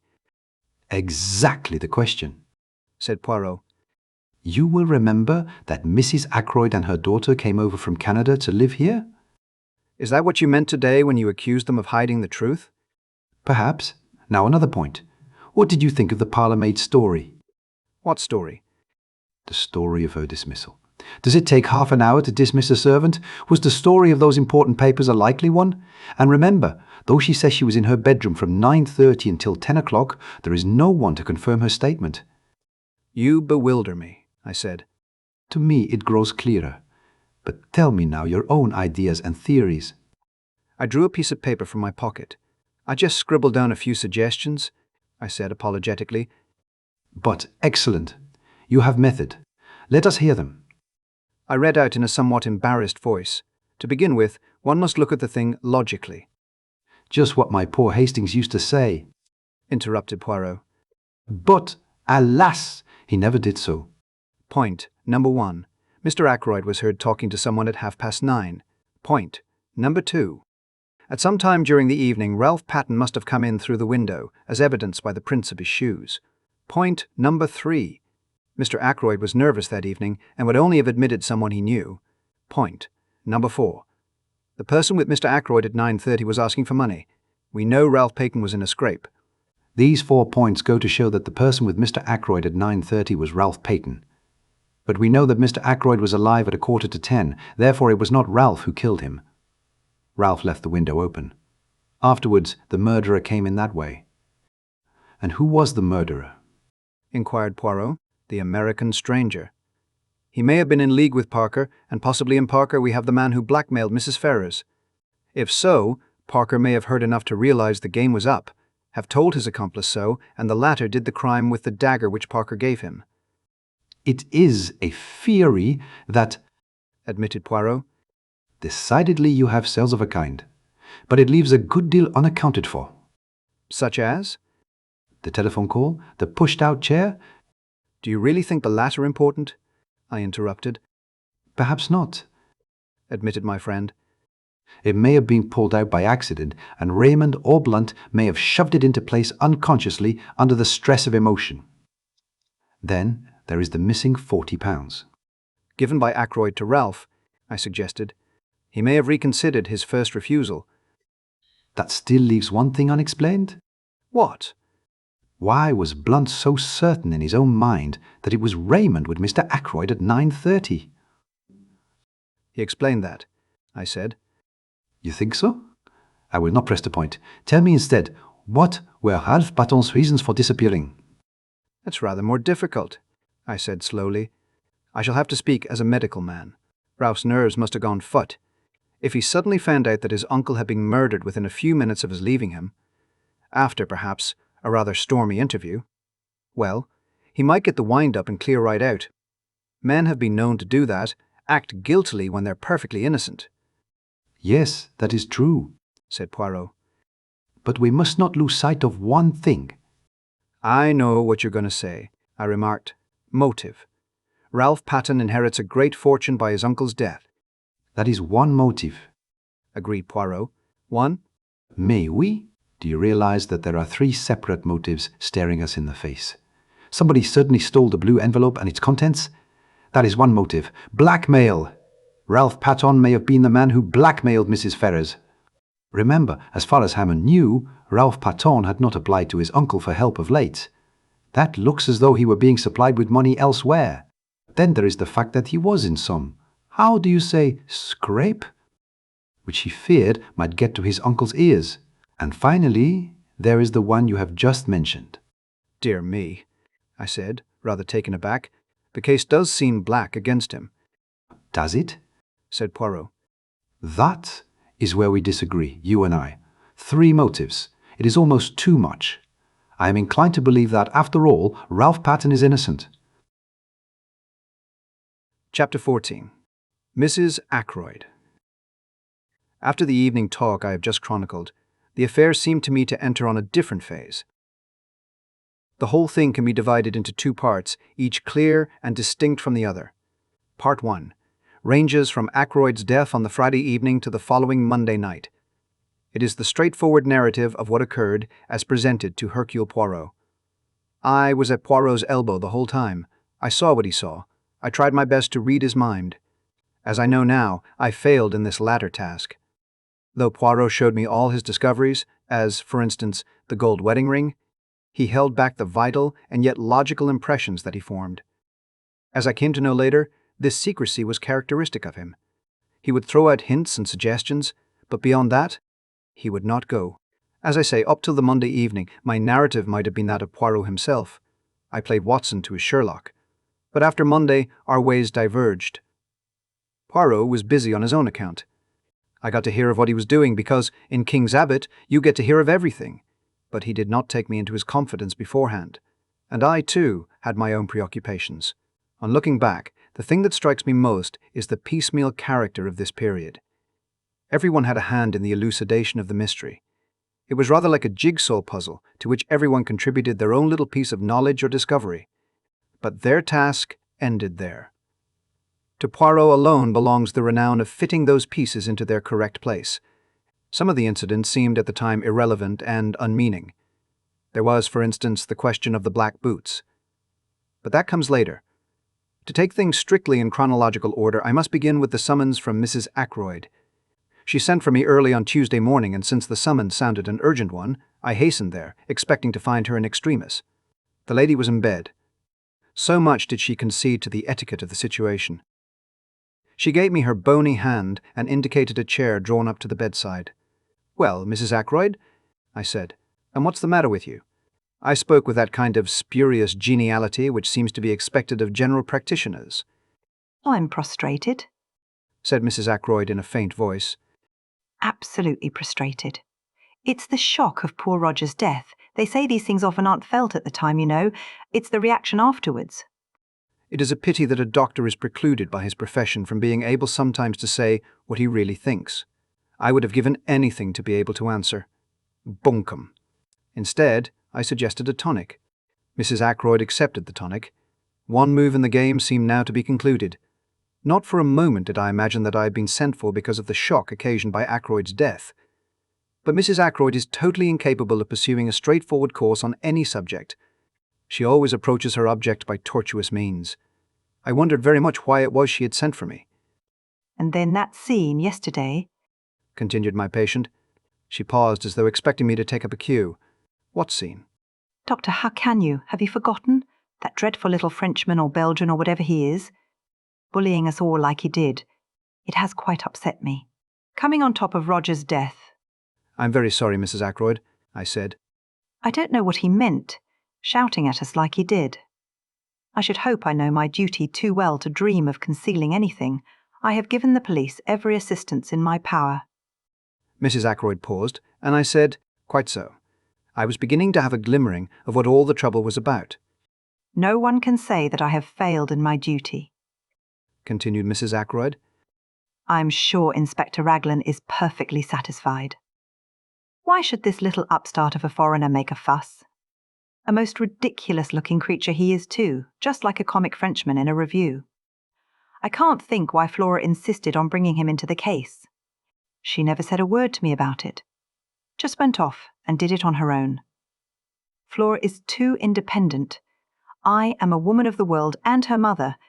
She should have come to me for advice first." I listened to all this in silence. "What does he think? That's what I want to know. Does he actually imagine I'm hiding something? He positively accused me yesterday." I shrugged my shoulders. "It is surely of no consequence, Mrs. Ackroyd," I said, "since you are not concealing anything. Any remarks he may have made do not apply to you." Mrs. Ackroyd went off at a tangent after her usual fashion. "Servants are so tiresome," she said. "They gossip and talk amongst themselves, and then it gets round, and all the time there's probably nothing in it at all." "Have the servants been talking?" I asked. "What about?" Mrs. Ackroyd cast a very shrewd glance at me. It quite threw me off my balance. "I was sure you'd know, Doctor, if anyone did. You were with Monsieur Poirot all the time, weren't you?" I was. "Then of course you know. It was that girl, Ursula, wasn't it? Naturally, she's leaving. She would want to make all the trouble she could. Spiteful, that's what they are. They're all alike. Now, you being there, Doctor, you must know exactly what she did say. I'm most anxious that no wrong impression should get about. After all, you don't repeat every little detail to the police, do you? There are family matters sometimes, nothing to do with the question of the murder. But if the girl was spiteful, she may have made out all sorts of things." I was shrewd enough to see that a very real anxiety lay behind these outpourings. Poirot had been justified in his premises. Of the 6 people round the table yesterday, Mrs. Ackroyd at least had had something to hide. It was for me to discover what that something might be. "If I were you, Mrs. Ackroyd," I said brusquely, I should make a clean breast of things. She gave a little scream. Oh, Doctor, how can you be so abrupt? It sounds as though... And I can explain everything so simply. Then why not do so? I suggested. Mrs. Ackroyd took out a frilled handkerchief and became tearful. I thought, Doctor, that you might put it to Monsieur Poirot, explain it, you know, because it's so difficult for a foreigner to see our point of view. And you don't know. Nobody could know what I've had to contend with. A martyrdom. A long martyrdom. That's what my life has been. I don't like to speak ill of the dead. But there it is. Not the smallest bill, but it had all to be gone over, just as though Roger had had a few miserly hundreds a year instead of being, as Mr. Hammond told me yesterday, one of the wealthiest men in these parts. Mrs. Ackroyd paused to dab her eyes with the frilled handkerchief. Yes, I said encouragingly. You were talking about bills? Those dreadful bills. And some I didn't like to show Roger at all. They were things a man wouldn't understand. He would have said the things weren't necessary. And of course they mounted up, you know, and they kept coming in.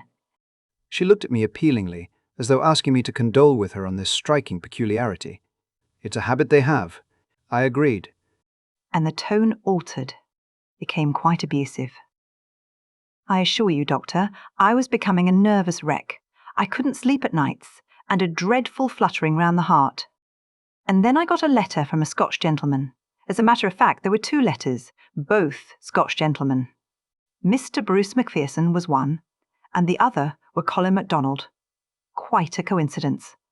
Hardly that, I said dryly. They are usually Scotch gentlemen, but I suspect a Semitic strain in their ancestry. £10 to 10,000, on note of hand alone, murmured Mrs. Ackroyd reminiscently. I wrote to one of them, but it seemed there were difficulties. She paused. I gathered that we were just coming to delicate ground. I have never known anyone more difficult to bring to the point. You see, murmured Mrs. Ackroyd, it's all a question of expectations, isn't it? Testamentary expectations. And though, of course, I expected that Roger would provide for me, I didn't know.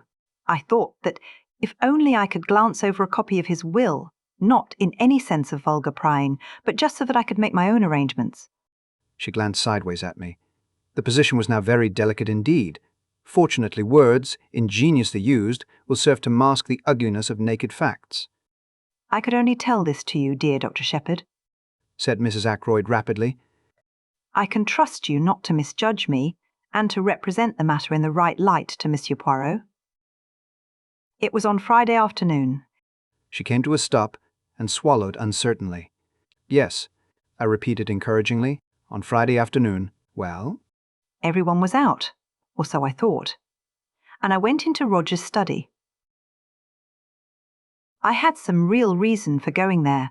I mean, there was nothing underhand about it. And as I saw all the papers heaped on the desk, it just came to me, like a flash. I wonder if Roger keeps his will in one of the drawers of the desk. And so impulsive, always was from a child.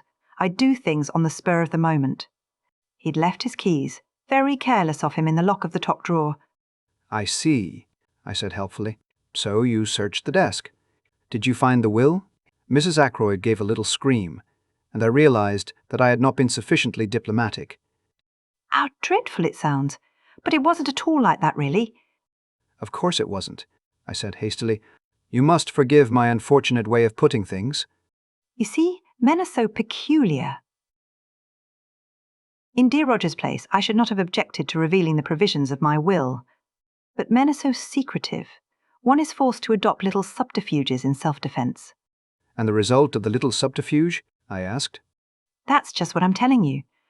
As I got to the bottom drawer, Bourne came in, most awkward. Of course I shut the drawer and stood up, and I called her attention to a few specks of dust on the surface. But I didn't like the way she looked. Quite respectful in manner, but a very nasty light in her eyes. Almost contemptuous, if you know what I mean. I never have liked that girl very much. She's a good servant, and she says ma'am, and doesn't object to wearing caps and aprons, which I declare to you a lot of them do nowadays, and she can say not at home without scruples if she has to answer the door instead of Parker. And she doesn't have those peculiar gurgling noises inside which so many parlourmaids seem to have when they wait at table. Let me see, Where was I? You were saying that in spite of several valuable qualities, you never liked Bourne. No more I do. She's odd. There's something different about her from the others. Too well educated, that's my opinion. You can't tell who are ladies and who aren't nowadays. And what happened next? I asked. Nothing. At least Roger came in, and I thought he was out for a walk. And he said, "What's all this?" And I said, "Nothing. I just came in to fetch Punch." And I took Punch and went out with it. Bourne stayed behind. I heard her asking Roger if she could speak to him for a minute. I went straight up to my room to lie down. I was very upset. There was a pause. You will explain to Monsieur Poirot, won't you? You can see for yourself what a trivial matter the whole thing was. But, of course, when he was so stern about concealing things, I thought of this at once. Bourne may have made some extraordinary story out of it, but you can explain, can't you? That is all, I said. You have told me everything? Yes, said Mrs. Ackroyd. Oh, yes, she added firmly. But I had noted the momentary hesitation, and I knew that there was still something she was keeping back. It was nothing less than a flash of sheer genius that prompted me to ask the question I did. Mrs. Ackroyd. I said, "Was it you who left the silver table open?" I had my answer in the blush of guilt that even rouge and powder could not conceal. How did you know? She whispered. It was you, then? Yes. You see, there were 1 or 2 pieces of old silver. Very interesting. I had been reading up the subject, and there was an illustration of quite a small piece which had fetched an immense sum at Christie's. It looked to me just the same as the one in the silver table. I thought I would take it up to London with me when I went and have it valued. Then if it really was a valuable piece, just think what a charming surprise it would have been for Roger. I refrained from comments, accepting Mrs. Ackroyd's story on its merits. I even forbore to ask her why it was necessary to abstract what she wanted in such a surreptitious manner. "Why did you leave the lid open?" I asked. "Did you forget?" I was startled, said Mrs. Ackroyd. I heard footsteps coming along the terrace outside. I hastened out of the room and just got up the stairs before Parker opened the front door to you. "That must have been Miss Russell," I said thoughtfully. Mrs. Ackroyd had revealed to me one fact that was extremely interesting. Whether her designs upon Ackroyd's silver had been strictly honourable, I neither knew nor cared. What did interest me was the fact that Miss Russell must have entered the drawing-room by the window, and that I had not been wrong when I judged her to be out of breath with running. Where had she been? I thought of the summer-house and the scrap of cambric. I wonder if Miss Russell has her handkerchief starched, I exclaimed on the spur of the moment. Mrs. Ackroyd's start recalled me to myself, and I rose. You think you can explain to Monsieur Poirot? She asked anxiously. Oh, certainly. Absolutely. I got away at last, after being forced to listen to more justifications of her conduct. The parlourmaid was in the hall, and it was she who helped me on with my overcoat. I observed her more closely than I had done heretofore. It was clear that she had been crying. "How is it," I asked, "that you told us that Mr. Ackroyd sent for you on Friday to his study? I hear now that it was you who asked to speak to him." For a minute, the girl's eyes dropped before mine. Then she spoke. "I meant to leave in any case," she said uncertainly. I said no more. She opened the front door for me. Just as I was passing out, she said suddenly in a low voice, "Excuse me, sir, is there any news of Captain Paton?" I shook my head, looking at her inquiringly. "He ought to come back," she said. Indeed, he ought to come back." She was looking at me with appealing eyes. "Does no one know where he is?" she asked. "Do you?" I said sharply. She shook her head. "No, indeed, I know nothing, but anyone who is a friend to him would tell him this. He ought to come back." I lingered, thinking that perhaps the girl would say more. Her next question surprised me. "When do they think the murder was done? Just before 10 o'clock? "That is the idea," I said. "Between 10:15 and the hour." "Not earlier? Not before 10:15?" I looked at her attentively. She was so clearly eager for a reply in the affirmative. "That's out of the question," I said. "Miss Ackroyd saw her uncle alive at 10:15. She turned away, and her whole figure seemed to droop.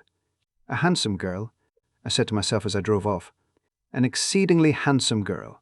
Caroline was at home. She had had a visit from Poirot and was very pleased and important about it." "I am helping him with the case," she explained. I felt rather uneasy. Caroline is bad enough as it is. What will she be like with her detective instincts encouraged? Are you going round the neighborhood looking for Ralph Paton's mysterious girl? I inquired. I might do that on my own account, said Caroline. No, this is a special thing. Monsieur Poirot wants me to find out for him. What is it? I asked. He wants to know whether Ralph Paton's boots were black or brown, said Caroline with tremendous solemnity. I stared at her. I see now that I was unbelievably stupid about these boots. I failed altogether to grasp the point. They were brown shoes, I said. I saw them. Not shoes, James, boots. Monsieur Poirot wants to know whether a pair of boots Ralph had with him at the hotel were brown or black. A lot hangs on it. Call me dense if you like. I didn't see. And how are you going to find out? I asked. Caroline said there would be no difficulty about that. Our Annie's dearest friend was Miss Gannet's maid, Clara, and Clara was walking out with the boots at the Three Boars. The whole thing was simplicity itself, and by the aid of Miss Gannet, who cooperated loyally, at once giving Clara leave of absence, the matter was rushed through at express speed.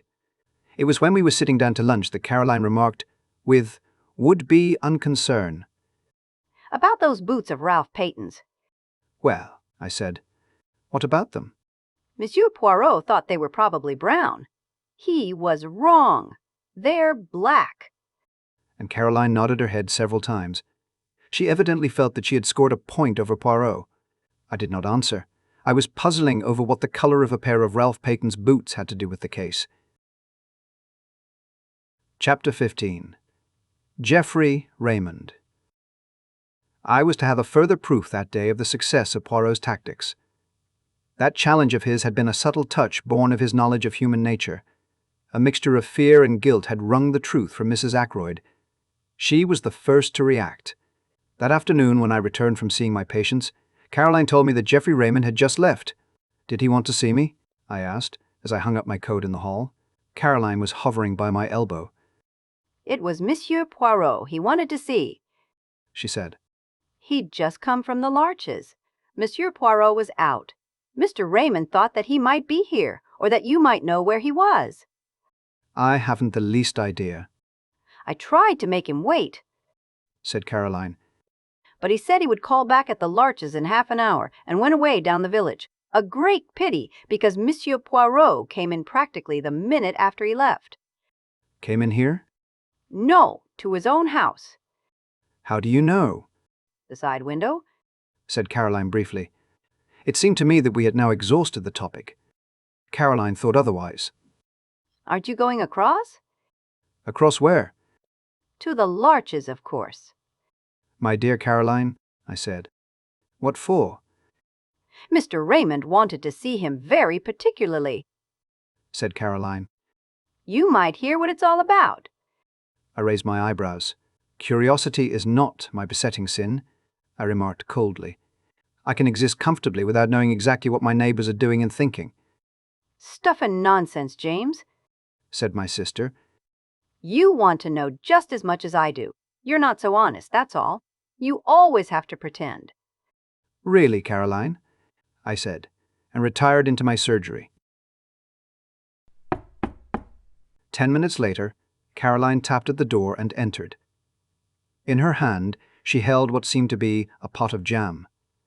I wonder, James, she said, if you would mind taking this pot of medlar jelly across to Monsieur Poirot. I promised it to him. He has never tasted any homemade medlar jelly. Why can't Annie go? I asked coldly. She's doing some mending. I can't spare her. Caroline and I looked at each other. Very well, I said, rising. But if I take the beastly thing, I shall just leave it at the door. You understand that? My sister raised her eyebrows. Naturally, she said. Who suggested you should do anything else? The honours were with Caroline. If you do happen to see Monsieur Poirot, she said, as I opened the front door, you might tell him about the boots. It was a most subtle parting shot. I wanted dreadfully to understand the enigma of the boots. When the old lady with the Breton cap opened the door to me, I found myself asking if Monsieur Poirot was in, quite automatically. Poirot sprang up to meet me, with every appearance of pleasure. Sit down, my good friend, he said. The big chair? This small one? The room is not too hot, no? I thought it was stifling, but refrained from saying so. The windows were closed, and a large fire burned in the grate. The English people, they have a mania for the fresh air, declared Poirot. The big air, it is all very well outside, where it belongs. Why admit it to the house? But let us not discuss such banalities. You have something for me, yes? 2 things, I said. First, this, from my sister. I handed over the pot of medlar jelly. How kind of Mademoiselle Caroline. She has remembered her promise. And the second thing? Information of a kind. And I told him of my interview with Mrs. Ackroyd. He listened with interest, but not much excitement. It clears the ground, he said thoughtfully. And it has a certain value as confirming the evidence of the housekeeper. She said, you remember that she found the silver table lid open and closed it down in passing. What about her statement that she went into the drawing room to see if the flowers were fresh? Ah, we never took that very seriously, did we, my friend? It was patently an excuse, trumped up in a hurry by a woman who felt it urgent to explain her presence, which, by the way, you would probably never have thought of questioning.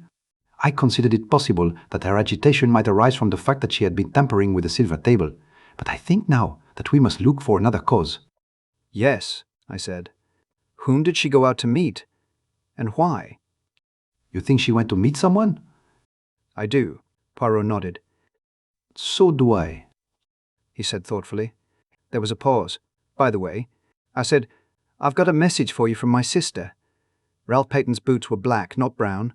I was watching him closely as I gave the message, and I fancied that I saw a momentary flicker of discomposure. If so, it passed almost immediately. She is absolutely positive. They are not brown? Absolutely. Ah, said Poirot regretfully. That is a pity. And he seemed quite crestfallen. He entered into no explanations, but at once started a new subject of conversation. The housekeeper, Miss Russell, who came to consult you on that Friday morning. Is it indiscreet to ask what passed at the interview, apart from the medical details, I mean? Not at all, I said.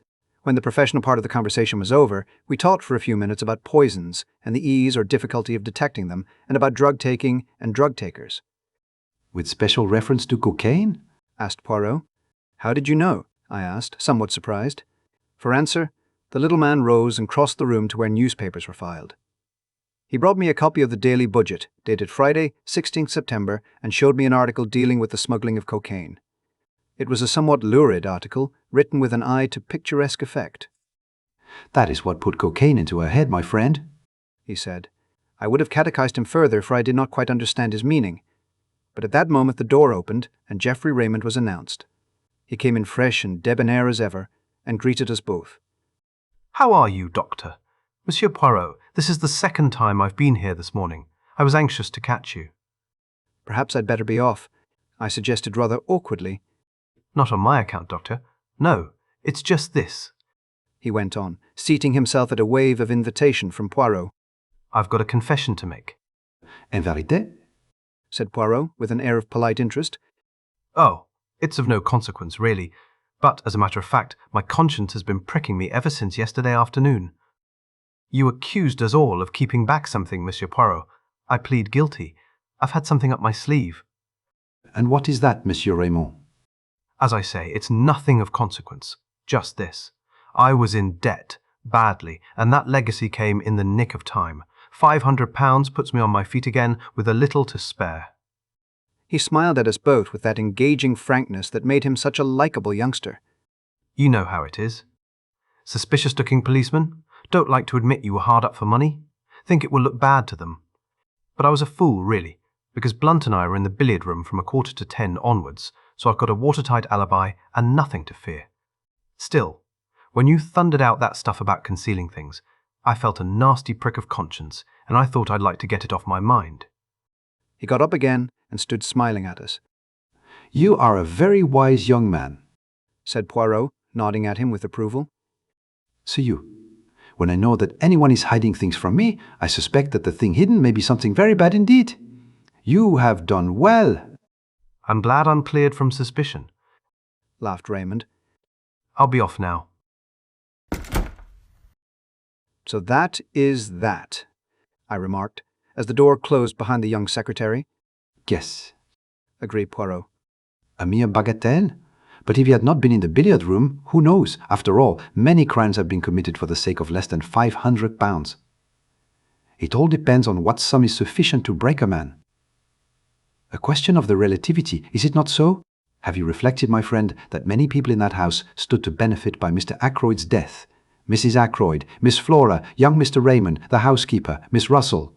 Only one, in fact, does not, Major Blunt. His tone in uttering that name was so peculiar that I looked up, puzzled. I don't quite understand you, I said. 2 of the people I accused have given me the truth. You think Major Blunt has something to conceal also? As for that, remarked Poirot nonchalantly, there is a saying, is there not, that Englishmen conceal only one thing, their love. And Major Blunt, I should say, is not good at concealments. Sometimes, I said, I wonder if we haven't rather jumped to conclusions on one point. What is that? We've assumed that the blackmailer of Mrs. Ferrers is necessarily the murderer of Mr. Ackroyd. Mightn't we be mistaken? Poirot nodded energetically. Very good. Very good indeed. I wonder if that idea would come to you. Of course it is possible, but we must remember one point. The letter disappeared. Still, that, as you say, may not necessarily mean that the murderer took it. When you first found the body, Parker may have abstracted the letter unnoticed by you. Parker? Yes, Parker. I always come back to Parker, not as the murderer. No, he did not commit the murder, but who is more suitable than he as the mysterious scoundrel who terrorized Mrs. Ferrars? He may have got his information about Mr. Ferrars's death from one of the king's paddock servants. At any rate, he is more likely to have come upon it than a casual guest such as Blunt, for instance. Parker might have taken the letter, I admitted. It wasn't till later that I noticed it was gone. How much later? After Blunt and Raymond were in the room, or before? I can't remember, I said slowly. I think it was before, no, afterwards. Yes, I'm almost sure it was afterwards. That widens the field to 3, said Poirot thoughtfully. But Parker is the most likely. It is in my mind to try a little experiment with Parker. How say you, my friend? Would you accompany me to Fernly? I acquiesced, and we set out at once. Poirot asked to see Miss Ackroyd, and presently Flora came to us. Mademoiselle Flora, said Poirot, I have to confide in you a little secret. I am not yet satisfied of the innocence of Parker. I propose to make a little experiment with your assistance. I want to reconstruct some of his actions on that night. But we must think of something to tell him. Ah, I have it! I wish to satisfy myself as to whether voices in the little lobby could have been heard outside on the terrace. Now, ring for Parker, if you will be so good. I did so, and presently the butler appeared, suave as ever. You rang, sir? Yes, my good Parker. I have in mind a little experiment. I have placed Major Blunt on the terrace outside the study window. I want to see if anyone there could have heard the voices of Miss Ackroyd and yourself in the lobby that night. I want to enact that little scene over again. Perhaps you would fetch the tray or whatever it was you were carrying. Parker vanished, and we repaired to the lobby outside the study door. Presently we heard a chink in the outer hall, and Parker appeared in the doorway carrying a tray with a siphon, a decanter of whiskey, and 2 glasses on it. One moment, cried Poirot, raising his hand and seemingly very excited. We must have everything in order, just as it occurred. It is a little method of mine. A foreign custom, sir, said Parker. Reconstruction of the crime, they call it, do they not? He was quite imperturbable as he stood there politely waiting on Poirot's orders. Ah, he knows something, the good Parker, cried Poirot. He has heard of these things. Now, I beg you, let us have everything of the most exact. You came from the outer hall. So, Mademoiselle was where? Here, said Flora, taking up her stand just outside the study door. Quite right, sir, said Parker. I had just closed the door, continued Flora. Yes, miss, agreed Parker. Your hand was still on the handle as it is now. Then allez, said Poirot. Play me the little comedy. Flora stood with her hand on the door handle, and Parker came stepping through the door from the hall, bearing the tray. He stopped just inside the door. Flora spoke. Oh, Parker. Mr. Ackroyd doesn't want to be disturbed again tonight. Is that right? She added in an undertone. To the best of my recollection, Miss Flora, said Parker. but I fancy you used the word evening instead of night. Then, raising his voice in a somewhat theatrical fashion, Very good, miss. Shall I lock up as usual? Yes, please. Parker retired through the door, Flora followed him, and started to ascend the main staircase. Is that enough? She asked over her shoulder. Admirable, declared the little man, rubbing his hands. By the way, Parker, are you sure there were 2 glasses on the tray that evening? Who was the second one for? I always bring 2 glasses, sir, said Parker. Is there anything further? Nothing. I thank you. Parker withdrew, dignified to the last. Poirot stood in the middle of the hall, frowning. Flora came down and joined us. Has your experiment been successful? She asked. I don't quite understand, you know. Poirot smiled admiringly at her. It is not necessary that you should, he said. But tell me, were there indeed 2 glasses on Parker's tray that night? Flora wrinkled her brows a minute. I really can't remember, she said. I think there were. Is that the object of your experiment? Poirot took her hand and patted it. Put it this way, he said. I am always interested to see if people will speak the truth. And did Parker speak the truth? I rather think he did, said Poirot thoughtfully. A few minutes later saw us retracing our steps to the village. What was the point of that question about the glasses? I asked curiously. Poirot shrugged his shoulders. One must say something, he remarked. That particular question did as well as any other. I stared at him. At any rate, my friend, he said more seriously, I know now something I wanted to know. Let us leave it at that. Chapter 16. An Evening at Mah Jong. That night, we had a little Mah Jong party. This kind of simple entertainment is very popular in King's Abbot. The guests arrive in goloshes and waterproofs after dinner. They partake of coffee and later of cake, sandwiches and tea. On this particular night, our guests were Miss Gannett and Colonel Carter, who lives near the church. A good deal of gossip is handed round at these evenings, sometimes seriously interfering with the game in progress. We used to play bridge, chatty bridge of the worst description. We find Mah Jong much more peaceful. The irritated demand as to why on earth your partner did not lead a certain card is entirely done away with, and though we still express criticisms frankly, there is not the same acrimonious spirit. Very cold evening, eh, Sheppard? Said Colonel Carter, standing with his back to the fire. Caroline had taken Miss Gannett to her own room and was there assisting her to disentangle herself from her many wraps. Reminds me of the Afghan passes. Indeed, I said politely. Very mysterious business, this about poor Ackroyd, continued the Colonel, accepting a cup of coffee. A deuce of a lot behind it. That's what I say. Between you and me, Sheppard, I've heard the word blackmail mentioned. The Colonel gave me the look which might be tabulated one man of the world to another.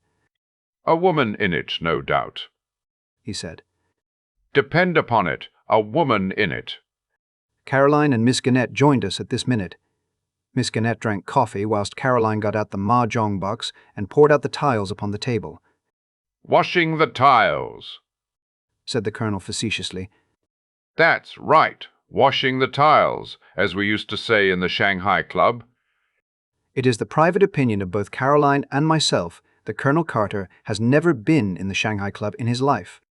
More, that he has never been farther east than India, where he juggled with tins of bully beef and plum and apple jam during the Great War. But the Colonel is determinedly military, and in King's Abbot we permit people to indulge their little idiosyncrasies freely. Shall we begin? Said Caroline. We sat round the table. For some 5 minutes there was complete silence, owing to the fact that there is tremendous secret competition amongst us as to who can build their wall quickest. You go on, James, said Caroline at last. You're east wind. I discarded a tile. A round or two proceeded, broken by the monotonous remarks of 3 bamboos, 2 circles, pung, and frequently from Miss Gannett unpung, owing to that lady's habit of too hastily claiming tiles to which she had no right. I saw Flora Ackroyd this morning, said Miss Gannett. Pung. No, unpung. I made a mistake. 4 circles, said Caroline. Where did you see her? She didn't see me, said Miss Gannett with that tremendous significance only to be met with in small villages. Ah, said Caroline interestedly. chow. I believe, said Miss Gannett, temporarily diverted, that it's the right thing nowadays to say cheese, not chow. Nonsense, said Caroline. I have always said chow. In the Shanghai Club, said Colonel Carter, they say chow. Miss Gannett retired, crushed. What were you saying about Flora Ackroyd? asked Caroline, after a moment or two devoted to the game. Was she with anyone? Very much so, said Miss Gannett. The eyes of the two ladies met and seemed to exchange information. Really? said Caroline interestedly. Is that it? Well, it doesn't surprise me in the least. We're waiting for you to discard, Miss Caroline, said the Colonel. He sometimes affects the pose of the bluff male, intent on the game and indifferent to gossip. But nobody is deceived. If you ask me, said Miss Gannett. Was that a bamboo you discarded, dear? Oh, no, I see now, it was a circle.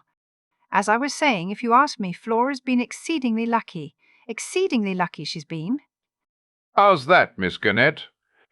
asked the Colonel. I'll pung that green dragon. How do you make out that Miss Flora's been lucky? Very charming girl and all that, I know. I mayn't know very much about crime, said Miss Gannett, with the air of one who knows everything there is to know. But I can tell you one thing. The first question that's always asked is, who last saw the deceased alive? And the person who did is regarded with suspicion. Now, Flora Ackroyd last saw her uncle alive. It might have looked very nasty for her, very nasty indeed. It's my opinion, and I give it for what it's worth, that Ralph Paton is staying away on her account to draw suspicion away from her. Come now, I protested mildly. You surely can't suggest that a young girl like Flora Ackroyd is capable of stabbing her uncle in cold blood? Well, I don't know, said Miss Gannett. I've just been reading a book from the library about the underworld of Paris, and it says that some of the worst women criminals are young girls with the faces of angels. That's in France, said Caroline instantly. Just so, said the Colonel. Now, I'll tell you a very curious thing, a story that was going round the bazaars in India. The Colonel's story was one of interminable length and of curiously little interest. A thing that happened in India many years ago cannot compare for a moment with an event that took place in King's Abbot the day before yesterday. It was Caroline who brought the Colonel's story to a close by, fortunately going Mah Jong. After the slight unpleasantness always occasioned by my corrections of Caroline's somewhat faulty arithmetic, we started a new hand. East wind passes, said Caroline. I've got an idea of my own about Ralph Paton. 3 characters. But I'm keeping it to myself for the present. Are you, dear? said Miss Gannett. Pung? Yes, said Caroline firmly. Was it all right about the boots? asked Miss Gannett. Their being black, Quite all right, said Caroline. What was the point, do you think? asked Miss Gannett. Caroline pursed up her lips and shook her head with an air of knowing all about it. Pung, said Miss Gannett. No, unpung. I suppose that now the doctor's in with Monsieur Poirot, he knows all the secrets? Far from it, I said. James is so modest, said Caroline. Ah, a concealed Kong. The Colonel gave vent to a whistle. For the moment, gossip was forgotten. Your own wind, too, he said. And you've got 2 pungs of dragons. We must be careful. Miss Caroline's out for a big hand. We played for some minutes with no irrelevant conversation. This Monsieur Poirot, now, said Colonel Carter. Is he really such a great detective? The greatest the world has ever known, said Caroline solemnly. He had to come here incognito to avoid publicity. Ciao, said Miss Gannett. Quite wonderful for our little village, I'm sure. By the way, Clara, my maid, is great friends with Elsie, the housemaid at Fernly, and what do you think Elsie told her? That there's been a lot of money stolen, and it's her opinion, Elsie's, that the parlourmaid had something to do with it. She's leaving at the month, and she's crying a good deal at night. If you ask me, the girl is very likely in league with a gang. She's always been a queer girl. She's not friends with any of the girls round here. She goes off by herself on her days out, very unnatural, I call it, and most suspicious.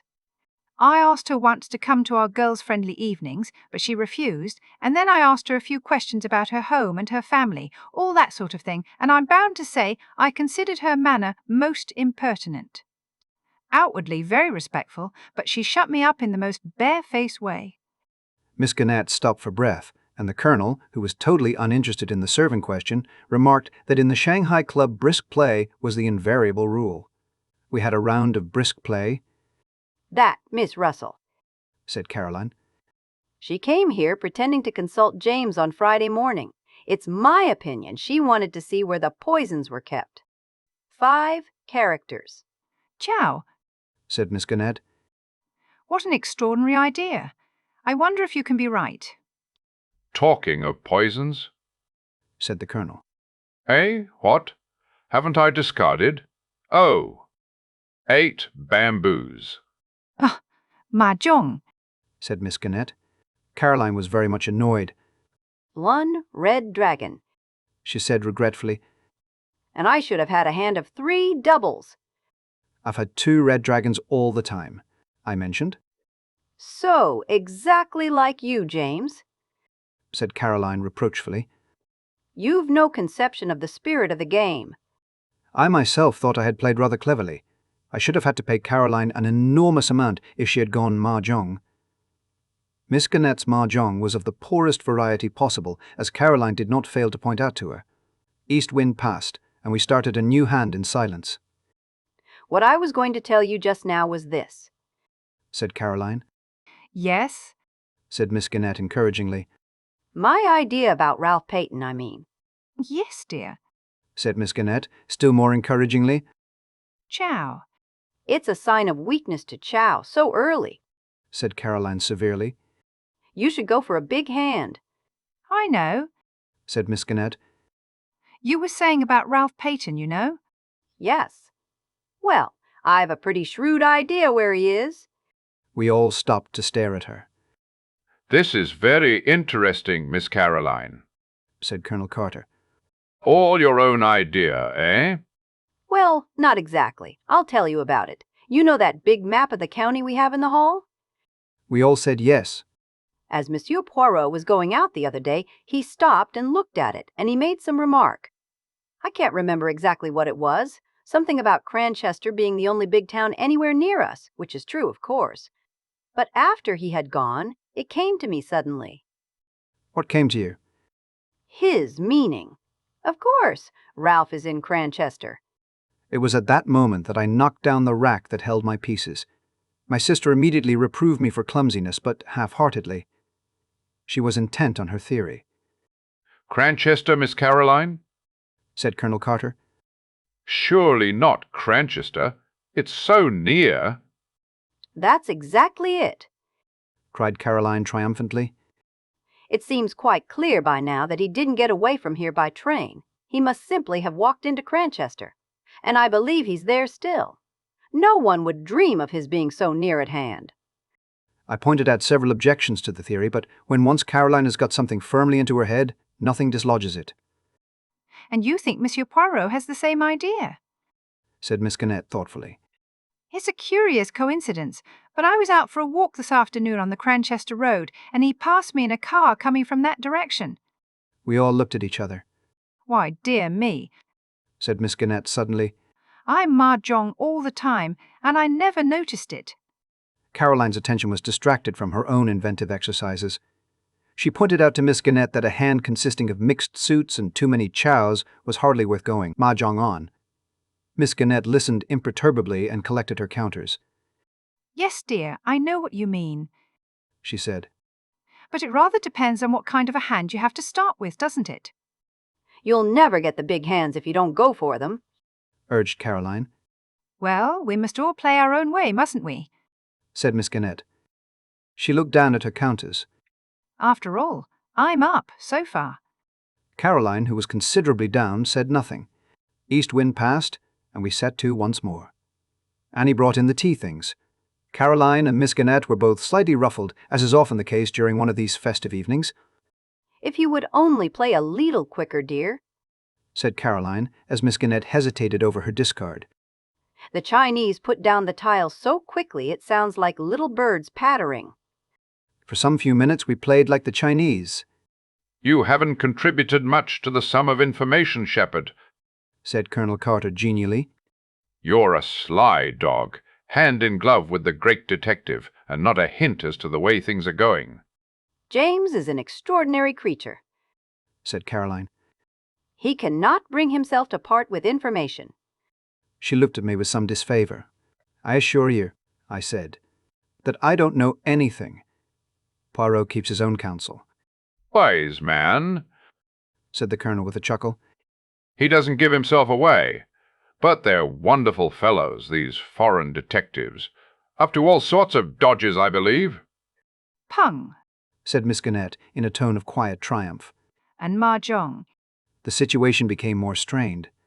It was annoyance at Miss Gannett's going Mah Jong for the third time running, which prompted Caroline to say to me as we built a fresh wall, You are too tiresome, James. You sit there like a dead head and say nothing at all. But, my dear, I protested, I have really nothing to say. That is, of the kind you mean. Nonsense, said Caroline as she sorted her hand. You must know something interesting. I did not answer for a moment. I was overwhelmed and intoxicated. I had read of there being such a thing as the perfect winning, going Mah Jong on one's original hand. I had never hoped to hold the hand myself. With suppressed triumph, I laid my hand face upwards on the table. As they say in the Shanghai Club, I remarked, Tin Ho, the perfect winning. The Colonel's eyes nearly bulged out of his head. Upon my soul, he said. What an extraordinary thing! I never saw that happen before. It was then that I went on, goaded by Caroline's jibes and rendered reckless by my triumph. And as to anything interesting, I said, what about a gold wedding ring with a date and from R inside? I pass over the scene that followed. I was made to say exactly where this treasure was found. I was made to reveal the date. March 13th, said Caroline. Just 6 months ago. Ah! Out of the babble of excited suggestions and suppositions, 3 theories were evolved. 1. That of Colonel Carter, that Ralph was secretly married to Flora. The first, or most simple solution. 2. That of Miss Gannett, that Roger Ackroyd had been secretly married to Mrs. Ferrars. 3. That of my sister, that Roger Ackroyd had married his housekeeper, Miss Russell. A fourth, or super theory, was propounded by Caroline later, as we went up to bed. Mark my words, she said suddenly. I shouldn't be at all surprised if Geoffrey Raymond and Flora weren't married. Surely it would be from G, not from ours, then, I suggested. You never know. Some girls call men by their surnames. And you heard what Miss Gannett said this evening about Flora's carryings on? Strictly speaking, I had not heard Miss Gannett say anything of the kind, but I respected Caroline's knowledge of innuendos. How about Hector Blunt? I hinted. If it's anybody. Nonsense, said Caroline. I dare say he admires her, may even be in love with her. But depend upon it, a girl isn't going to fall in love with a man old enough to be her father when there's a good-looking young secretary about. She may encourage Major Blunt just as a blind. Girls are very artful. But there's one thing I do tell you, James Sheppard. Flora Ackroyd does not care a penny piece for Ralph Paton and never has. You can take it from me. I took it from her meekly. Chapter 7. Parker. It occurred to me the next morning that, under the exhilaration produced by Tin Ho, or the perfect winning, I might have been slightly indiscreet. True, Poirot had not asked me to keep the discovery of the ring to myself. On the other hand, he had said nothing about it whilst at Fernly, and as far as I knew, I was the only person aware that it had been found. I felt distinctly guilty. The fact was by now spreading through King's Abbot like wildfire. I was expecting wholesale reproaches from Poirot any minute. The joint funeral of Mrs. Ferrars and Roger Ackroyd was fixed for 11 o'clock. It was a melancholy and impressive ceremony. All the party from Fernly were there. After it was over, Poirot, who had also been present, took me by the arm and invited me to accompany him back to the Larches. He was looking very grave, and I feared that my indiscretion of the night before had got round to his ears. but it soon transpired that his thoughts were occupied by something of a totally different nature. See you, he said. We must act. With your help, I propose to examine a witness. We will question him. We will put such fear into him that the truth is bound to come out. What witness are you talking of? I asked, very much surprised. Parker, said Poirot. I asked him to be at my house this morning at 12 o'clock. He should await us there at this very minute. What do you think? I ventured, glancing sideways at his face. I notice that I am not satisfied. You think that it was he who blackmailed Mrs. Ferrers? Either that or... Well, I said, after waiting a minute or two. My friend, I would say this to you. I hope it was he. The gravity of his manner, and something indefinable that tinged it, reduced me to silence. On arrival at the Larches, we were informed that Parker was already there awaiting our return. As we entered the room, the butler rose respectfully. Good morning, Parker, said Poirot pleasantly. One instant, I pray of you. He removed his overcoat and gloves. Allow me, sir, said Parker, and sprang forward to assist him. He deposited the articles neatly on a chair by the door. Poirot watched him with approval. Thank you, my good Parker, he said. Take a seat, will you not? What I have to say may take some time. Parker seated himself with an apologetic bend of the head. Now what do you think I asked you to come here for this morning, eh? Parker coughed. I understood, sir, that you wished to ask me a few questions about my late master, private-like. Précisément, said Poirot, beaming. Have you made many experiments in blackmail? Sir, the butler sprang to his feet. Do not excite yourself, said Poirot placidly. Do not play the farce of the honest injured man. You know all there is to know about the blackmail, is it not so? Sir, I've never been... Insulted, suggested Poirot. In such a way before. Then why, my excellent Parker, were you so anxious to overhear the conversation in Mr. Ackroyd's study the other evening, after you had caught the word blackmail? I wasn't. Who was your last master? Rapped out Poirot suddenly. My last master? Yes, the master you were with before you came to Mr. Ackroyd. A Major Ellaby, sir. Poirot took the words out of his mouth. Just so, Major Ellaby. Major Ellaby was addicted to drugs, was he not? You travelled about with him. When he was in Bermuda, there was some trouble. A man was killed. Major Ellaby was partly responsible. It was hushed up. But you knew about it. How much did Major Ellaby pay you to keep your mouth shut? Parker was staring at him open-mouthed. The man had gone to pieces. His cheeks shook flabbily. You see, I have made inquiries, said Poirot pleasantly. It is as I say. You got a good sum then as blackmail, and Major Ellaby went on paying you until he died. Now I want to hear about your latest experiment. Parker still stared. It is useless to deny. Hercule Poirot knows it is so. What I have said about Major Ellaby, is it not? As though against his will, Parker nodded reluctantly once. His face was ashen pale. But I never hurt a hair of Mr. Ackroyd's head, he moaned. Honest to God, sir, I didn't. I've been afraid of this coming all the time. And I tell you, I didn't. I didn't kill him. His voice rose almost to a scream. I am inclined to believe you, my friend, said Poirot. You have not the nerve, the courage.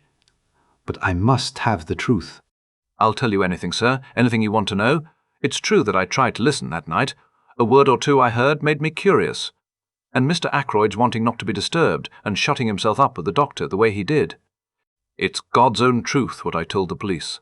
I heard the word blackmail, sir, and, well... He paused. You thought there might be something in it for you, suggested Poirot smoothly. Well, yes, I did, sir. I thought that if Mr. Ackroyd was being blackmailed, why shouldn't I have a share of the pickings? A very curious expression passed over Poirot's face. He leaned forward. Had you any reason to suppose before that night that Mr. Ackroyd was being blackmailed? No, indeed, sir. It was a great surprise to me. Such a regular gentleman in all his habits. How much did you overhear?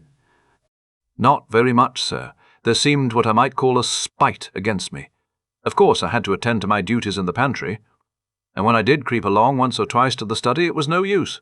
The first time Dr. Sheppard came out and almost caught me in the act, and another time Mr. Raymond passed me in the big hall and went that way, so I knew it was no use, and when I went with the tray, Miss Flora headed me off." Poirot stared for a long time at the man, as if to test his sincerity. Parker returned his gaze earnestly. "I hope you believe me, sir. I've been afraid all along the police would rake up that old business with Major Ellaby and be suspicious of me in consequence." Eh bien, said Poirot at last. I am disposed to believe you. But there is one thing I must request of you, to show me your bank book. You have a bank book, I presume? "Yes, sir. As a matter of fact, I have it with me now." With no sign of confusion, he produced it from his pocket. Poirot took the slim, green-covered book and perused the entries. Ah, I perceive you have purchased £500 of National Savings Certificates this year? "Yes, sir. I have already over £1,000 saved, the result of my connection with her, my late master, Major Ellaby. And I have had quite a little flutter on some horses this year, very successful. If you remember, sir, a rank outsider won the Jubilee. I was fortunate enough to back it, £20. Poirot handed him back the book. I will wish you good morning. I believe that you have told me the truth. If you have not, so much the worse for you, my friend. When Parker had departed, Poirot picked up his overcoat once more. "Going out again?" I asked. Yes, we will pay a little visit to the good Monsieur Hammond. "You believe Parker's story?" It is credible enough on the face of it. It seems clear that, unless he is a very good actor indeed, he genuinely believes it was Ackroyd himself who was the victim of blackmail. If so, he knows nothing at all about the Mrs. Ferrars business. Then in that case, who? Précisément. Who? But our visit to Monsieur Hammond will accomplish one purpose. It will either clear Parker completely or else. Well? I fall into the bad habit of leaving my sentences unfinished this morning, said Poirot apologetically. You must bear with me. By the way, I said, rather sheepishly, I've got a confession to make. I'm afraid I've inadvertently let out something about that ring. What ring? The ring you found in the Goldfish Pond. Ah, yes, said Poirot, smiling broadly. I hope you're not annoyed. It was very careless of me. But not at all, my good friend, not at all. I laid no commands upon you. You were at liberty to speak of it if you so wished. She was interested, your sister. She was indeed. It created a sensation. All sorts of theories are flying about. Ah, and yet it is so simple. The true explanation leapt to the eye, did it not? Did it? I said dryly. Poirot laughed. The wise man does not commit himself, he observed. Is not that so? But here we are at Mr. Hammond's. The lawyer was in his office, and we were ushered in without any delay. He rose and greeted us in his dry, precise manner. Poirot came at once to the point. Monsieur, I desire from you certain information, that is, if you will be so good as to give it to me. You acted, I understand, for the late Mrs. Ferrars of King's Paddock? I noticed the swift gleam of surprise which showed in the lawyer's eyes, before his professional reserve came down once more like a mask over his face. Certainly. All her affairs passed through our hands. Very good. Now, before I ask you to tell me anything, I should like you to listen to the story Dr. Sheppard will relate to you. You have no objection, have you, my friend, to repeating the conversation you had with Mr. Ackroyd last Friday night? Not in the least, I said, and straightway began the recital of that strange evening. Hammond listened with close attention. That is all, I said when I'd finished. Blackmail, said the lawyer thoughtfully. You are surprised? Asked Poirot. The lawyer took off his pince-nez and polished them with his handkerchief. No, he replied. I can hardly say that I am surprised. I have suspected something of the kind for some time. That brings us, said Poirot, to the information for which I am asking. If anyone can give us an idea of the actual sums paid, you are the man, monsieur. I see no object in withholding the information, said Hammond after a moment or two. During the past year, Mrs. Ferrars has sold out certain securities, and the money for them was paid into her account and not reinvested. As her income was a large one, and she lived very quietly after her husband's death, it seems certain that these sums of money were paid away for some special purpose. I once sounded her on the subject, and she said that she was obliged to support several of her husband's poor relations. I let the matter drop, of course. Until now, I have always imagined that the money was paid to some woman who had a claim on Ashley Ferrers. I never dreamed that Mrs. Ferrers herself was involved. And the amount? Asked Poirot. In all, I should say, the various sums totalled at least £20,000. £20,000! I exclaimed. In 1 year. Mrs. Ferrers was a very wealthy woman, said Poirot dryly. And the penalty for murder is not a pleasant one. Is there anything else that I can tell you? Inquired Mr. Hammond. I thank you, no, said Poirot, rising. All my excuses for having deranged you. Not at all, not at all. The word derange, I remarked, when we were outside again, is applicable to mental disorder only. Ah, cried Poirot. Never will my English be quite perfect. A curious language. I should then have said disarranged, ne sais pas? Disturbed is the word you had in mind. I thank you, my friend. The word exact, you are zealous for it. Eh bien, what about our friend Parker now? With £20,000 in hand, would he have continued being a butler? Je ne pense pas. It is, of course, possible that he banked the money under another name, but I am disposed to believe he spoke the truth to us. If he is a scoundrel, he is a scoundrel on a mean scale. He has not the big ideas. That leaves us as a possibility Raymond or, well, Major Blunt. Surely not Raymond, I objected, since we know that he was desperately hard up for a matter of £500. That is what he says, yes. And as to Hector Blunt? I will tell you something as to the good Major Blunt, interrupted Poirot. It is my business to make inquiries. I make them. Eh bien, that legacy of which he speaks, I have discovered that the amount of it was close upon £20,000. What do you think of that? I was so taken aback that I could hardly speak. It's impossible, I said at last. A well-known man like Hector Blunt. Poirot shrugged his shoulders. Who knows? At least he is a man with big ideas. I confess that I hardly see him as a blackmailer, but there is another possibility that you have not even considered. What is that? The fire, my friend. Ackroyd himself may have destroyed that letter, blue envelope and all, after you left him. I hardly think that likely, I said slowly.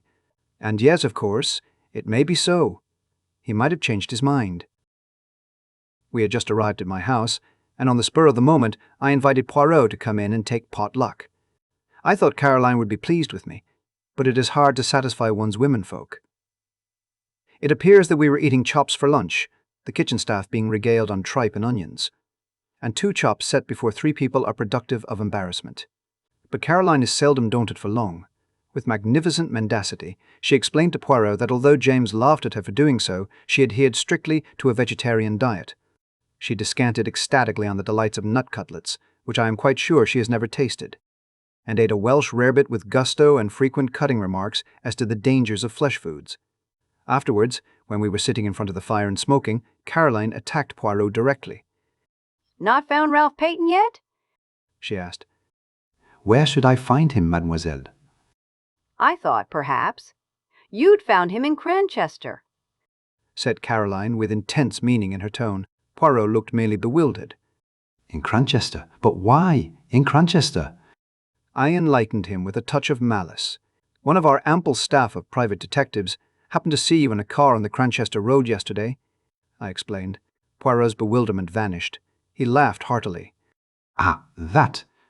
A simple visit to the dentist, c'est tout. My tooth. It aches. I go there. My tooth, it is at once better. I think to return quickly. The dentist, he says, no. Better to have it out. I argue. He insists. He has his way. That particular tooth, it will never ache again. Caroline collapsed, rather like a pricked balloon. We fell to discussing Ralph Paton. A weak nature, I insisted, but not a vicious one. Ha, said Poirot. But weakness, where does it end? Exactly, said Caroline. Take James here, weak as water, if I weren't about to look after him. My dear Caroline, I said irritably, can't you talk without dragging in personalities? You are weak, James, said Caroline, quite unmoved. I'm 8 years older than you are. Oh, I don't mind Monsieur Poirot knowing that. I should never have guessed it, mademoiselle, said Poirot with a gallant little bow. 8 years older. But I've always considered it my duty to look after you. With a bad bringing up, heaven knows what mischief you might have got into by now. I might have married a beautiful adventuress, I murmured, gazing at the ceiling and blowing smoke rings. An adventuress, said Caroline with a snort. If we're talking of adventuresses... She left the sentence unfinished. Well, I said with some curiosity. Nothing. But I can think of someone not 100 miles away. Then she turned to Poirot suddenly. James sticks to it that you believe someone in the house committed the murder. All I can say is, you're wrong. I should not like to be wrong, said Poirot. It is not, how do you say, mi métier. I've got the facts pretty clearly, continued Caroline, taking no notice of Poirot's remark. From James and others. As far as I can see, of the people in the house, only 2 could have had the chance of doing it. Ralph Paton and Flora Ackroyd. My dear Caroline. Now, James, don't interrupt me. I know what I'm talking about. Parker met her outside the door, didn't he? He didn't hear her uncle saying goodnight to her. She could have killed him then and there. Caroline. I'm not saying she did, James. I'm saying she could have done. As a matter of fact, though Flora is like all these young girls nowadays, with no veneration for their betters and thinking they know best on every subject under the sun, I don't for a minute believe she'd kill even a chicken. But there it is. Mr. Raymond and Major Blunt have alibis. Mrs. Ackroyd's got an alibi. Even that Russell woman seems to have one, and a good job for her it is she has. Who is left? Only Ralph and Flora. And say what you will, I don't believe Ralph Paton is a murderer, a boy we've known all our lives. Poirot was silent for a minute, watching the curling smoke rise from his cigarette. When at last he spoke, it was in a gentle, faraway voice that produced a curious impression. It was totally unlike his usual manner. Let us take a man, a very ordinary man, a man with no idea of murder in his heart. There is in him somewhere a strain of weakness, deep down. It has so far never been called into play. Perhaps it never will be, and if so, he will go to his grave honored and respected by everyone. But let us suppose that something occurs. He is in difficulties, or perhaps not, that even he may stumble by accident on a secret involving life or death to someone. And his first impulse will be to speak out, to do his duty as an honest citizen. And then the strain of weakness tells, here is a chance of money, a great amount of money. He wants money, he desires it, and it is so easy. He has to do nothing for it. Just keep silent. That is the beginning. The desire for money grows. He must have more and more. He is intoxicated by the gold mine which has opened at his feet. He becomes greedy, and in his greed he overreaches himself. One can press a man as far as one likes, but with a woman one must not press too far. For a woman has at heart a great desire to speak the truth. How many husbands who have deceived their wives go comfortably to their graves, carrying their secret with them? How many wives who have deceived their husbands wreck their lives by throwing the fact in those same husbands' teeth? They have been pressed too far, in a reckless moment, which they will afterwards regret. Bien entendu. They fling safety to the winds and turn at bay, proclaiming the truth with great momentary satisfaction to themselves. So it was, I think, in this case. The strain was too great. And so there came your proverb, the death of the goose that laid the golden eggs. But that is not the end. Exposure faced the man of whom we are speaking, and he is not the same man he was, say, a year ago. His moral fibre is blunted. He is desperate. He is fighting a losing battle, and he is prepared to take any means that come to his hand, for exposure means ruin to him. And so, the dagger strikes. He was silent for a moment. It was as though he had laid a spell upon the room. I cannot try to describe the impression his words produced.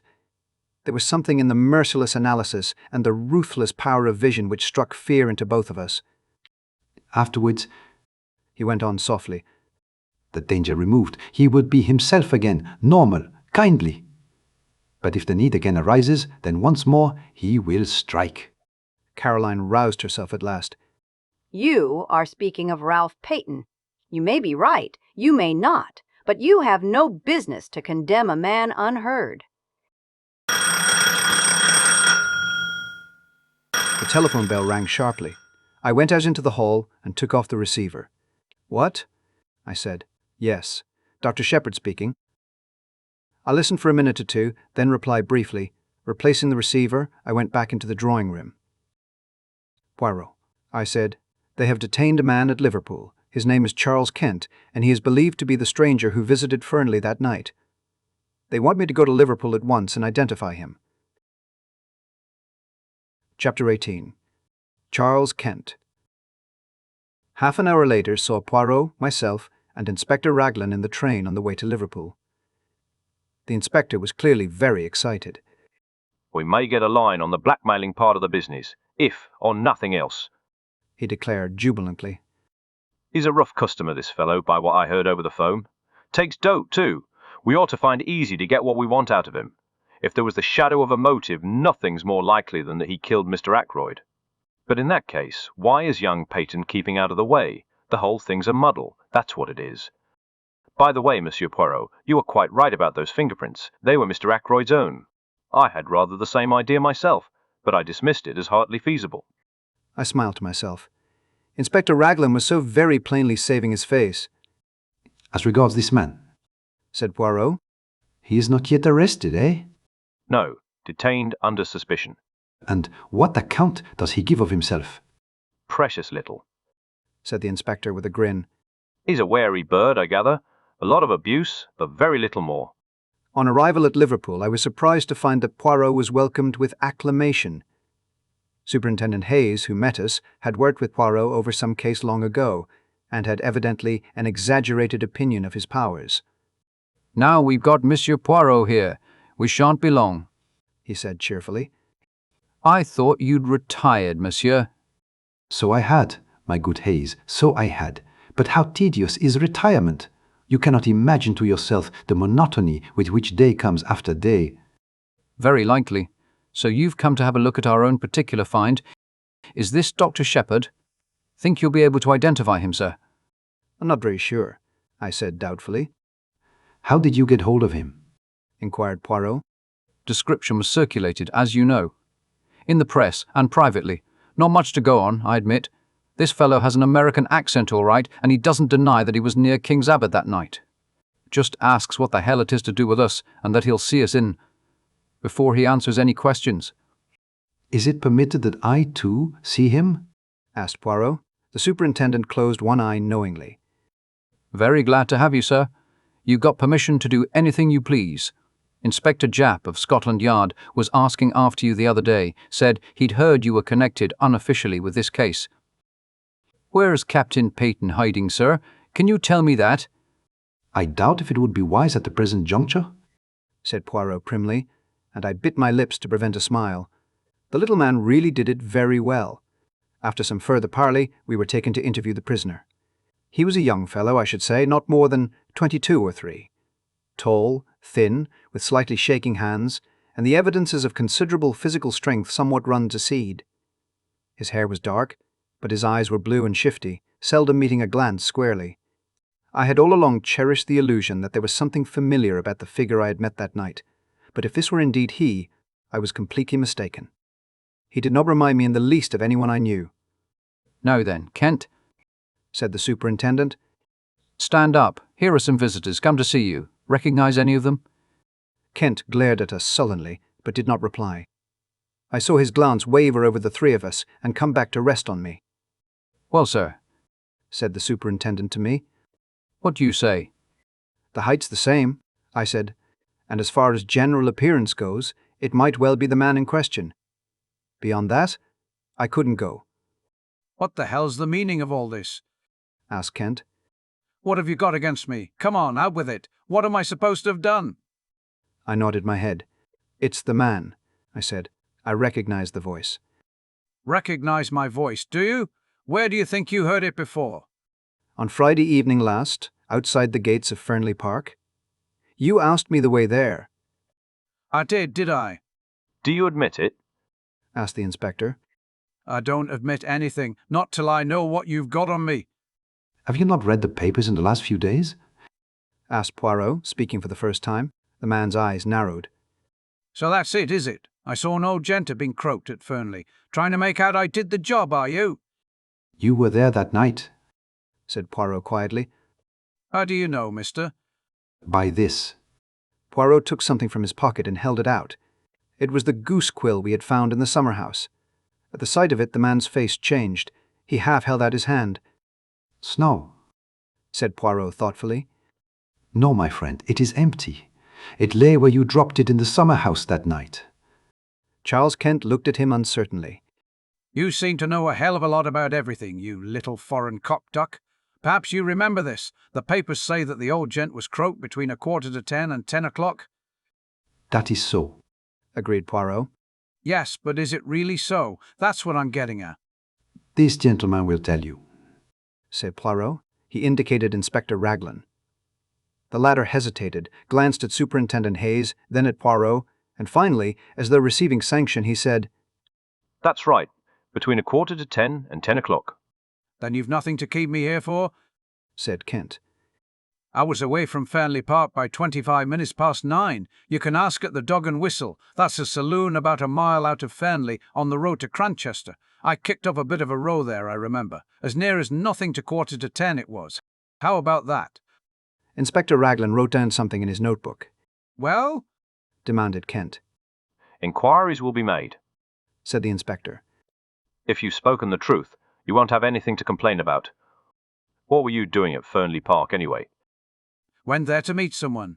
Who? That's none of your business. You'd better keep a civil tongue in your head, my man, the superintendent warned him. To hell with a civil tongue. I went there on my own business, and that's all there is to it. If I was clear away before the murder was done, that's all that concerns the cops. Your name? It is Charles Kent, said Poirot. Where were you born? The man stared at him. Then he grinned. I'm a full-blown Britisher, all right, he said. Yes, said Poirot meditatively. I think you are. I fancy you were born in Kent. The man stared. Why's that? Because of my name? What's that to do with it? Is a man whose name is Kent bound to be born in that particular county? Under certain circumstances, I can imagine he might be, said Poirot very deliberately. Under certain circumstances, you comprehend? There was so much meaning in his voice as to surprise the two police officers. As for Charles Kent, he flushed a brick red, and for a moment I thought he was going to spring at Poirot. He thought better of it, however, and turned away with a kind of laugh. Poirot nodded as though satisfied, and made his way out through the door. He was joined presently by the two officers. We'll verify that statement, remarked Raglan. I don't think he's lying, though, but he's got to come clear with a statement as to what he was doing at Fernly. It looks to me as though we got our blackmailer all right. On the other hand, granted his story's correct, he couldn't have had anything to do with the actual murder. He got £10 on him when he was arrested. Rather a large sum. I fancy that £40 went to him. The numbers of the notes didn't correspond, but of course he'd have changed them first thing. Mr. Ackroyd must have given him the money, and he made off with it as fast as possible. What was that about Kent being his birthplace? What's that got to do with it? Nothing whatever, said Poirot mildly. A little idea of mine, that was all. Me, I am famous for my little ideas. Are you really? Said Raglan, studying him with a puzzled expression. The superintendent went into a roar of laughter. Many's the time I've heard Inspector Japp say that. Monsieur Poirot and his little ideas.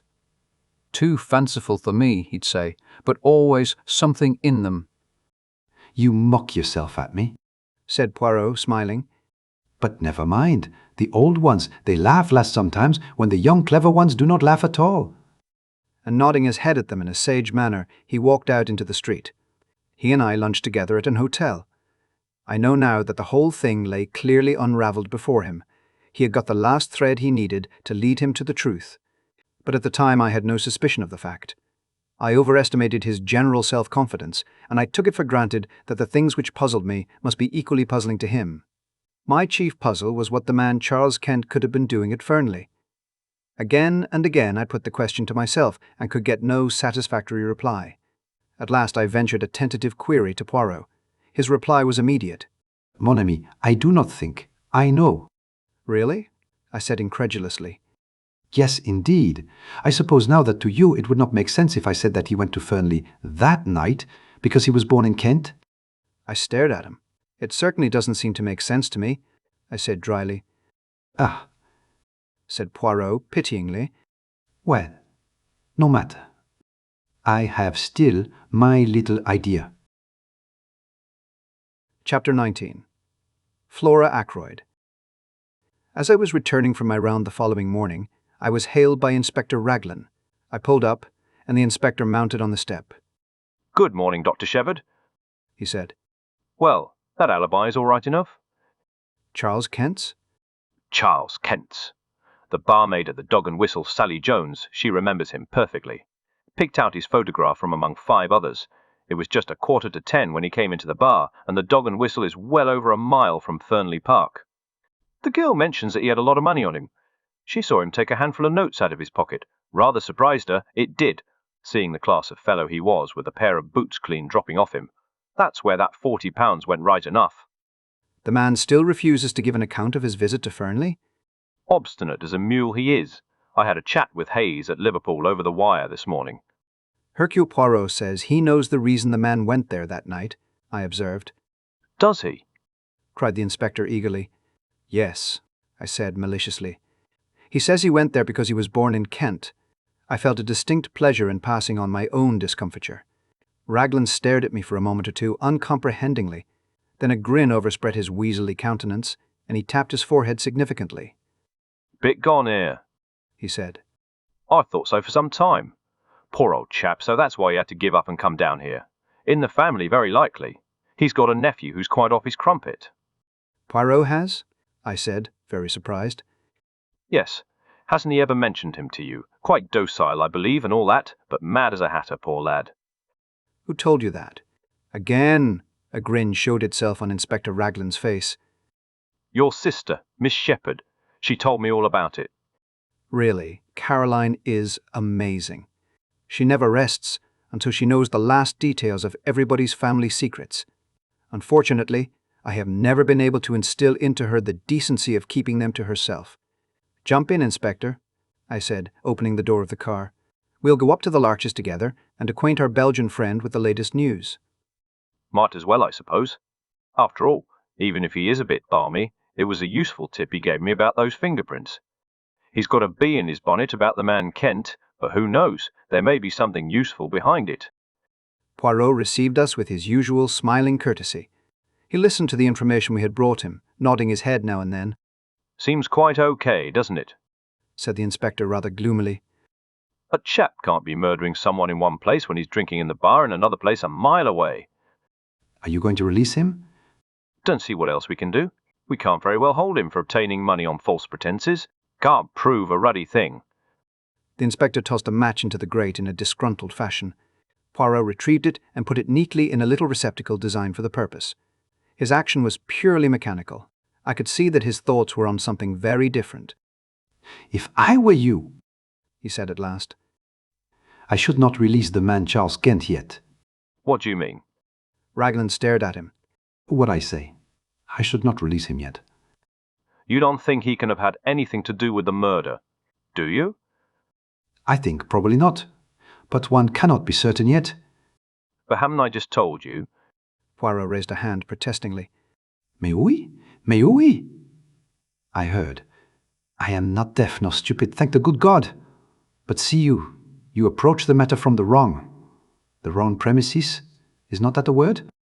The inspector stared at him heavily. I don't see how you make that out. Look here, we know Mr. Ackroyd was alive at 9:45. You admit that, don't you? Poirot looked at him for a moment, then shook his head with a quick smile.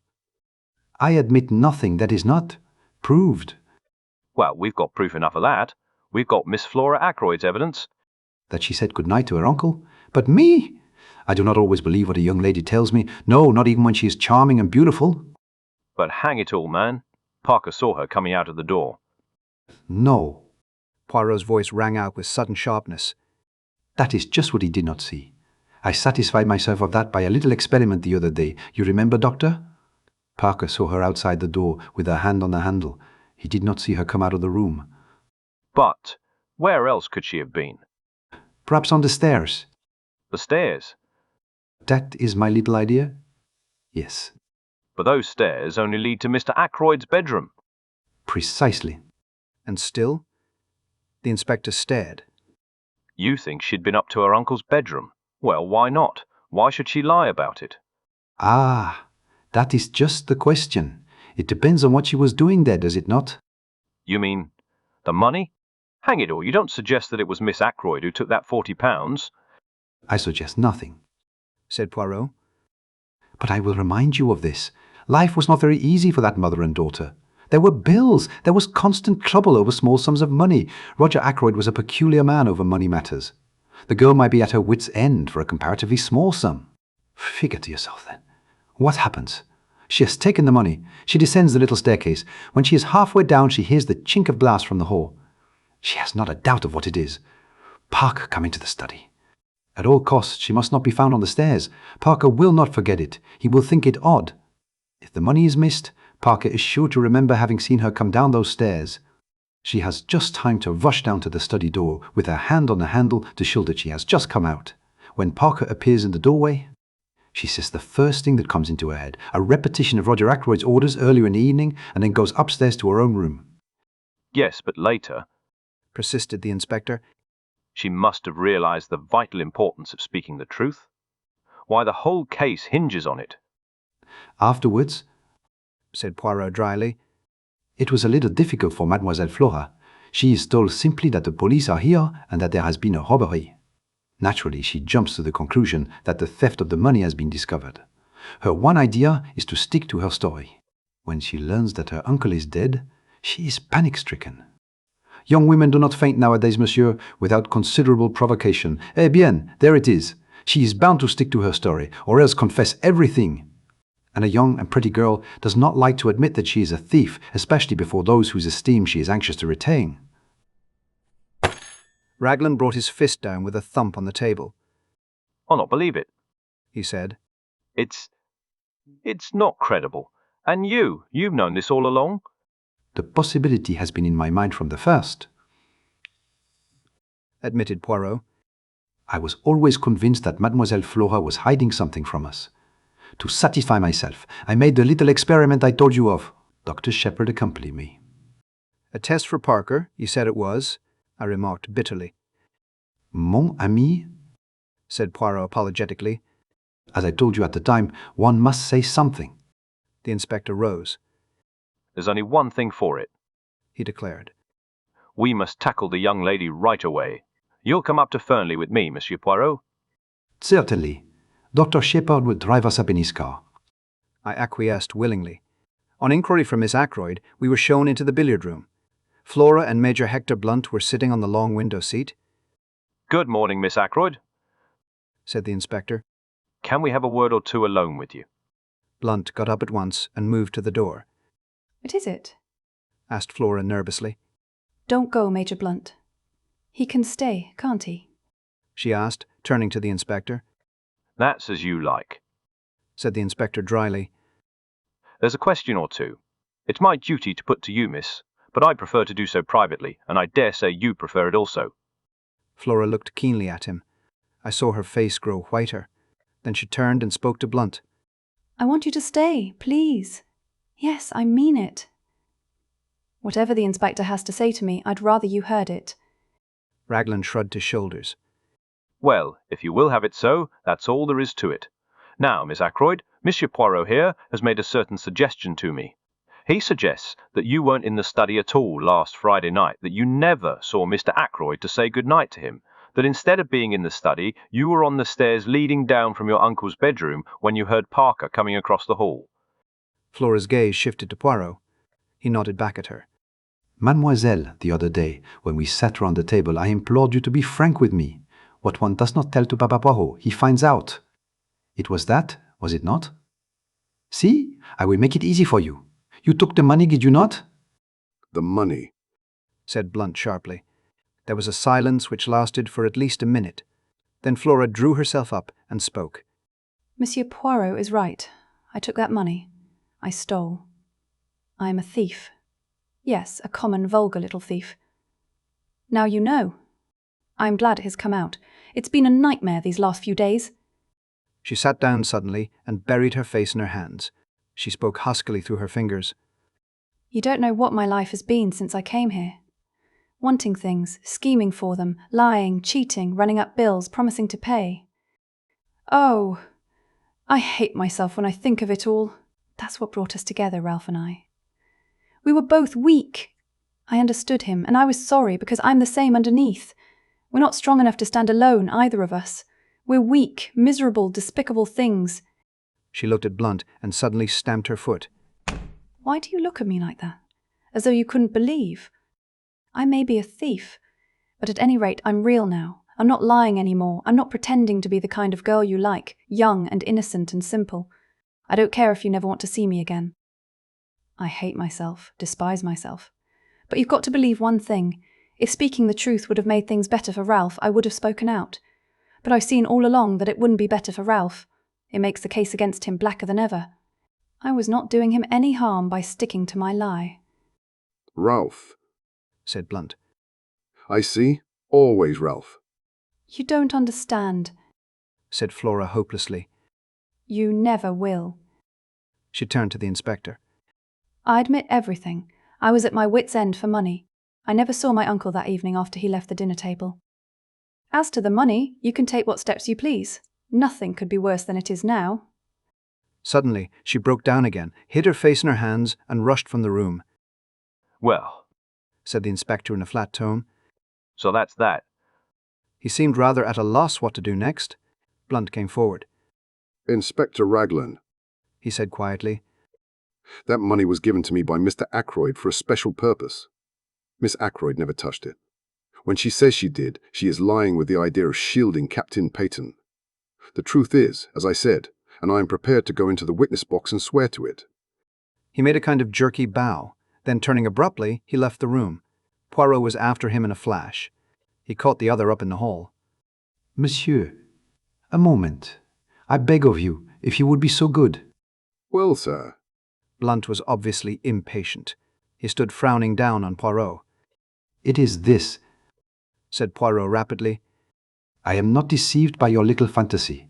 No, indeed. It was truly Miss Flora who took the money. All the same, it is well imagined what you say. It pleases me. It is very good what you have done there.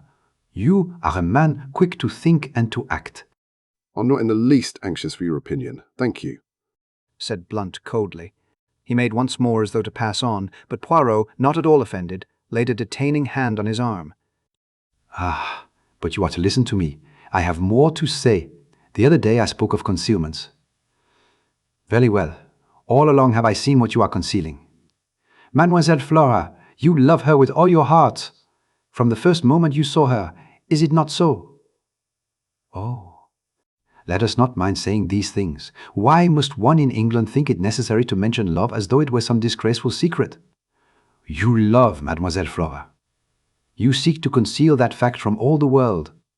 That is very good. That is as it should be. But take the advice of Hercule Poirot. Do not conceal it from Mademoiselle herself. Blunt had shown several signs of restlessness whilst Poirot was speaking, but the closing words seemed to rivet his attention.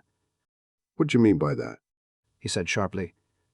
You think that she loves the Capitaine Ralph Paton, but I, Hercule Poirot, tell you that that is not so. Mademoiselle Flora accepted Captain Paton to please her uncle, and because she saw in the marriage a way of escape from her life here which was becoming frankly insupportable to her. She liked him, and there was much sympathy and understanding between them. But love? No! It is not Captain Paton. Mademoiselle Flora loves. What the devil do you mean? Asked Blunt. I saw the dark flush under his tan. You have been blind, monsieur. Blind. She is loyal, the little one. Ralph Paton is under a cloud. She is bound in honor to stick by him. I felt it was time I put in a word to help on the good work. My sister told me the other night, I said encouragingly, that Flora had never cared a penny piece for Ralph Paton and never would. My sister is always right about these things. Blunt ignored my well-meant efforts. He spoke to Poirot. Do you really think? He began and stopped. He is one of those inarticulate men who find it hard to put things into words. Poirot knows no such disability. If you doubt me, ask her yourself, monsieur. But perhaps you no longer care to. The affair of the money. Blunt gave a sound like an angry laugh. Think I'd hold that against her. Roger was always a queer chap about money. She got in a mess and didn't dare tell him. Poor kid. Poor lonely kid.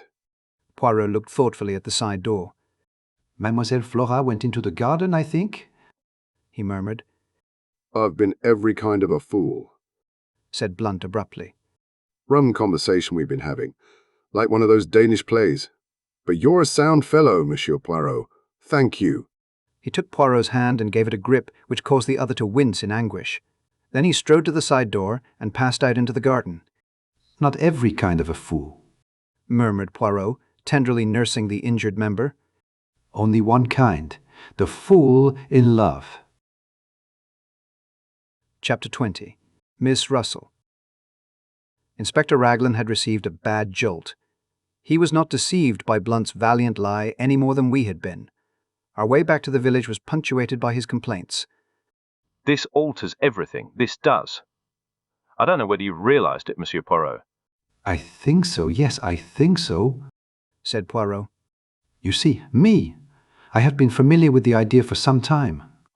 Inspector Raglan, who had only had the idea presented to him a short half-hour ago, looked at Poirot unhappily and went on with his discoveries. Those alibis now, worthless, absolutely worthless. Got to start again. Find out what everyone was doing from 9:30 onwards. 9:30, that's the time we've got to hang on to. You were quite right about the man Kent. We don't release him yet a while. Let me see now. 9:45 at the Dog and Whistle. He might have got there in a quarter of an hour if he ran. It's just possible that it was his voice Mr. Raymond heard talking to Mr. Ackroyd, asking for money which Mr. Ackroyd refused. But one thing's clear, it wasn't he who sent the telephone message. The station is half a mile in the other direction, over a mile and a half from the Dog and Whistle, and he was at the Dog and Whistle until about 10 minutes past 10. Dang, that telephone call. We always come up against it. We do indeed, agreed Poirot. It is curious. It's just possible that if Captain Paton climbed into his uncle's room and found him there murdered, he may have sent it. Got the wind up, thought he'd be accused, and cleared out. That's possible, isn't it? Why should he have telephoned? May have had doubts that the old man was really dead. Thought he'd get the doctor up there as soon as possible, but didn't want to give himself away. Yes, I say now, how's that for a theory? Something in that, I should say. The inspector swelled his chest out importantly. He was so plainly delighted with himself that any words of ours would have been quite superfluous. We arrived back at my house at this minute, and I hurried into my surgery patients, who had all been waiting a considerable time, leaving Poirot to walk to the police station with the inspector. Having dismissed the last patient, I strolled into the little room at the back of the house which I call my workshop. I am rather proud of the homemade wireless set I turned out. Caroline hates my workroom. I keep my tools there, and Annie is not allowed to wreak havoc with a dustpan and brush. I was just adjusting the interior of an alarm clock which had been denounced as wholly unreliable by the household, when the door opened and Caroline put her head in. Oh, there you are, James, she said with deep disapproval. Monsieur Poirot wants to see you. Well, I said rather irritably, for her sudden entrance had startled me and I had let go of a piece of delicate mechanism. If he wants to see me, he can come in here. In here? Said Caroline. That's what I said, in here. Caroline gave a sniff of disapproval and retired, returning in a moment to usher in Poirot, and then retired again, shutting the door with a bang. Aha, my friend, said Poirot, coming forward and rubbing his hands. You have not got rid of me so easily, you see. Finished with the inspector? I asked. For the moment, yes. And you have seen all the patients? Yes. Poirot sat down and looked at me, tilting his egg-shaped head on one side, with the air of one who savours a very delicious joke. You are in error, he said at last. You have still one patient to see. Not you? I exclaimed in surprise.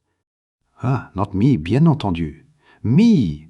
I have the health, magnificent. No, to tell you the truth, it is a little complot of mine. There is someone I wish to see, you understand? And at the same time, it is not necessary that the whole village should intrigue itself about the matter, which is what would happen if the lady were seen to come to my house, for it is a lady. But to you, she has already come as a patient before. Miss Russell, I exclaimed. Précisément. I wish much to speak with her, so I sent her the little note and make the appointment in your surgery. You are not annoyed with me? On the contrary, I said. That is, presuming I am allowed to be present at the interview? But naturally, in your own surgery. You know, I said, throwing down the pincers I was holding. It's extraordinarily intriguing, the whole thing. Every new development that arises is like the shake you give to a kaleidoscope. The thing changes entirely in aspect. Now, why are you so anxious to see Miss Russell? Poirot raised his eyebrows. Surely it is obvious, he murmured. There you go again, I grumbled. According to you, everything is obvious. But you leave me walking about in a fog. According to you, everything is obvious. But you leave me walking about in a fog. Poirot shook his head genially at me. You mock yourself at me. Take the matter of Mademoiselle Flora. The inspector was surprised. But you were not. I never dreamed of her being the thief, I expostulated. That, perhaps no. But I was watching your face and you were not, like Inspector Raglan, startled and incredulous. I thought for a minute or two. Perhaps you are right, I said at last. All along, I felt that Flora was keeping back something, so the truth, when it came, was subconsciously expected. It upset Inspector Raglan very much indeed, poor man. Ah, pour ça, oui. The poor man must rearrange all his ideas. I profited by his mental chaos to induce him to grant me a little favour. What was that? Poirot took a sheet of notepaper from his pocket. Some words were written on it, and he read them aloud. The police have, for some days, been seeking for Captain Ralph Paton, the nephew of Mr. Ackroyd of Fernly Park, whose death occurred under such tragic circumstances last Friday. Captain Paton has been found at Liverpool, where he was on the point of embarking for America. He folded up the piece of paper again. That, my friend, will be in the newspaper tomorrow morning. I stared at him, dumbfounded. But it isn't true. He's not at Liverpool. Poirot beamed on me. You have the intelligence so quick. No, he has not been found at Liverpool. Inspector Raglan was very loath to let me send this paragraph to the press, especially as I could not take him into my confidence. But I assured him most solemnly that very interesting results would follow its appearance in print, so he gave in after stipulating that he was, on no account, to bear the responsibility. I stared at Poirot. He smiled back at me. It beats me, I said at last. What you expect to get out of that? You should employ your little grey cells, said Poirot gravely. He rose and came across to the bench. It is that you have really the love of the machinery, he said, after inspecting the debris of my labours. Every man has his hobby. I immediately drew Poirot's attention to my homemade wireless. Finding him sympathetic, I showed him one or two little inventions of my own trifling things, but useful in the house. Decidedly, said Poirot. You should be an inventor by trade, not a doctor. But I hear the bell. That is your patient. Let us go into the surgery. Once before, I had been struck by the remnants of beauty in the housekeeper's face. This morning, I was struck anew. Very simply dressed in black, tall, upright and independent as ever, with her big dark eyes and an unwanted flush of colour in her usually pale cheeks, I realized that, as a girl, she must have been startlingly handsome. Good morning, mademoiselle, said Poirot. Will you be seated? Dr. Sheppard is so kind as to permit me the use of his surgery for a little conversation I am anxious to have with you. Miss Russell sat down with her usual composure. If she felt any inward agitation, it did not display itself in any outward manifestation. It seems a queer way of doing things, if you'll allow me to say so, she remarked. Miss Russell, I have news to give you. Indeed. Charles Kent has been arrested at Liverpool. Not a muscle of her face moved. She merely opened her eyes a trifle wider and asked, with a tinge of defiance, Well, what of it? But at that moment it came to me. The resemblance that had haunted me all along, something familiar in the defiance of Charles Kent's manner. The two voices, one rough and coarse, the other painfully ladylike, were strangely the same in timbre. It was of Miss Russell that I had been reminded that night outside the gates of Fernly Park. I looked at Poirot, full of my discovery, and he gave me an imperceptible nod. In answer to Miss Russell's question, he threw out his hands in a thoroughly French gesture. I thought you might be interested, that is all, he said mildly. Well, I'm not particularly, said Miss Russell. Who is this Charles Kent, anyway? He is a man, mademoiselle, who was at Fernly on the night of the murder. Really? Fortunately for him, he has an alibi. At 9:45, he was at a public house a mile from here. Lucky for him, commented Miss Russell. But we still do not know what he was doing at Fernly, who it was he went to meet, for instance. I'm afraid I can't help you at all, said the housekeeper politely. Nothing came to my ears. If that is all. She made a tentative movement as though to rise. Poirot stopped her. It is not quite all, he said smoothly. This morning fresh developments have arisen. It seems now that Mr. Ackroyd was murdered, not at 9:45, but before, between 10 minutes to 9, when Dr. Sheppard left, and 9:45. I saw the colour drain from the housekeeper's face, leaving it dead white. She leaned forward, her figure swaying. But Miss Ackroyd said... Miss Ackroyd has admitted that she was lying. She was never in the study at all that evening. Then? Then it would seem that in this Charles Kent we have the man we are looking for. He came to Fernly, can give no account of what he was doing there. I can tell you what he was doing there. He never touched a hair of old Ackroyd's head. He never went near the study. He didn't do it, I tell you. She was leaning forward. That iron self-control was broken through at last. Terror and desperation were in her face. Monsieur Poirot. Oh, do believe me. Poirot got up and came to her. He patted her reassuringly on the shoulder. But yes, I will believe. I had to make you speak, you know. For an instant, suspicion flared up in her. Is what you said true? That Charles Kent is suspected of the crime? Yes, that is true. You alone can save him by telling the reason for his being at Fernly. He came to see me. She spoke in a low, hurried voice. I went out to meet him. In the summer house, yes, I know. How do you know? Mademoiselle, it is the business of Hercule Poirot to know things. I know that you went out earlier in the evening, that you left a message in the summer house to say what time you would be there. Yes, I did. I had heard from him saying he was coming. I dared not let him come to the house. I wrote to the address he gave me and said I would meet him in the summer house, and described it so he would find it. Then I was afraid he might not wait there patiently, and I ran out and left a piece of paper to say I would be there about 10 minutes past 9. I didn't want the servants to see me, so I slipped out through the drawing-room window. As I came back, I met Dr. Sheppard, and I fancied that he would think it queer. I was out of breath, for I had been running. I had no idea that he was expected to dinner that night. She paused. Go on, said Poirot. You went out to meet him at 10 minutes past 9. What did you say to each other? It's difficult. You see? Mademoiselle, said Poirot, interrupting her.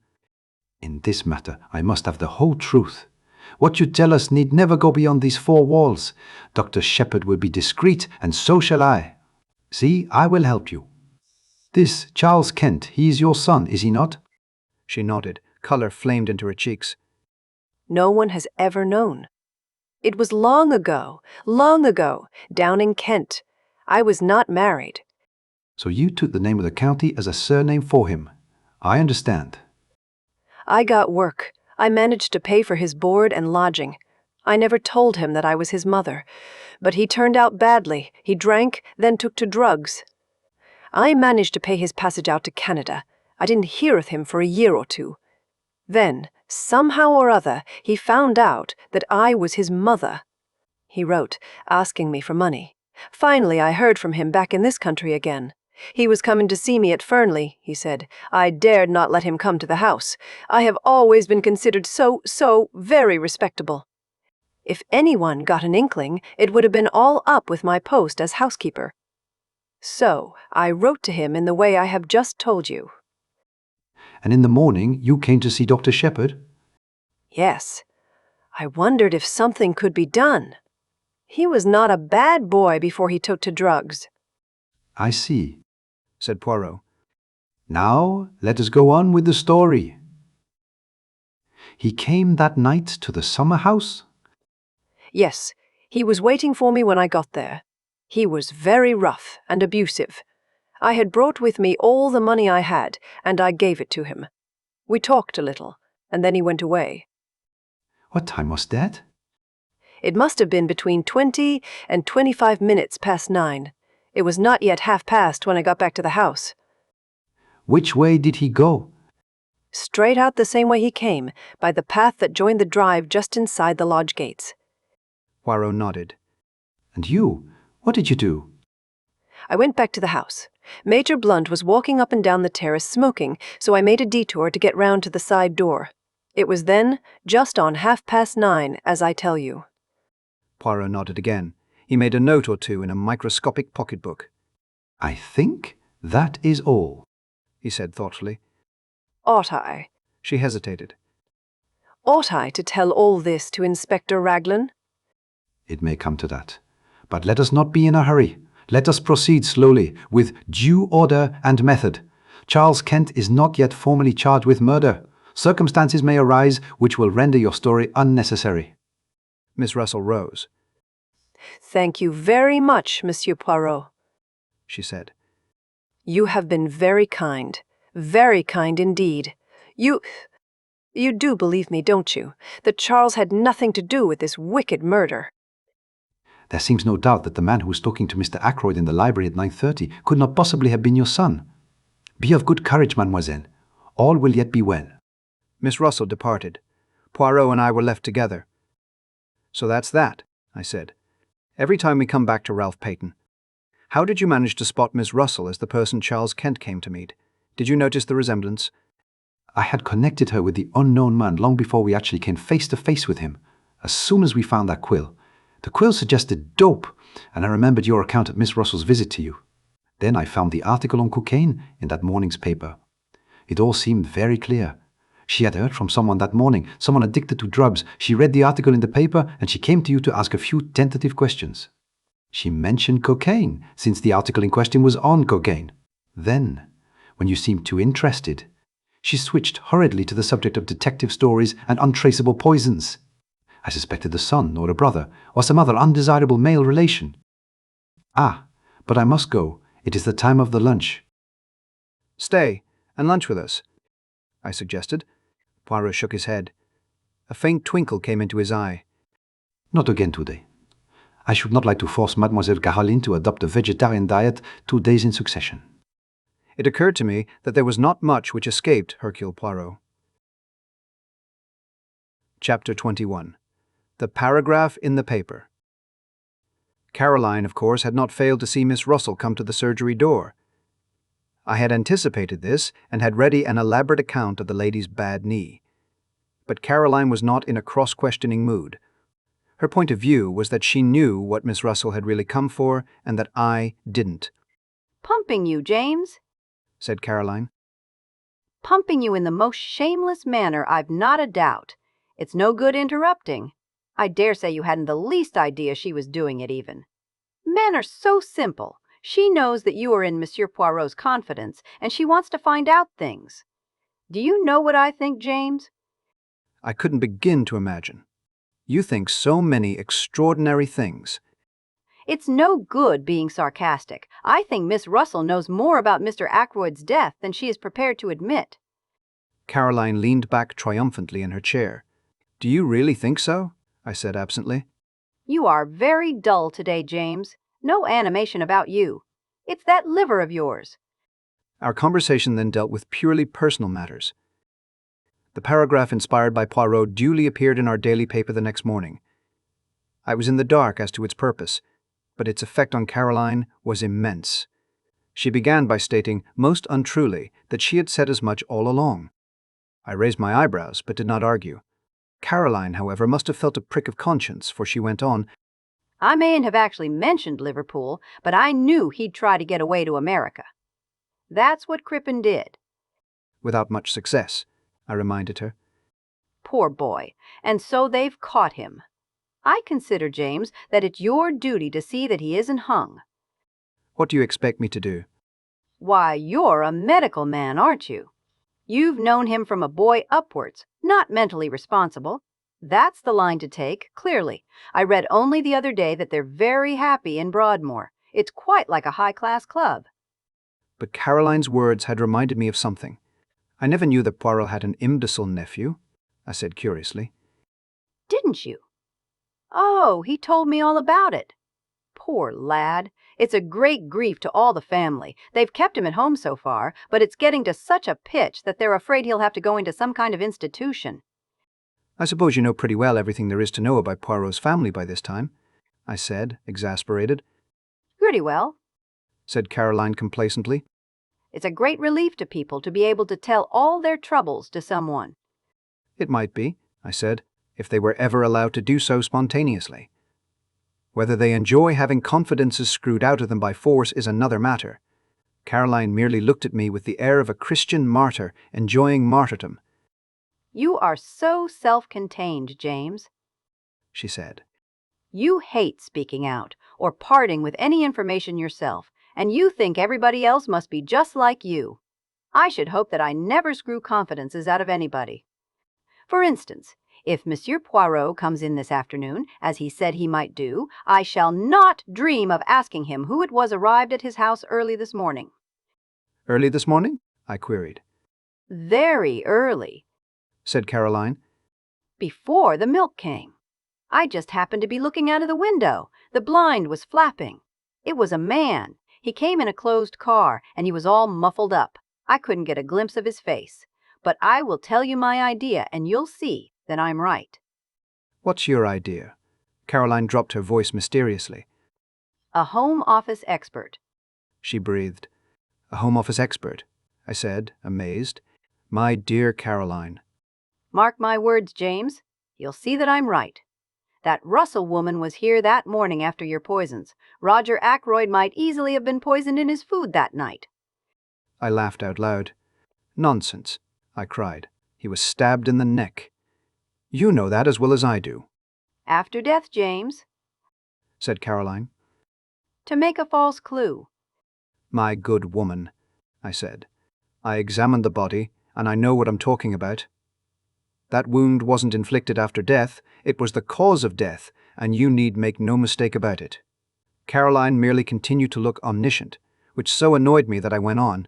Perhaps you will tell me, Caroline, if I have a medical degree, or if I have not. You have the medical degree, I dare say, James. At least, I know you have, but you've no imagination whatever. Having endowed you with a treble portion, there was none left over for me, I said dryly. I was amused to notice Caroline's maneuvers that afternoon when Poirot duly arrived. My sister, without asking a direct question, skirted the subject of the mysterious guest in every way imaginable. By the twinkle in Poirot's eyes, I saw that he realized her object. He remained blandly impervious, and blocked her bowling so successfully that she herself was at a loss how to proceed. Having, I suspect, quietly enjoyed the little game, he rose to his feet and suggested a walk. It is that I need to reduce the figure a little, he explained. You will come with me, Doctor. And perhaps later Miss Caroline will give us some tea. Delighted, said Caroline. Won't your, guest come in also? You are too kind, said Poirot. But no, my friend reposes himself. Soon you must make his acquaintance. Quite an old friend of yours. So somebody told me, said Caroline, making one last valiant effort. Did they? Murmured Poirot. Well, we must start. Our tramp took us toward Fernly. I had guessed beforehand that it might do so. I was beginning to understand Poirot's methods. Every little irrelevancy had a bearing upon the whole. I have a commission for you, my friend, he said at last.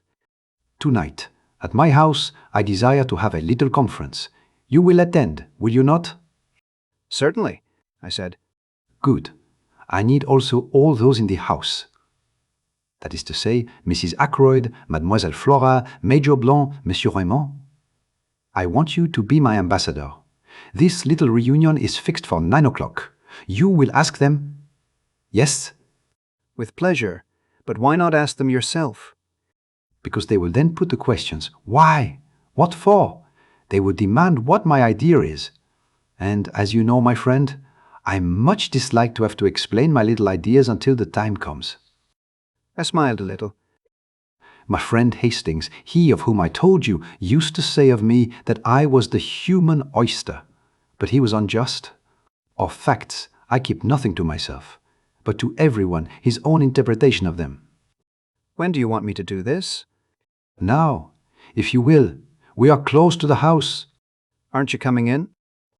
No, me, I will promenade myself in the grounds. I will rejoin you by the lodge gates in a quarter of an hour's time. I nodded and set off on my task. The only member of the family at home proved to be Mrs. Ackroyd, who was sipping an early cup of tea. She received me very graciously.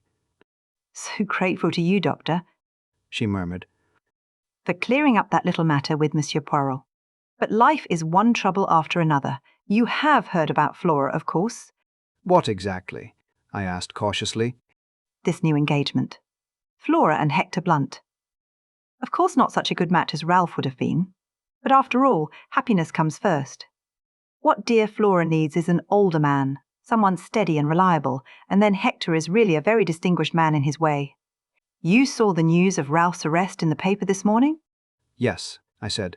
I did. Horrible. Mrs. Ackroyd closed her eyes and shuddered. Geoffrey Raymond was in a terrible way. Rang up Liverpool. But they wouldn't tell him anything at the police station there. In fact, they said they hadn't arrested Ralph at all. Mr. Raymond insists that it's all a mistake. What do they call it, canard of the newspapers. I've forbidden it to be mentioned before the servants. Such a terrible disgrace. Fancy if Flora had actually been married to him. Mrs. Ackroyd shut her eyes in anguish. I began to wonder how soon I should be able to deliver Poirot's invitation. Before I had time to speak, Mrs. Ackroyd was off again. You were here yesterday, weren't you, with that dreadful Inspector Raglan? Brute of a man. He terrified Flora into saying she took that money from poor Roger's room. And the matter was so simple, really. The dear child wanted to borrow a few pounds, didn't like to disturb her uncle since he'd given strict orders against it, but knowing where he kept his notes, she went there and took what she needed. Is that Flora's account of the matter? I asked. My dear doctor, you know what girls are nowadays. So easily acted on by suggestion. You, of course, know all about hypnosis and that sort of thing. The inspector shouts at her, says the word steals over and over again, until the poor child gets an inhibition, or is it a complex? I always mix up those two words, and actually thinks herself that she has stolen the money. I saw at once how it was. But I can't be too thankful for the whole misunderstanding in one way. It seems to have brought those two together. Hector and Flora, I mean. And I assure you that I had been very much worried about Flora in the past. Why, at one time I actually thought there was going to be some kind of understanding between her and young Raymond. Just think of it. Mrs. Ackroyd's voice rose in shrill horror. A private secretary, with practically no means of his own. It would have been a severe blow to you, I said. Now, Mrs. Ackroyd, I've got a message for you from Monsieur Hercule Poirot. For me? Mrs. Ackroyd looked quite alarmed. I hastened to reassure her, and I explained what Poirot wanted. Certainly, said Mrs. Ackroyd rather doubtfully. I suppose we must come if Monsieur Poirot says so. But what is it all about? I like to know beforehand. I assured the lady truthfully that I myself did not know any more than she did. Very well, said Mrs. Ackroyd at last, rather grudgingly. I will tell the others, and we will be there at 9 o'clock. Thereupon I took my leave and joined Poirot at the agreed meeting place. I'd been longer than a quarter of an hour, I'm afraid, I remarked. But once that good lady starts talking, it's a matter of the utmost difficulty to get a word in edgeways. It is of no matter, said Poirot. Me, I have been well amused. This park is magnificent. We set off homewards. When we arrived, to our great surprise, Caroline, who had evidently been watching for us, herself opened the door. She put her fingers to her lips. Her face was full of importance and excitement. Ursula Bourne, she said. The parlormaid from Fernly. She's here. I've put her in the dining room. She's in a terrible way, poor thing. Says she must see Monsieur Poirot at once. I've done all I could, taken her a cup of hot tea. It really goes to one's heart to see anyone in such a state. In the dining room? asked Poirot. This way, I said, and flung open the door. Ursula Bourne was sitting by the table. Her arms were spread out in front of her, and she had evidently just lifted her head from where it had been buried. Her eyes were red with weeping. Ursula Bourne? I murmured, but Poirot went past me with outstretched hands. No, he said. That is not quite right, I think. It is not Ursula Bourne, is it, my child? But Ursula? Paton? Mrs. Ralph Paton. Chapter 22. Ursula's Story. For a moment or two the girl looked mutely at Poirot. Then, her reserve breaking down completely, she nodded her head once and burst into an outburst of sobs. Caroline pushed past me, and putting her arm round the girl, patted her on the shoulder. There, there, my dear, she said soothingly. It will be all right. You'll see, everything will be all right. Buried under curiosity and scandal-mongering, there is a lot of kindness in Caroline. For the moment, even the interest of Poirot's revelation was lost in the sight of the girl's distress. Presently, Ursula sat up and wiped her eyes. This is very weak and silly of me, she said. No, no, my child, said Poirot kindly.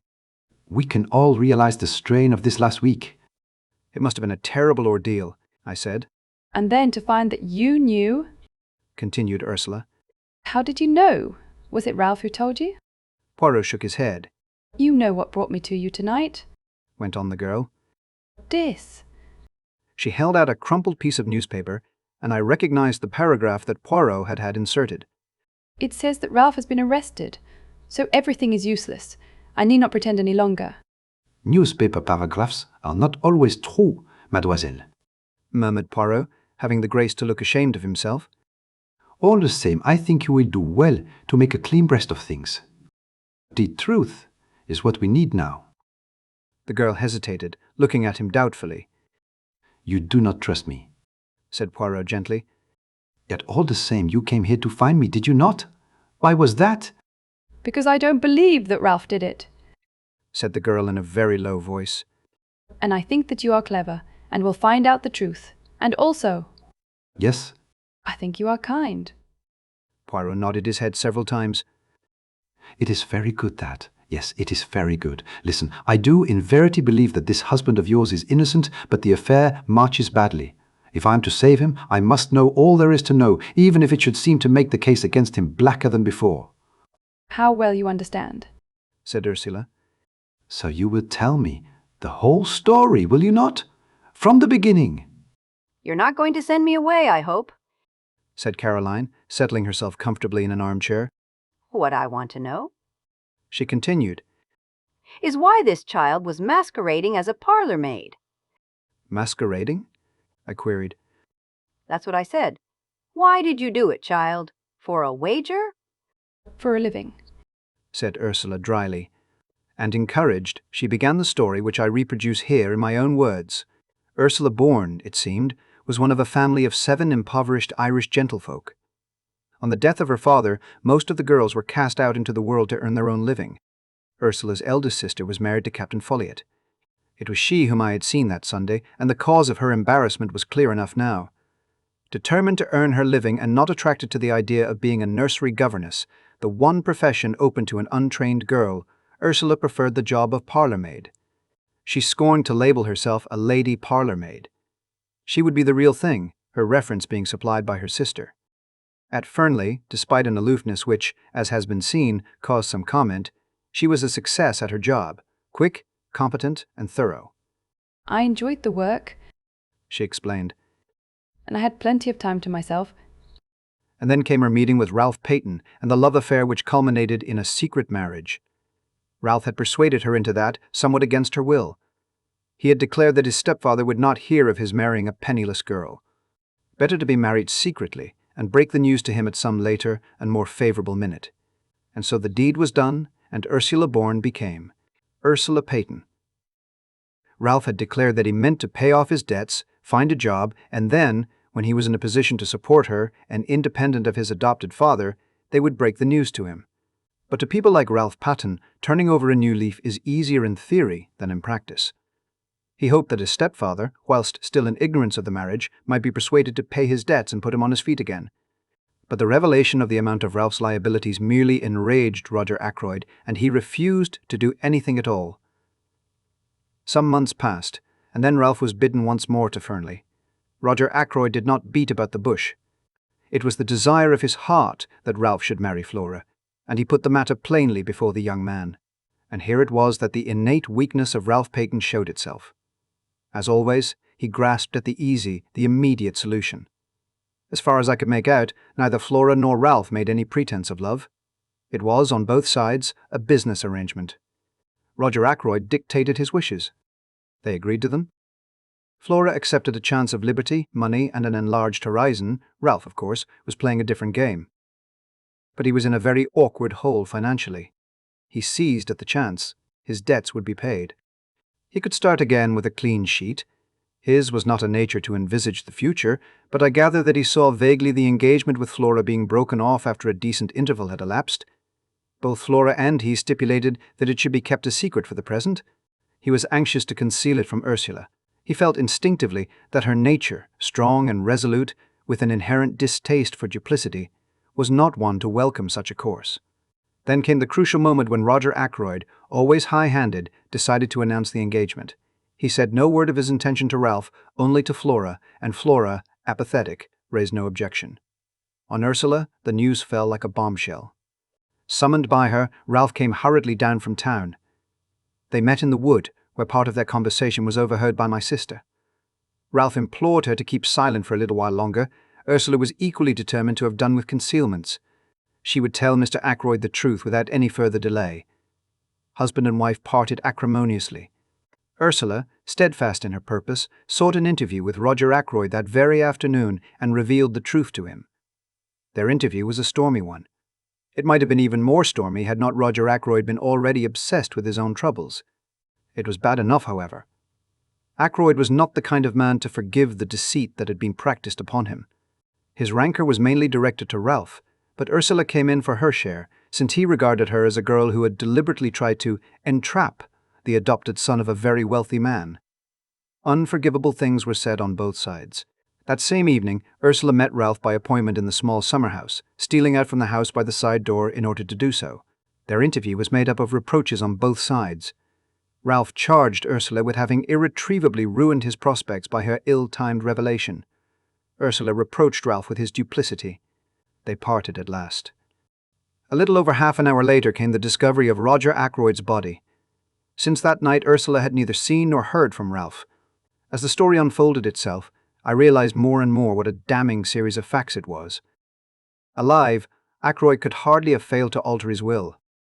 I knew him well enough to realize that to do so would be his first thought. His death came in the nick of time for Ralph and Ursula Paton. Small wonder the girl had held her tongue and played her part so consistently. My meditations were interrupted.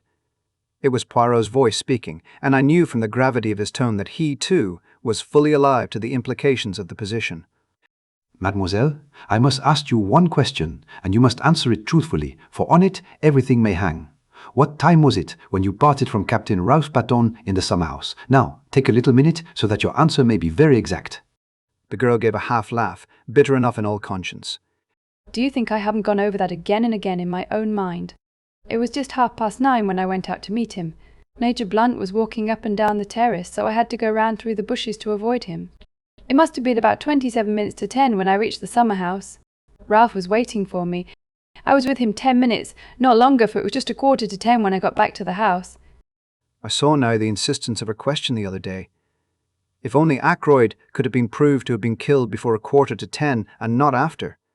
I saw the reflection of that thought in Poirot's next question.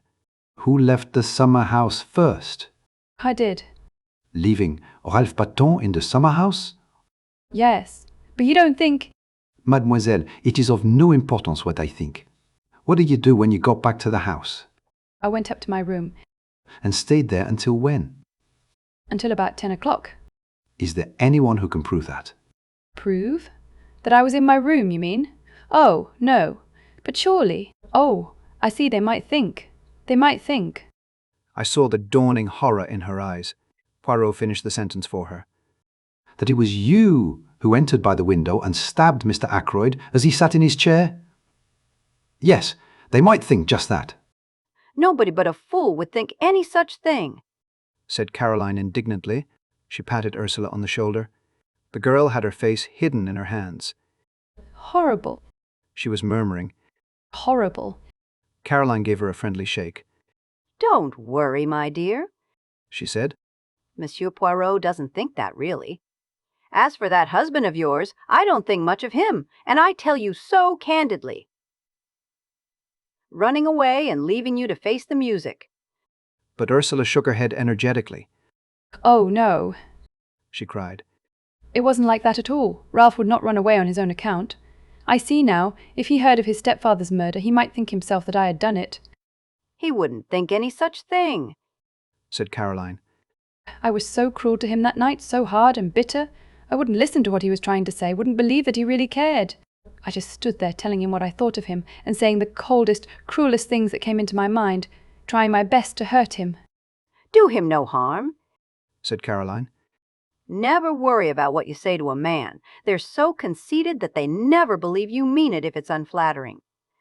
Ursula went on, nervously twisting and untwisting her hands. When the murder was discovered and he didn't come forward, I was terribly upset. Just for a moment I wondered, but then I knew he couldn't. He couldn't. But I wished he would come forward and say openly that he'd had nothing to do with it. I knew that he was very fond of Dr. Sheppard, and I fancied that perhaps Dr. Sheppard might know where he was hiding. She turned to me. That's why I said what I did to you that day. I thought if you knew where he was, you might pass on the message to him. I exclaimed. Why should James know where he was? Demanded Caroline sharply. It was very unlikely, I know, admitted Ursula. But Ralph had often spoken of Dr. Sheppard, and I knew that he would be likely to consider him as his best friend in King's Abbot. My dear child, I said, I have not the least idea where Ralph Paton is at the present moment. That is true enough, said Poirot. But Ursula held out the newspaper cutting in a puzzled fashion. Ah, that, said Poirot, slightly embarrassed. A bagatelle, mademoiselle. A rien du tout. Not for a moment do I believe that Ralph Paton has been arrested. But then, began the girl slowly. Poirot went on quickly. There is one thing I should like to know.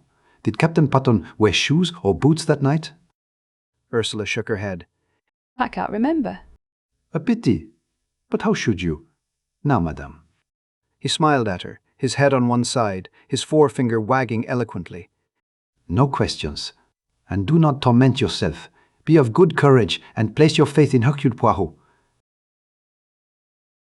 Chapter 23. Poirot's Little Reunion. And now, said Caroline, rising, that child is coming upstairs to lie down. Don't you worry, my dear. Monsieur Poirot will do everything he can for you. Be sure of that. I ought to go back to Fernly, said Ursula uncertainly. But Caroline silenced her protest with a firm hand. Nonsense. You're in my hands for the time being. You'll stay here for the present anyway, eh, Monsieur Poirot? It will be the best plan, agreed the little Belgian. This evening I shall want Mademoiselle, I beg her pardon, Madame, to attend my little reunion, 9 o'clock at my house. It is most necessary that she should be there. Caroline nodded and went with Ursula out of the room. The door shut behind them. Poirot dropped down into a chair again. So far, so good, he said. Things are straightening themselves out. They're getting to look blacker and blacker against Ralph Paton, I observed gloomily. Poirot nodded. Yes, that is so. But it was to be expected, was it not? I looked at him, slightly puzzled by the remark. He was leaning back in the chair, his eyes half closed, the tips of his fingers just touching each other. Suddenly he sighed and shook his head. What is it? I asked. It is that there are moments when a great longing for my friend Hastings comes over me. That is the friend of whom I spoke to you, the one who resides now in the Argentine. Always, when I have had a big case, he has been by my side. And he has helped me, yes, often he has helped me. For he had a knack, that one, of stumbling over the truth unawares, without noticing it himself, bien entendu. At times he has said something particularly foolish, and behold, that foolish remark has revealed the truth to me. And then, too, it was his practice to keep a written record of the cases that proved interesting. I gave a slight, embarrassed cough. As far as that goes, I began, and then stopped. Poirot sat upright in his chair. His eyes sparkled. But yes, what is it that you would say? Well, as a matter of fact, I've read some of Captain Hastings's narratives, and I thought, Why not try my hand at something of the same kind? Seemed a pity not to. Unique opportunity. Probably the only time I'll be mixed up with anything of this kind. I felt myself getting hotter and more incoherent as I floundered through the above speech. Poirot sprang from his chair. I had a moment's terror that he was going to embrace me French fashion, but mercifully he refrained. But this is magnificent. You have then written down your impressions of the case as you went along? I nodded. Épatant, cried Poirot. Let me see them, this instant. I was not quite prepared for such a sudden demand. I racked my brains to remember certain details. I hope you won't mind, I stammered. I may have been a little personal now and then. Oh, I comprehend perfectly. You have referred to me as comic, as perhaps ridiculous now and then. It matters not at all. Hastings, he also was not always polite. Me, I have the mind above such trivialities. Still somewhat doubtful, I rummaged in the drawers of my desk and produced an untidy pile of manuscript, which I handed over to him. With an eye on possible publication in the future, I had divided the work into chapters, and the night before I had brought it up to date with an account of Miss Russell's visit. Poirot had therefore 20 chapters. I left him with them. I was obliged to go out to a case at some distance away, and it was past 8 o'clock when I got back, to be greeted with a plate of hot dinner on a tray and the announcement that Poirot and my sister had supped together at 7:30, and that the former had then gone to my workshop to finish his reading of the manuscript. I hope, James, said my sister, that you've been careful in what you say about me in it. My jaw dropped. I had not been careful at all. Not that it matters very much, said Caroline, reading my expression correctly. Monsieur Poirot will know what to think. He understands me much better than you do. I went into the workshop. Poirot was sitting by the window. The manuscript lay neatly piled on a chair beside him. He laid his hand on it and spoke. Eh bien, he said. I congratulate you on your modesty. Oh, I said, rather taken aback. And on your reticence, he added. I said, oh, again. Not so did Hastings write, continued my friend. On every page, many times, was the word I. What he thought, what he did. But you have kept your personality in the background. Only once or twice does it obtrude in scenes of home life, shall we say. I blushed a little before the twinkle in his eye. What do you really think of the stuff? I asked nervously. You want my candid opinion? Yes. Poirot laid his jesting manner aside.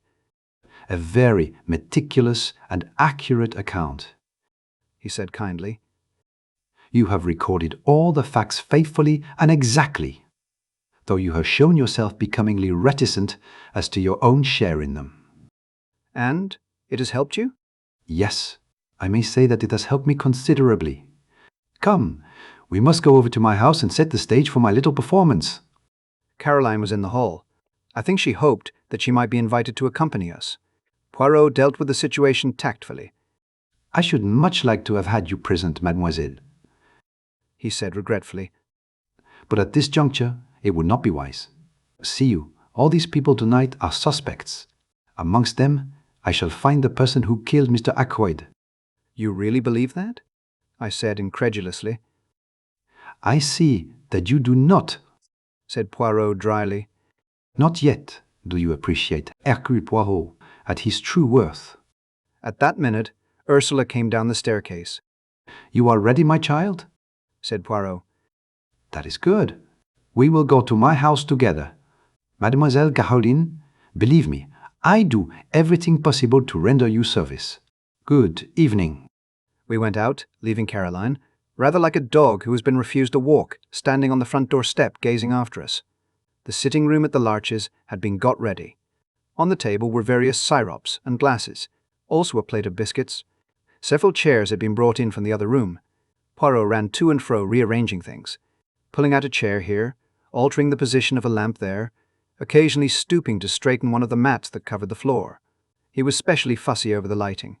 The lamps were arranged in such a way as to throw a clear light on the side of the room where the chairs were grouped, at the same time leaving the other end of the room, where I presumed Poirot himself would sit, in a dim twilight. Ursula and I watched him. Presently a bell was heard. They arrive, said Poirot. Good. All is in readiness. The door opened, and the party from Fernly filed in. Poirot went forward and greeted Mrs. Ackroyd and Flora. "It is most good of you to come," he said. "And Major Blunt, and Mr. Raymond." The secretary was debonair as ever. "What's the great idea?" he said, laughing. "Some scientific machine? Do we have bands round our wrists which register guilty heartbeats? There is such an invention, isn't there?" "I have read of it, yes," admitted Poirot. "But me, I am old-fashioned. I use the old methods. I work only with the little grey cells. Now let us begin. But first I have an announcement to make to you all." He took Ursula's hand and drew her forward. "This lady is Mrs. Ralph Paton. She was married to Captain Paton last March." A little shriek burst from Mrs. Ackroyd. "Ralph? Married? Last March? Oh, but it's absurd. How could he be?" She stared at Ursula as though she had never seen her before. "Married to Bourne?" she said. "Really, Monsieur Poirot, I don't believe you." Ursula flushed and began to speak, but Flora forestalled her. Going quickly to the other girl's side, she passed her hand through her arm. "You must not mind our being surprised," she said. "You see, we had no idea of such a thing. You and Ralph have kept your secret very well. I am very glad about it." "You are very kind, Miss Ackroyd," said Ursula in a low voice. "and you have every right to be exceedingly angry. Ralph behaved very badly, especially to you." "You needn't worry about that," said Flora, giving her arm a consoling little pat. "Ralph was in a corner and took the only way out. I should probably have done the same in his place. I do think he might have trusted me with the secret, though. I wouldn't have let him down." Poirot rapped gently on a table and cleared his throat significantly. "The board meeting's going to begin," said Flora. "Monsieur Poirot hints that we mustn't talk. But just tell me one thing. Where is Ralph? You must know if anyone does." "But I don't," cried Ursula, almost in a wail. "That's just it, I don't." "Isn't he detained at Liverpool?" asked Raymond. "It said so in the paper." "He is not at Liverpool," said Poirot shortly. "In fact," I remarked, "no one knows where he is." "Excepting Hercule Poirot, eh?" said Raymond. Poirot replied seriously to the other's banter. "Me, I know everything. Remember that." Geoffrey Raymond lifted his eyebrows. "Everything?" he whistled. "Phew, that's a tall order." "Do you mean to say you can really guess where Ralph Paton is hiding?" I asked incredulously. "You call it guessing. I call it knowing, my friend." "In Cranchester?" I hazarded. "No," replied Poirot gravely. "Not in Cranchester." He said no more, but at a gesture from him, the assembled party took their seats. As they did so, the door opened once more, and two other people came in and sat down near the door. They were Parker and the housekeeper. "The number is complete," said Poirot. "Everyone is here." There was a ring of satisfaction in his tone, and with the sound of it I saw a ripple of something like uneasiness pass over all those faces grouped at the other end of the room. There was a suggestion in all this as of a trap that had closed. Poirot read from a list in an important manner. "Mrs. Ackroyd, Miss Flora Ackroyd, Major Blunt, Mr. Geoffrey Raymond, Mrs. Ralph Paton, John Parker, Elizabeth Russell." He laid the paper down on the table. "What's the meaning of all this?" began Raymond. "The list I have just read," said Poirot, "is a list of suspected persons. Every one of you present had the opportunity to kill Mr. Ackroyd." With a cry, Mrs. Ackroyd sprang up, her throat working. "I don't like it," she wailed. "I don't like it. I would much prefer to go home." "You cannot go home, madame," said Poirot sternly, "until you have heard what I have to say." He paused a moment, then cleared his throat. "I will start at the beginning. When Miss Ackroyd asked me to investigate the case, I went up to Fernly Park with the good Dr. Sheppard. I walked with him along the terrace, where I was shown the footprints on the windowsill. From there, Inspector Raglan took me along the path which leads to the drive. My eye was caught by a little summer house, and I searched it thoroughly.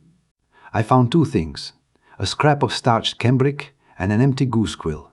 The scrap of cambric immediately suggested to me a maid's apron. When Inspector Raglan showed me his list of the people in the house, I noticed at once that one of the maids, Ursula Bourne, the parlourmaid, had no real alibi. According to her own story, she was in her bedroom from 9:30 until 10. But supposing that instead she was in the summer house. If so, she must have gone there to meet someone. Now we know from Dr. Sheppard that someone from outside did come to the house that night, the stranger whom he met just by the gate. At a first glance it would seem that our problem was solved, and that the stranger went to the summer house to meet Ursula Bourne. It was fairly certain that he did go to the summer house because of the Goose Quill. That suggested at once to my mind a taker of drugs and one who had acquired the habit on the other side of the Atlantic, where sniffing snow is more common than in this country. The man whom Dr. Sheppard met had an American accent, which fitted in with that supposition. But I was held up by one point. The times did not fit. Ursula Bourne could certainly not have gone to the summer house before 9:30, whereas the man must have got there by a few minutes past 9. I could, of course, assume that he waited there for half an hour.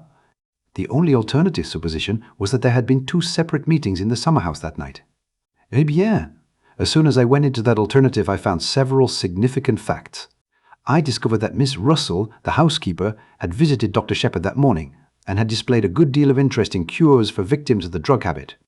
Taking that in conjunction with the Goose Quill, I assumed that the man in question came to Fernly to meet the housekeeper, and not Ursula Bourne. Who, then, did Ursula Bourne come to the rendezvous to meet? I was not long in doubt. First I found a ring, a wedding ring, with From A, and a date inside it. Then I learned that Ralph Paton had been seen coming up the path which led to the summer house at 25 minutes past 9. And I also heard of a certain conversation which had taken place in the wood near the village that very afternoon, a conversation between Ralph Paton and some unknown girl. So I had my facts succeeding each other in a neat and orderly manner. A secret marriage, an engagement announced on the day of the tragedy, the stormy interview in the wood, and the meeting arranged for the summer house that night. Incidentally, this proved to me one thing, that both Ralph Paton and Ursula Bourne, or Paton, had the strongest motives for wishing Mr. Ackroyd out of the way. And it also made one other point unexpectedly clear. It could not have been Ralph Paton who was with Mr. Ackroyd in the study at 9:30, so we come to another and most interesting aspect of the crime. Who was it in the room with Mr. Ackroyd at 9:30? Not Ralph Paton, who was in the summer house with his wife. Not Charles Kent, who had already left. Who then? I posed my cleverest, my most audacious question. Was anyone with him? Poirot leaned forward and shot the last words triumphantly at us, drawing back afterwards with the air of one who has made a decided hit. Raymond, however, did not seem impressed, and lodged a mild protest. I don't know if you're trying to make me out a liar, Monsieur Poirot, but the matter does not rest on my evidence alone, except perhaps as to the exact words used. Remember, Major Blunt also heard Mr. Ackroyd talking to someone. He was on the terrace outside and couldn't catch the words clearly, but he distinctly heard the voices. Poirot nodded. I have not forgotten, he said quietly. But Major Blunt was under the impression that it was you to whom Mr. Ackroyd was speaking. For a moment, Raymond seemed taken aback.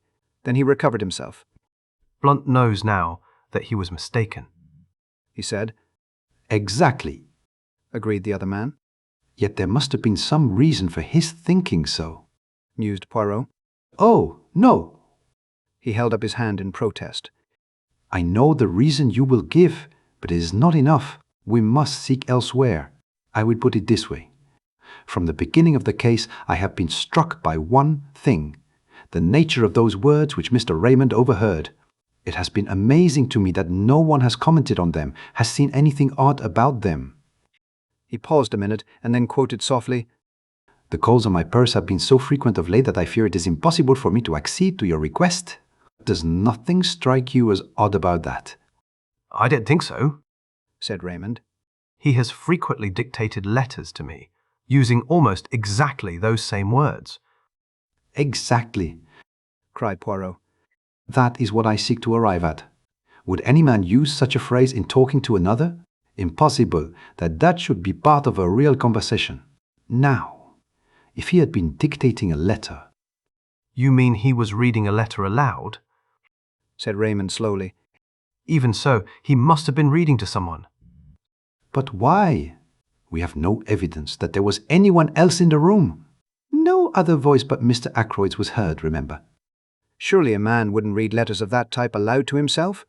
Not unless he was, well, going balmy, You have all forgotten one thing, said Poirot softly. the stranger who called at the house the preceding Wednesday. They all stared at him.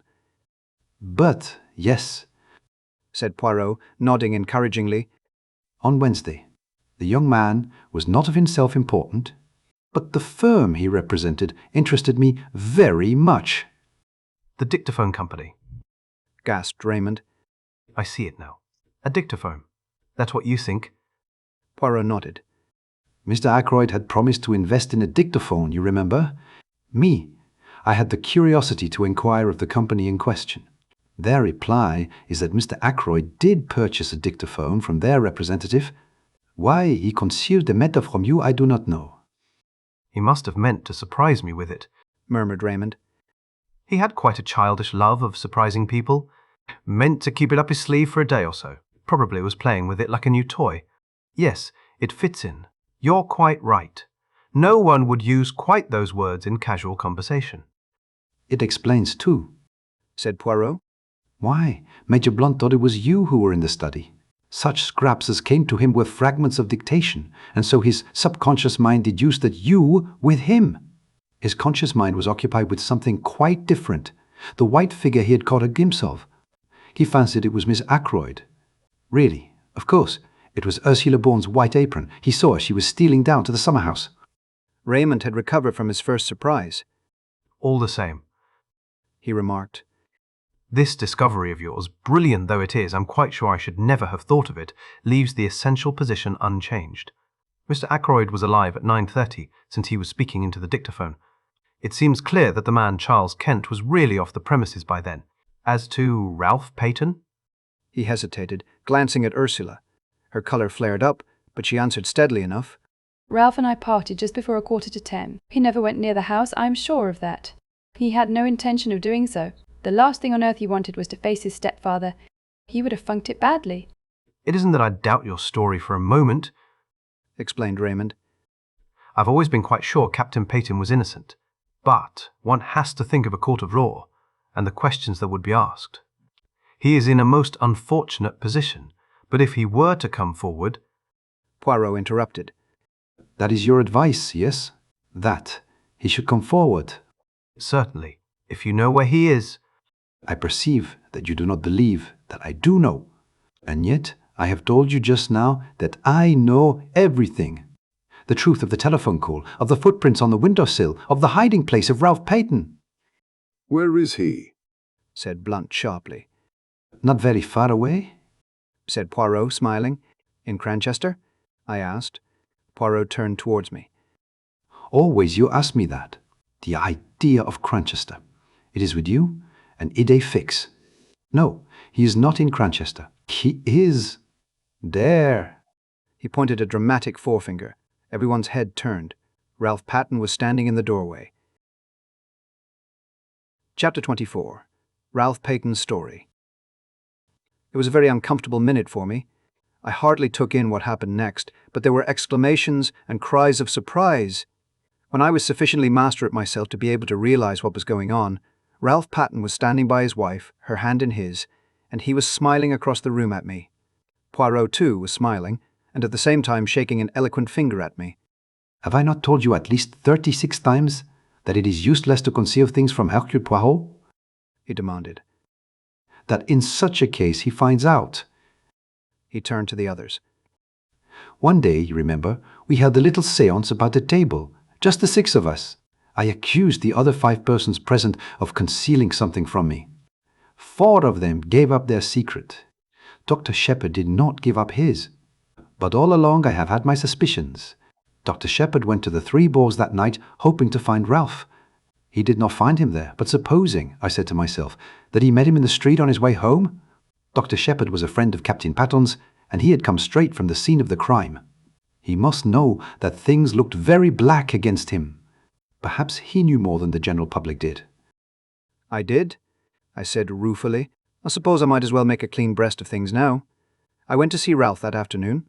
At first he refused to take me into his confidence, but later he told me about his marriage and the hole he was in, As soon as the murder was discovered, I realized that once the facts were known, suspicion could not fail to attach to Ralph, or, if not to him, to the girl he loved. That night, I put the facts plainly before him. The thought of having possibly to give evidence which might incriminate his wife made him resolve at all costs to... I hesitated, and Ralph filled up the gap. To do a bunk, he said graphically. You see, Ursula left me to go back to the house. I thought it possible that she might have attempted to have another interview with my stepfather. He had already been very rude to her that afternoon. It occurred to me that he might have so insulted her, in such an unforgivable manner that without knowing what she was doing. He stopped. Ursula released her hand from his and stepped back. You thought that, Ralph. You actually thought that I might have done it. Let us get back to the culpable conduct of Dr. Sheppard, said Poirot dryly. Dr. Sheppard consented to do what he could to help him. He was successful in hiding Captain Paton from the police. Where? Asked Raymond. In his own house? Ah, no, indeed, said Poirot. You should ask yourself the question that I did. If the good doctor is concealing the young man, what place would he choose? It must necessarily be somewhere near at hand. I think of Cranchester. A hotel? No. Lodgings? Even more emphatically, no. Where then? Ah, I have it. A nursing home. A home for the mentally unfit. I test my theory. I invent a nephew with mental trouble. I consult Mademoiselle Sheppard as to suitable homes.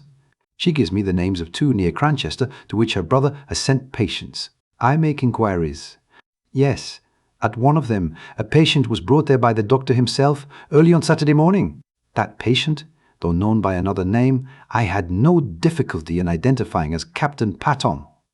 After certain necessary formalities, I was allowed to bring him away. He arrived at my house in the early hours of yesterday morning. I looked at him ruefully. Caroline's home office expert, I murmured, and to think, I never guessed. You see now why I drew attention to the reticence of your manuscript, murmured Poirot. It was strictly truthful as far as it went, but it did not go very far, eh, my friend? I was too abashed to argue. Dr. Sheppard has been very loyal, said Ralph. He has stood by me through thick and thin. He did what he thought was the best. I see now, from what Monsieur Poirot has told me, that it was not really the best. I should have come forward and faced the music. You see, in the home, we never saw a newspaper. I knew nothing of what was going on. Dr. Sheppard has been a model of discretion, said Poirot dryly. But me, I discover all the little secrets. It is my business. Now we can have your story of what happened that night, said Raymond impatiently. You know it already, said Ralph. There's very little for me to add. I left the summer house about 9:45 and tramped about the lanes, trying to make up my mind as to what to do next, what line to take. I'm bound to admit that I've not the shadow of an alibi, but I give you my solemn word that I never went to the study, that I never saw my stepfather alive, or dead. Whatever the world thinks, I'd like all of you to believe me. No alibi, murmured Raymond. That's bad. I believe you, of course, but it's a bad business. It makes things very simple, though, said Poirot in a cheerful voice. Very simple indeed. We all stared at him. You see what I mean? No? Just this. To save Captain Paton, the real criminal must confess. He beamed round at us all. But yes, I mean what I say. See now, I did not invite Inspector Raglan to be present. That was for a reason. I did not want to tell him all that I knew. At least, I did not want to tell him tonight. He leaned forward, and suddenly his voice and his whole personality changed. He suddenly became dangerous. I, who speak to you, I know the murderer of Mr. Ackroyd is in this room now. It is to the murderer I speak. Tomorrow, the truth goes to Inspector Raglan. You understand? There was a tense silence. Into the midst of it came the old Breton woman with a telegram on a salver. Poirot tore it open. Blunt's voice rose, abrupt and resonant. The murderer is amongst us, you say? You know which. Poirot had read the message. He crumpled it up in his hand. I know now. He tapped the crumpled ball of paper. What is that? Said Raymond sharply. A wireless message from a steamer now on her way to the United States. There was a dead silence. Poirot rose to his feet, bowing. Messieurs et mesdames, this reunion of mine is at an end. Remember, the truth goes to Inspector Raglan in the morning. Chapter 25. The Whole Truth. A slight gesture from Poirot enjoined me to stay behind the rest. I obeyed, going over to the fire and thoughtfully stirring the big logs on it with the toe of my boot. I was puzzled. For the first time, I was absolutely at sea as to Poirot's meaning. For a moment, I was inclined to think that the scene I had just witnessed was a gigantic piece of bombast, that he had been what he called playing the comedy, with a view to making himself interesting and important. But in spite of myself, I was forced to believe in an underlying reality. There had been real menace in his words, a certain indisputable sincerity. But I still believed him to be on entirely the wrong tack. When the door shut behind the last of the party, he came over to the fire. "Well, my friend," he said quietly. "And what do you think of it all?" "I don't know what to think," I said frankly. What was the point? Why not go straight to Inspector Raglan with the truth instead of giving the guilty person this elaborate warning? Poirot sat down and drew out his case of tiny Russian cigarettes. He smoked for a minute or two in silence. Then, "Use your little grey cells," he said. "There is always a reason behind my actions." I hesitated for a moment, and then I said slowly, "The first one that occurs to me is that you yourself do not know who the guilty person is, but that you are sure that he is to be found amongst the people here tonight. Therefore your words were intended to force a confession from the unknown murderer?" Poirot nodded approvingly. "A clever idea, but not the truth." "I thought, perhaps, that by making him believe you knew, you might force him out into the open, not necessarily by confession. He might try to silence you, as he formerly silenced Mr. Ackroyd, before you could act tomorrow morning." "A trap with myself as the bait. Merci, mon ami. But I am not sufficiently heroic for that." "Then I fail to understand you. Surely you are running the risk of letting the murderer escape by thus putting him on his guard?" Poirot shook his head. "He cannot escape," he said gravely. "There is only one way out, and that way does not lead to freedom." "You really believe that one of those people here tonight committed the murder?" I asked incredulously. "Yes, my friend." "Which one?" There was a silence for some minutes. Then Poirot tossed the stump of his cigarette into the grate and began to speak in a quiet, reflective tone. "I will take you the way that I have travelled myself. Step by step, you shall accompany me and see for yourself that all the facts point indisputably to one person. Now, to begin with, there were two facts and one little discrepancy in time which especially attracted my attention. The first fact was the telephone call. If Ralph Paton were indeed the murderer, the telephone call became meaningless and absurd. Therefore, I said to myself, Ralph Paton is not the murderer. I satisfied myself that the call could not have been sent by anyone in the house, yet I was convinced that it was amongst those present on the fatal evening that I had to look for my criminal. Therefore, I concluded that the telephone call must have been sent by an accomplice. I was not quite pleased with that deduction, but I let it stand for the minute. I next examined the motive for the call. That was difficult. I could only get at it by judging its result, which was that the murder was discovered that night instead of, in all probability, the following morning. You agree with that? "Yes," I admitted. "Yes. As you say, Mr. Ackroyd, having given orders that he was not to be disturbed, nobody would have been likely to go to the study that night." Très bien. The affair marches, does it not? But matters were still obscure. What was the advantage of having the crime discovered that night in preference to the following morning? The only idea I could get hold of was that the murderer, knowing the crime was to be discovered at a certain time, could make sure of being present when the door was broken in, or at any rate immediately afterwards. And now we come to the second fact. The chair pulled out from the wall. Inspector Raglan dismissed that as of no importance. I, on the contrary, have always regarded it as of supreme importance. In your manuscript, you have drawn a neat little plan of the study. If you had it with you this minute, you would see that. The chair being drawn out in the position indicated by Parker, it would stand in a direct line between the door and the window. "The window," I said quickly. You, too, have my first idea. I imagined that the chair was drawn out so that something connected with the window should not be seen by anyone entering through the door. But I soon abandoned that supposition, for though the chair was a grandfather with a high back, it obscured very little of the window, only the part between the sash and the ground. No, mon ami. But remember that just in front of the window there stood a table with books and magazines upon it. Now that table was completely hidden by the drawn-out chair, and immediately I had my first shadowy suspicion of the truth. Supposing that there had been something on that table not intended to be seen, something placed there by the murderer? As yet, I had no inkling of what that something might be, but I knew certain very interesting facts about it. For instance, it was something that the murderer had not been able to take away with him at the time that he committed the crime. At the same time, it was vital that it should be removed as soon as possible after the crime had been discovered. And so, the telephone message and the opportunity for the murderer to be on the spot when the body was discovered. Now, 4 people were on the scene before the police arrived. Yourself, Parker, Major Blunt, and Mr. Raymond. Parker I eliminated at once, since at whatever time the crime was discovered, he was the one person certain to be on the spot. Also, it was he who told me of the pulled-out chair. Parker, then, was cleared of the murder, that is. I still thought it possible that he had been blackmailing Mrs. Ferrars.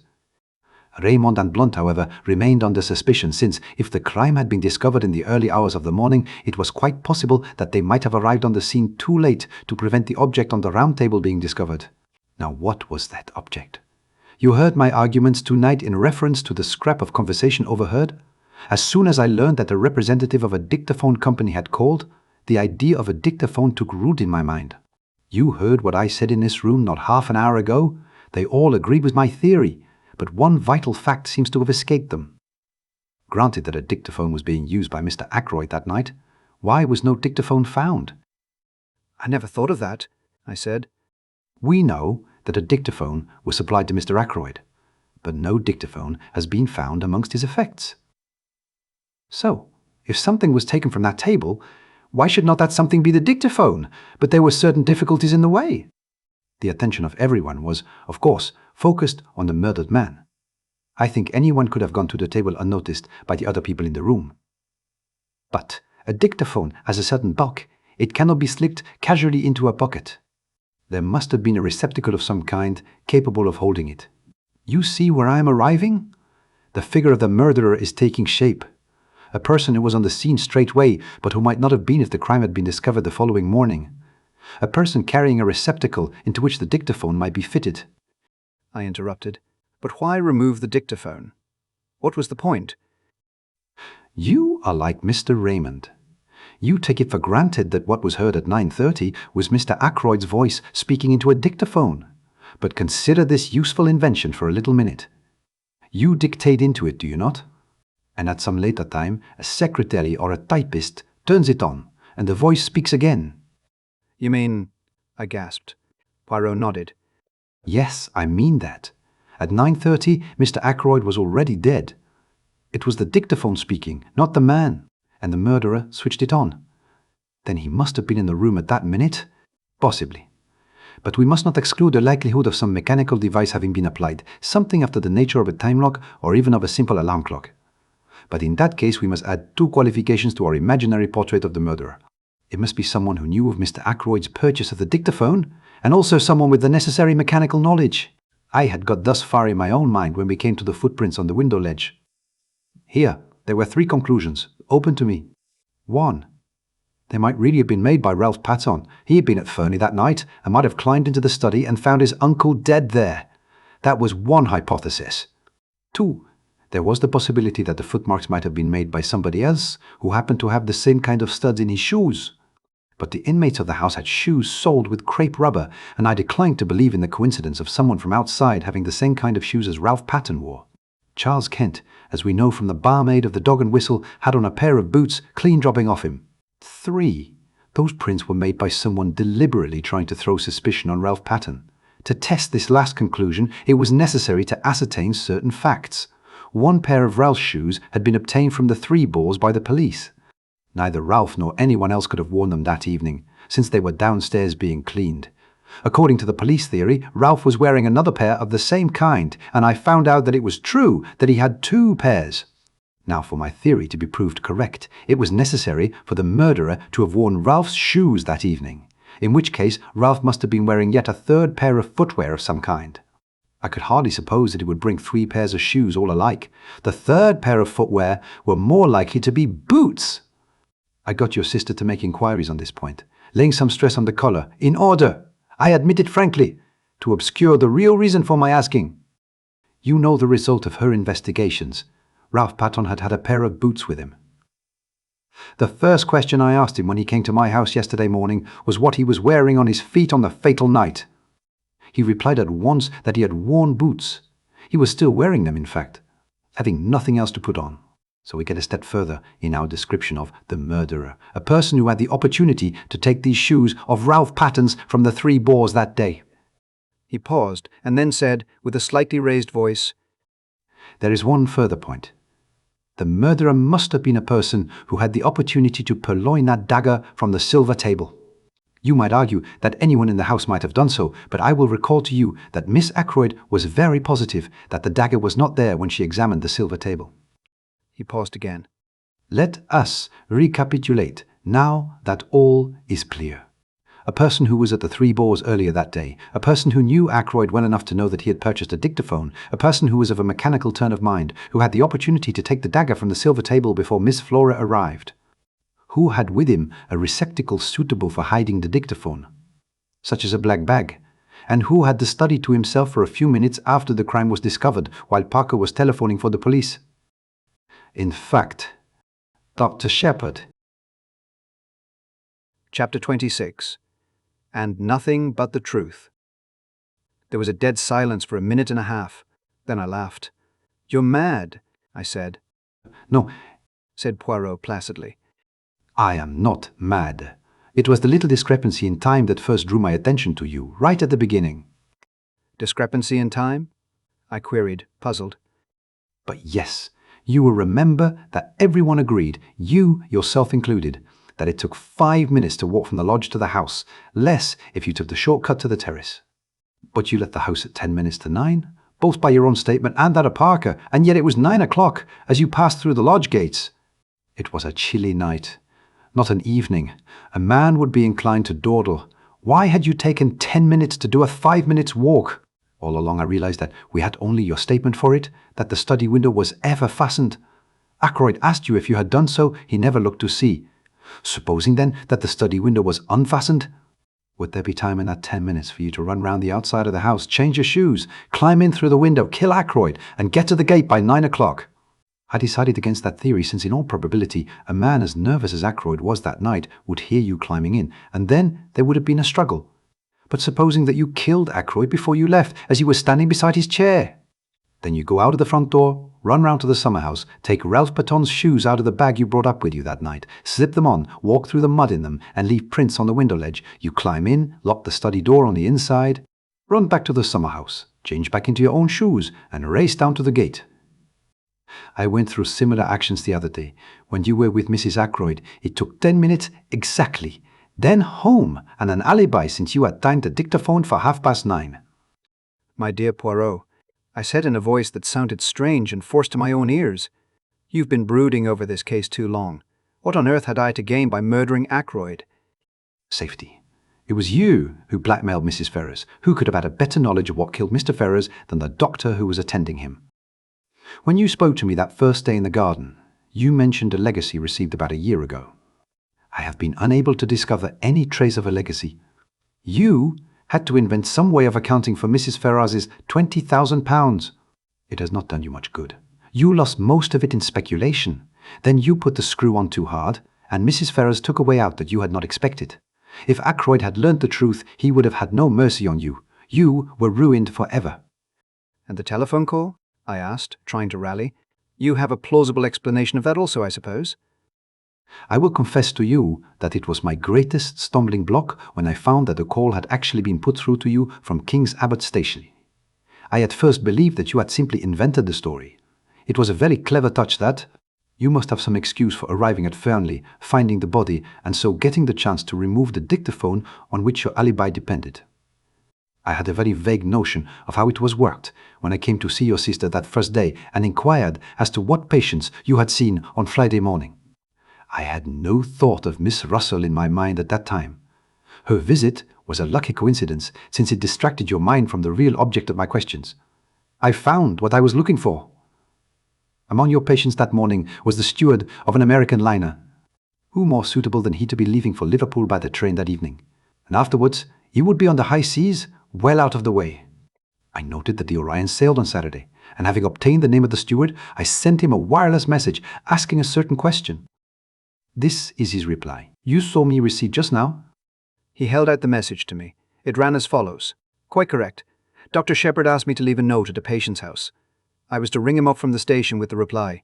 Reply was, no answer. It was a clever idea, said Poirot. The call was genuine. Your sister saw you take it. But there was only one man's word as to what was actually said. Your own. I yawned. All this, I said, is very interesting, but hardly in the sphere of practical politics. You think not? Remember what I said. The truth goes to Inspector Raglan in the morning. But, for the sake of your good sister, I am willing to give you the chance of another way out. There might be, for instance, an overdose of a sleeping draught. You comprehend me? But Captain Ralph Paton must be cleared? Ça va sans dire. I should suggest that you finish that very interesting manuscript of yours, but abandoning your former reticence. You seem to be very prolific of suggestions, I remarked. Are you sure you've quite finished? Now that you remind me of the fact, it is true that there is one thing more. It would be most unwise on your part to attempt to silence me as you silenced Monsieur Ackroyd. That kind of business does not succeed against Hercule Poirot, you understand. My dear Poirot, I said, smiling a little. Whatever else I may be, I am not a fool. I rose to my feet. Well, well, I said with a slight yawn. I must be off home. Thank you for a most interesting and instructive evening. Poirot also rose and bowed with his accustomed politeness as I passed out of the room. Chapter 27. Apologia. 5 a.m. I am very tired, but I have finished my task. My arm aches from writing. A strange end to my manuscript. I meant it to be published someday as the history of one of Poirot's failures. Odd how things pan out. All along, I've had a premonition of disaster from the moment I saw Ralph Paton and Mrs. Ferrars with their heads together. I thought then that she was confiding in him. As it happened, I was quite wrong there. But the idea persisted even after I went into the study with Ackroyd that night until he told me the truth. Poor old Ackroyd. I'm always glad that I gave him a chance. I urged him to read that letter before it was too late. Or let me be honest. Didn't I subconsciously realize that with a pig-headed chap like him, it was my best chance of getting him not to read it? His nervousness that night was interesting psychologically. He knew danger was close at hand. And yet he never suspected me. The dagger was an afterthought. I'd brought up a very handy little weapon of my own, but when I saw the dagger lying in the silver table, it occurred to me at once how much better it would be to use a weapon that couldn't be traced to me. I suppose I must have meant to murder him all along. As soon as I heard of Mrs. Ferrars's death, I felt convinced that she would have told him everything before she died. When I met him, and he seemed so agitated, I thought that perhaps he knew the truth, but that he couldn't bring himself to believe it and was going to give me the chance of refuting it. So I went home and took my precautions. If the trouble were after all only something to do with Ralph, well, no harm would have been done. The dictaphone he had given me 2 days before to adjust. Something had gone a little wrong with it, and I persuaded him to let me have a go at it, instead of sending it back. I did what I wanted to it, and took it up with me in my bag that evening. I am rather pleased with myself as a writer. What could be neater, for instance, than the following? The letters were brought in at 20 minutes to 9. It was just on 10 minutes to 9 when I left them, the letter still unread. I hesitated with my hand on the door handle, looking back and wondering if there was anything I had left undone. All true, you see. But suppose I had put a row of stars after the first sentence. Would somebody then have wondered what exactly happened in that blank 10 minutes? When I looked round the room from the door, I was quite satisfied. Nothing had been left undone. The dictaphone was on the table by the window, timed to go off at 9:30. The mechanism of that little device was rather clever, based on the principle of an alarm clock, and the armchair was pulled out so as to hide it from the door. I must admit that it gave me rather a shock to run into Parker just outside the door. I have faithfully recorded that fact. Then later, when the body was discovered and I had sent Parker to telephone for the police, what a judicious use of words. I did what little had to be done. It was quite little. Just to shove the dictaphone into my bag and push back the chair against the wall in its proper place. I never dreamed that Parker would have noticed that chair. Logically, he ought to have been so agog over the body as to be blind to everything else. But I hadn't reckoned with the trained servant complex. I wish I could have known beforehand that Flora was going to say she'd seen her uncle alive at 9:45. That puzzled me more than I can say. In fact, all through the case there have been things that puzzled me hopelessly. Everyone seems to have taken a hand. My greatest fear all through has been Caroline. I have fancied she might guess. Curious the way she spoke that day of my strain of weakness. Well, she will never know the truth. There is, as Poirot said, one way out. I can trust him. He and Inspector Raglan will manage it between them. I should not like Caroline to know. She is fond of me, and then, too, she is proud. My death will be a grief to her. But grief passes. When I have finished writing, I shall enclose this whole manuscript in an envelope and address it to Poirot. And then, what shall it be? Veronal? There would be a kind of poetic justice. Not that I take any responsibility for Mrs. Ferrars's death. It was the direct consequence of her own actions. I feel no pity for her. I have no pity for myself either, so let it be Veronal. But I wish Hercule Poirot had never retired from work and come here to grow vegetable marrows. The end. This was a Tele production. Thank you for listening.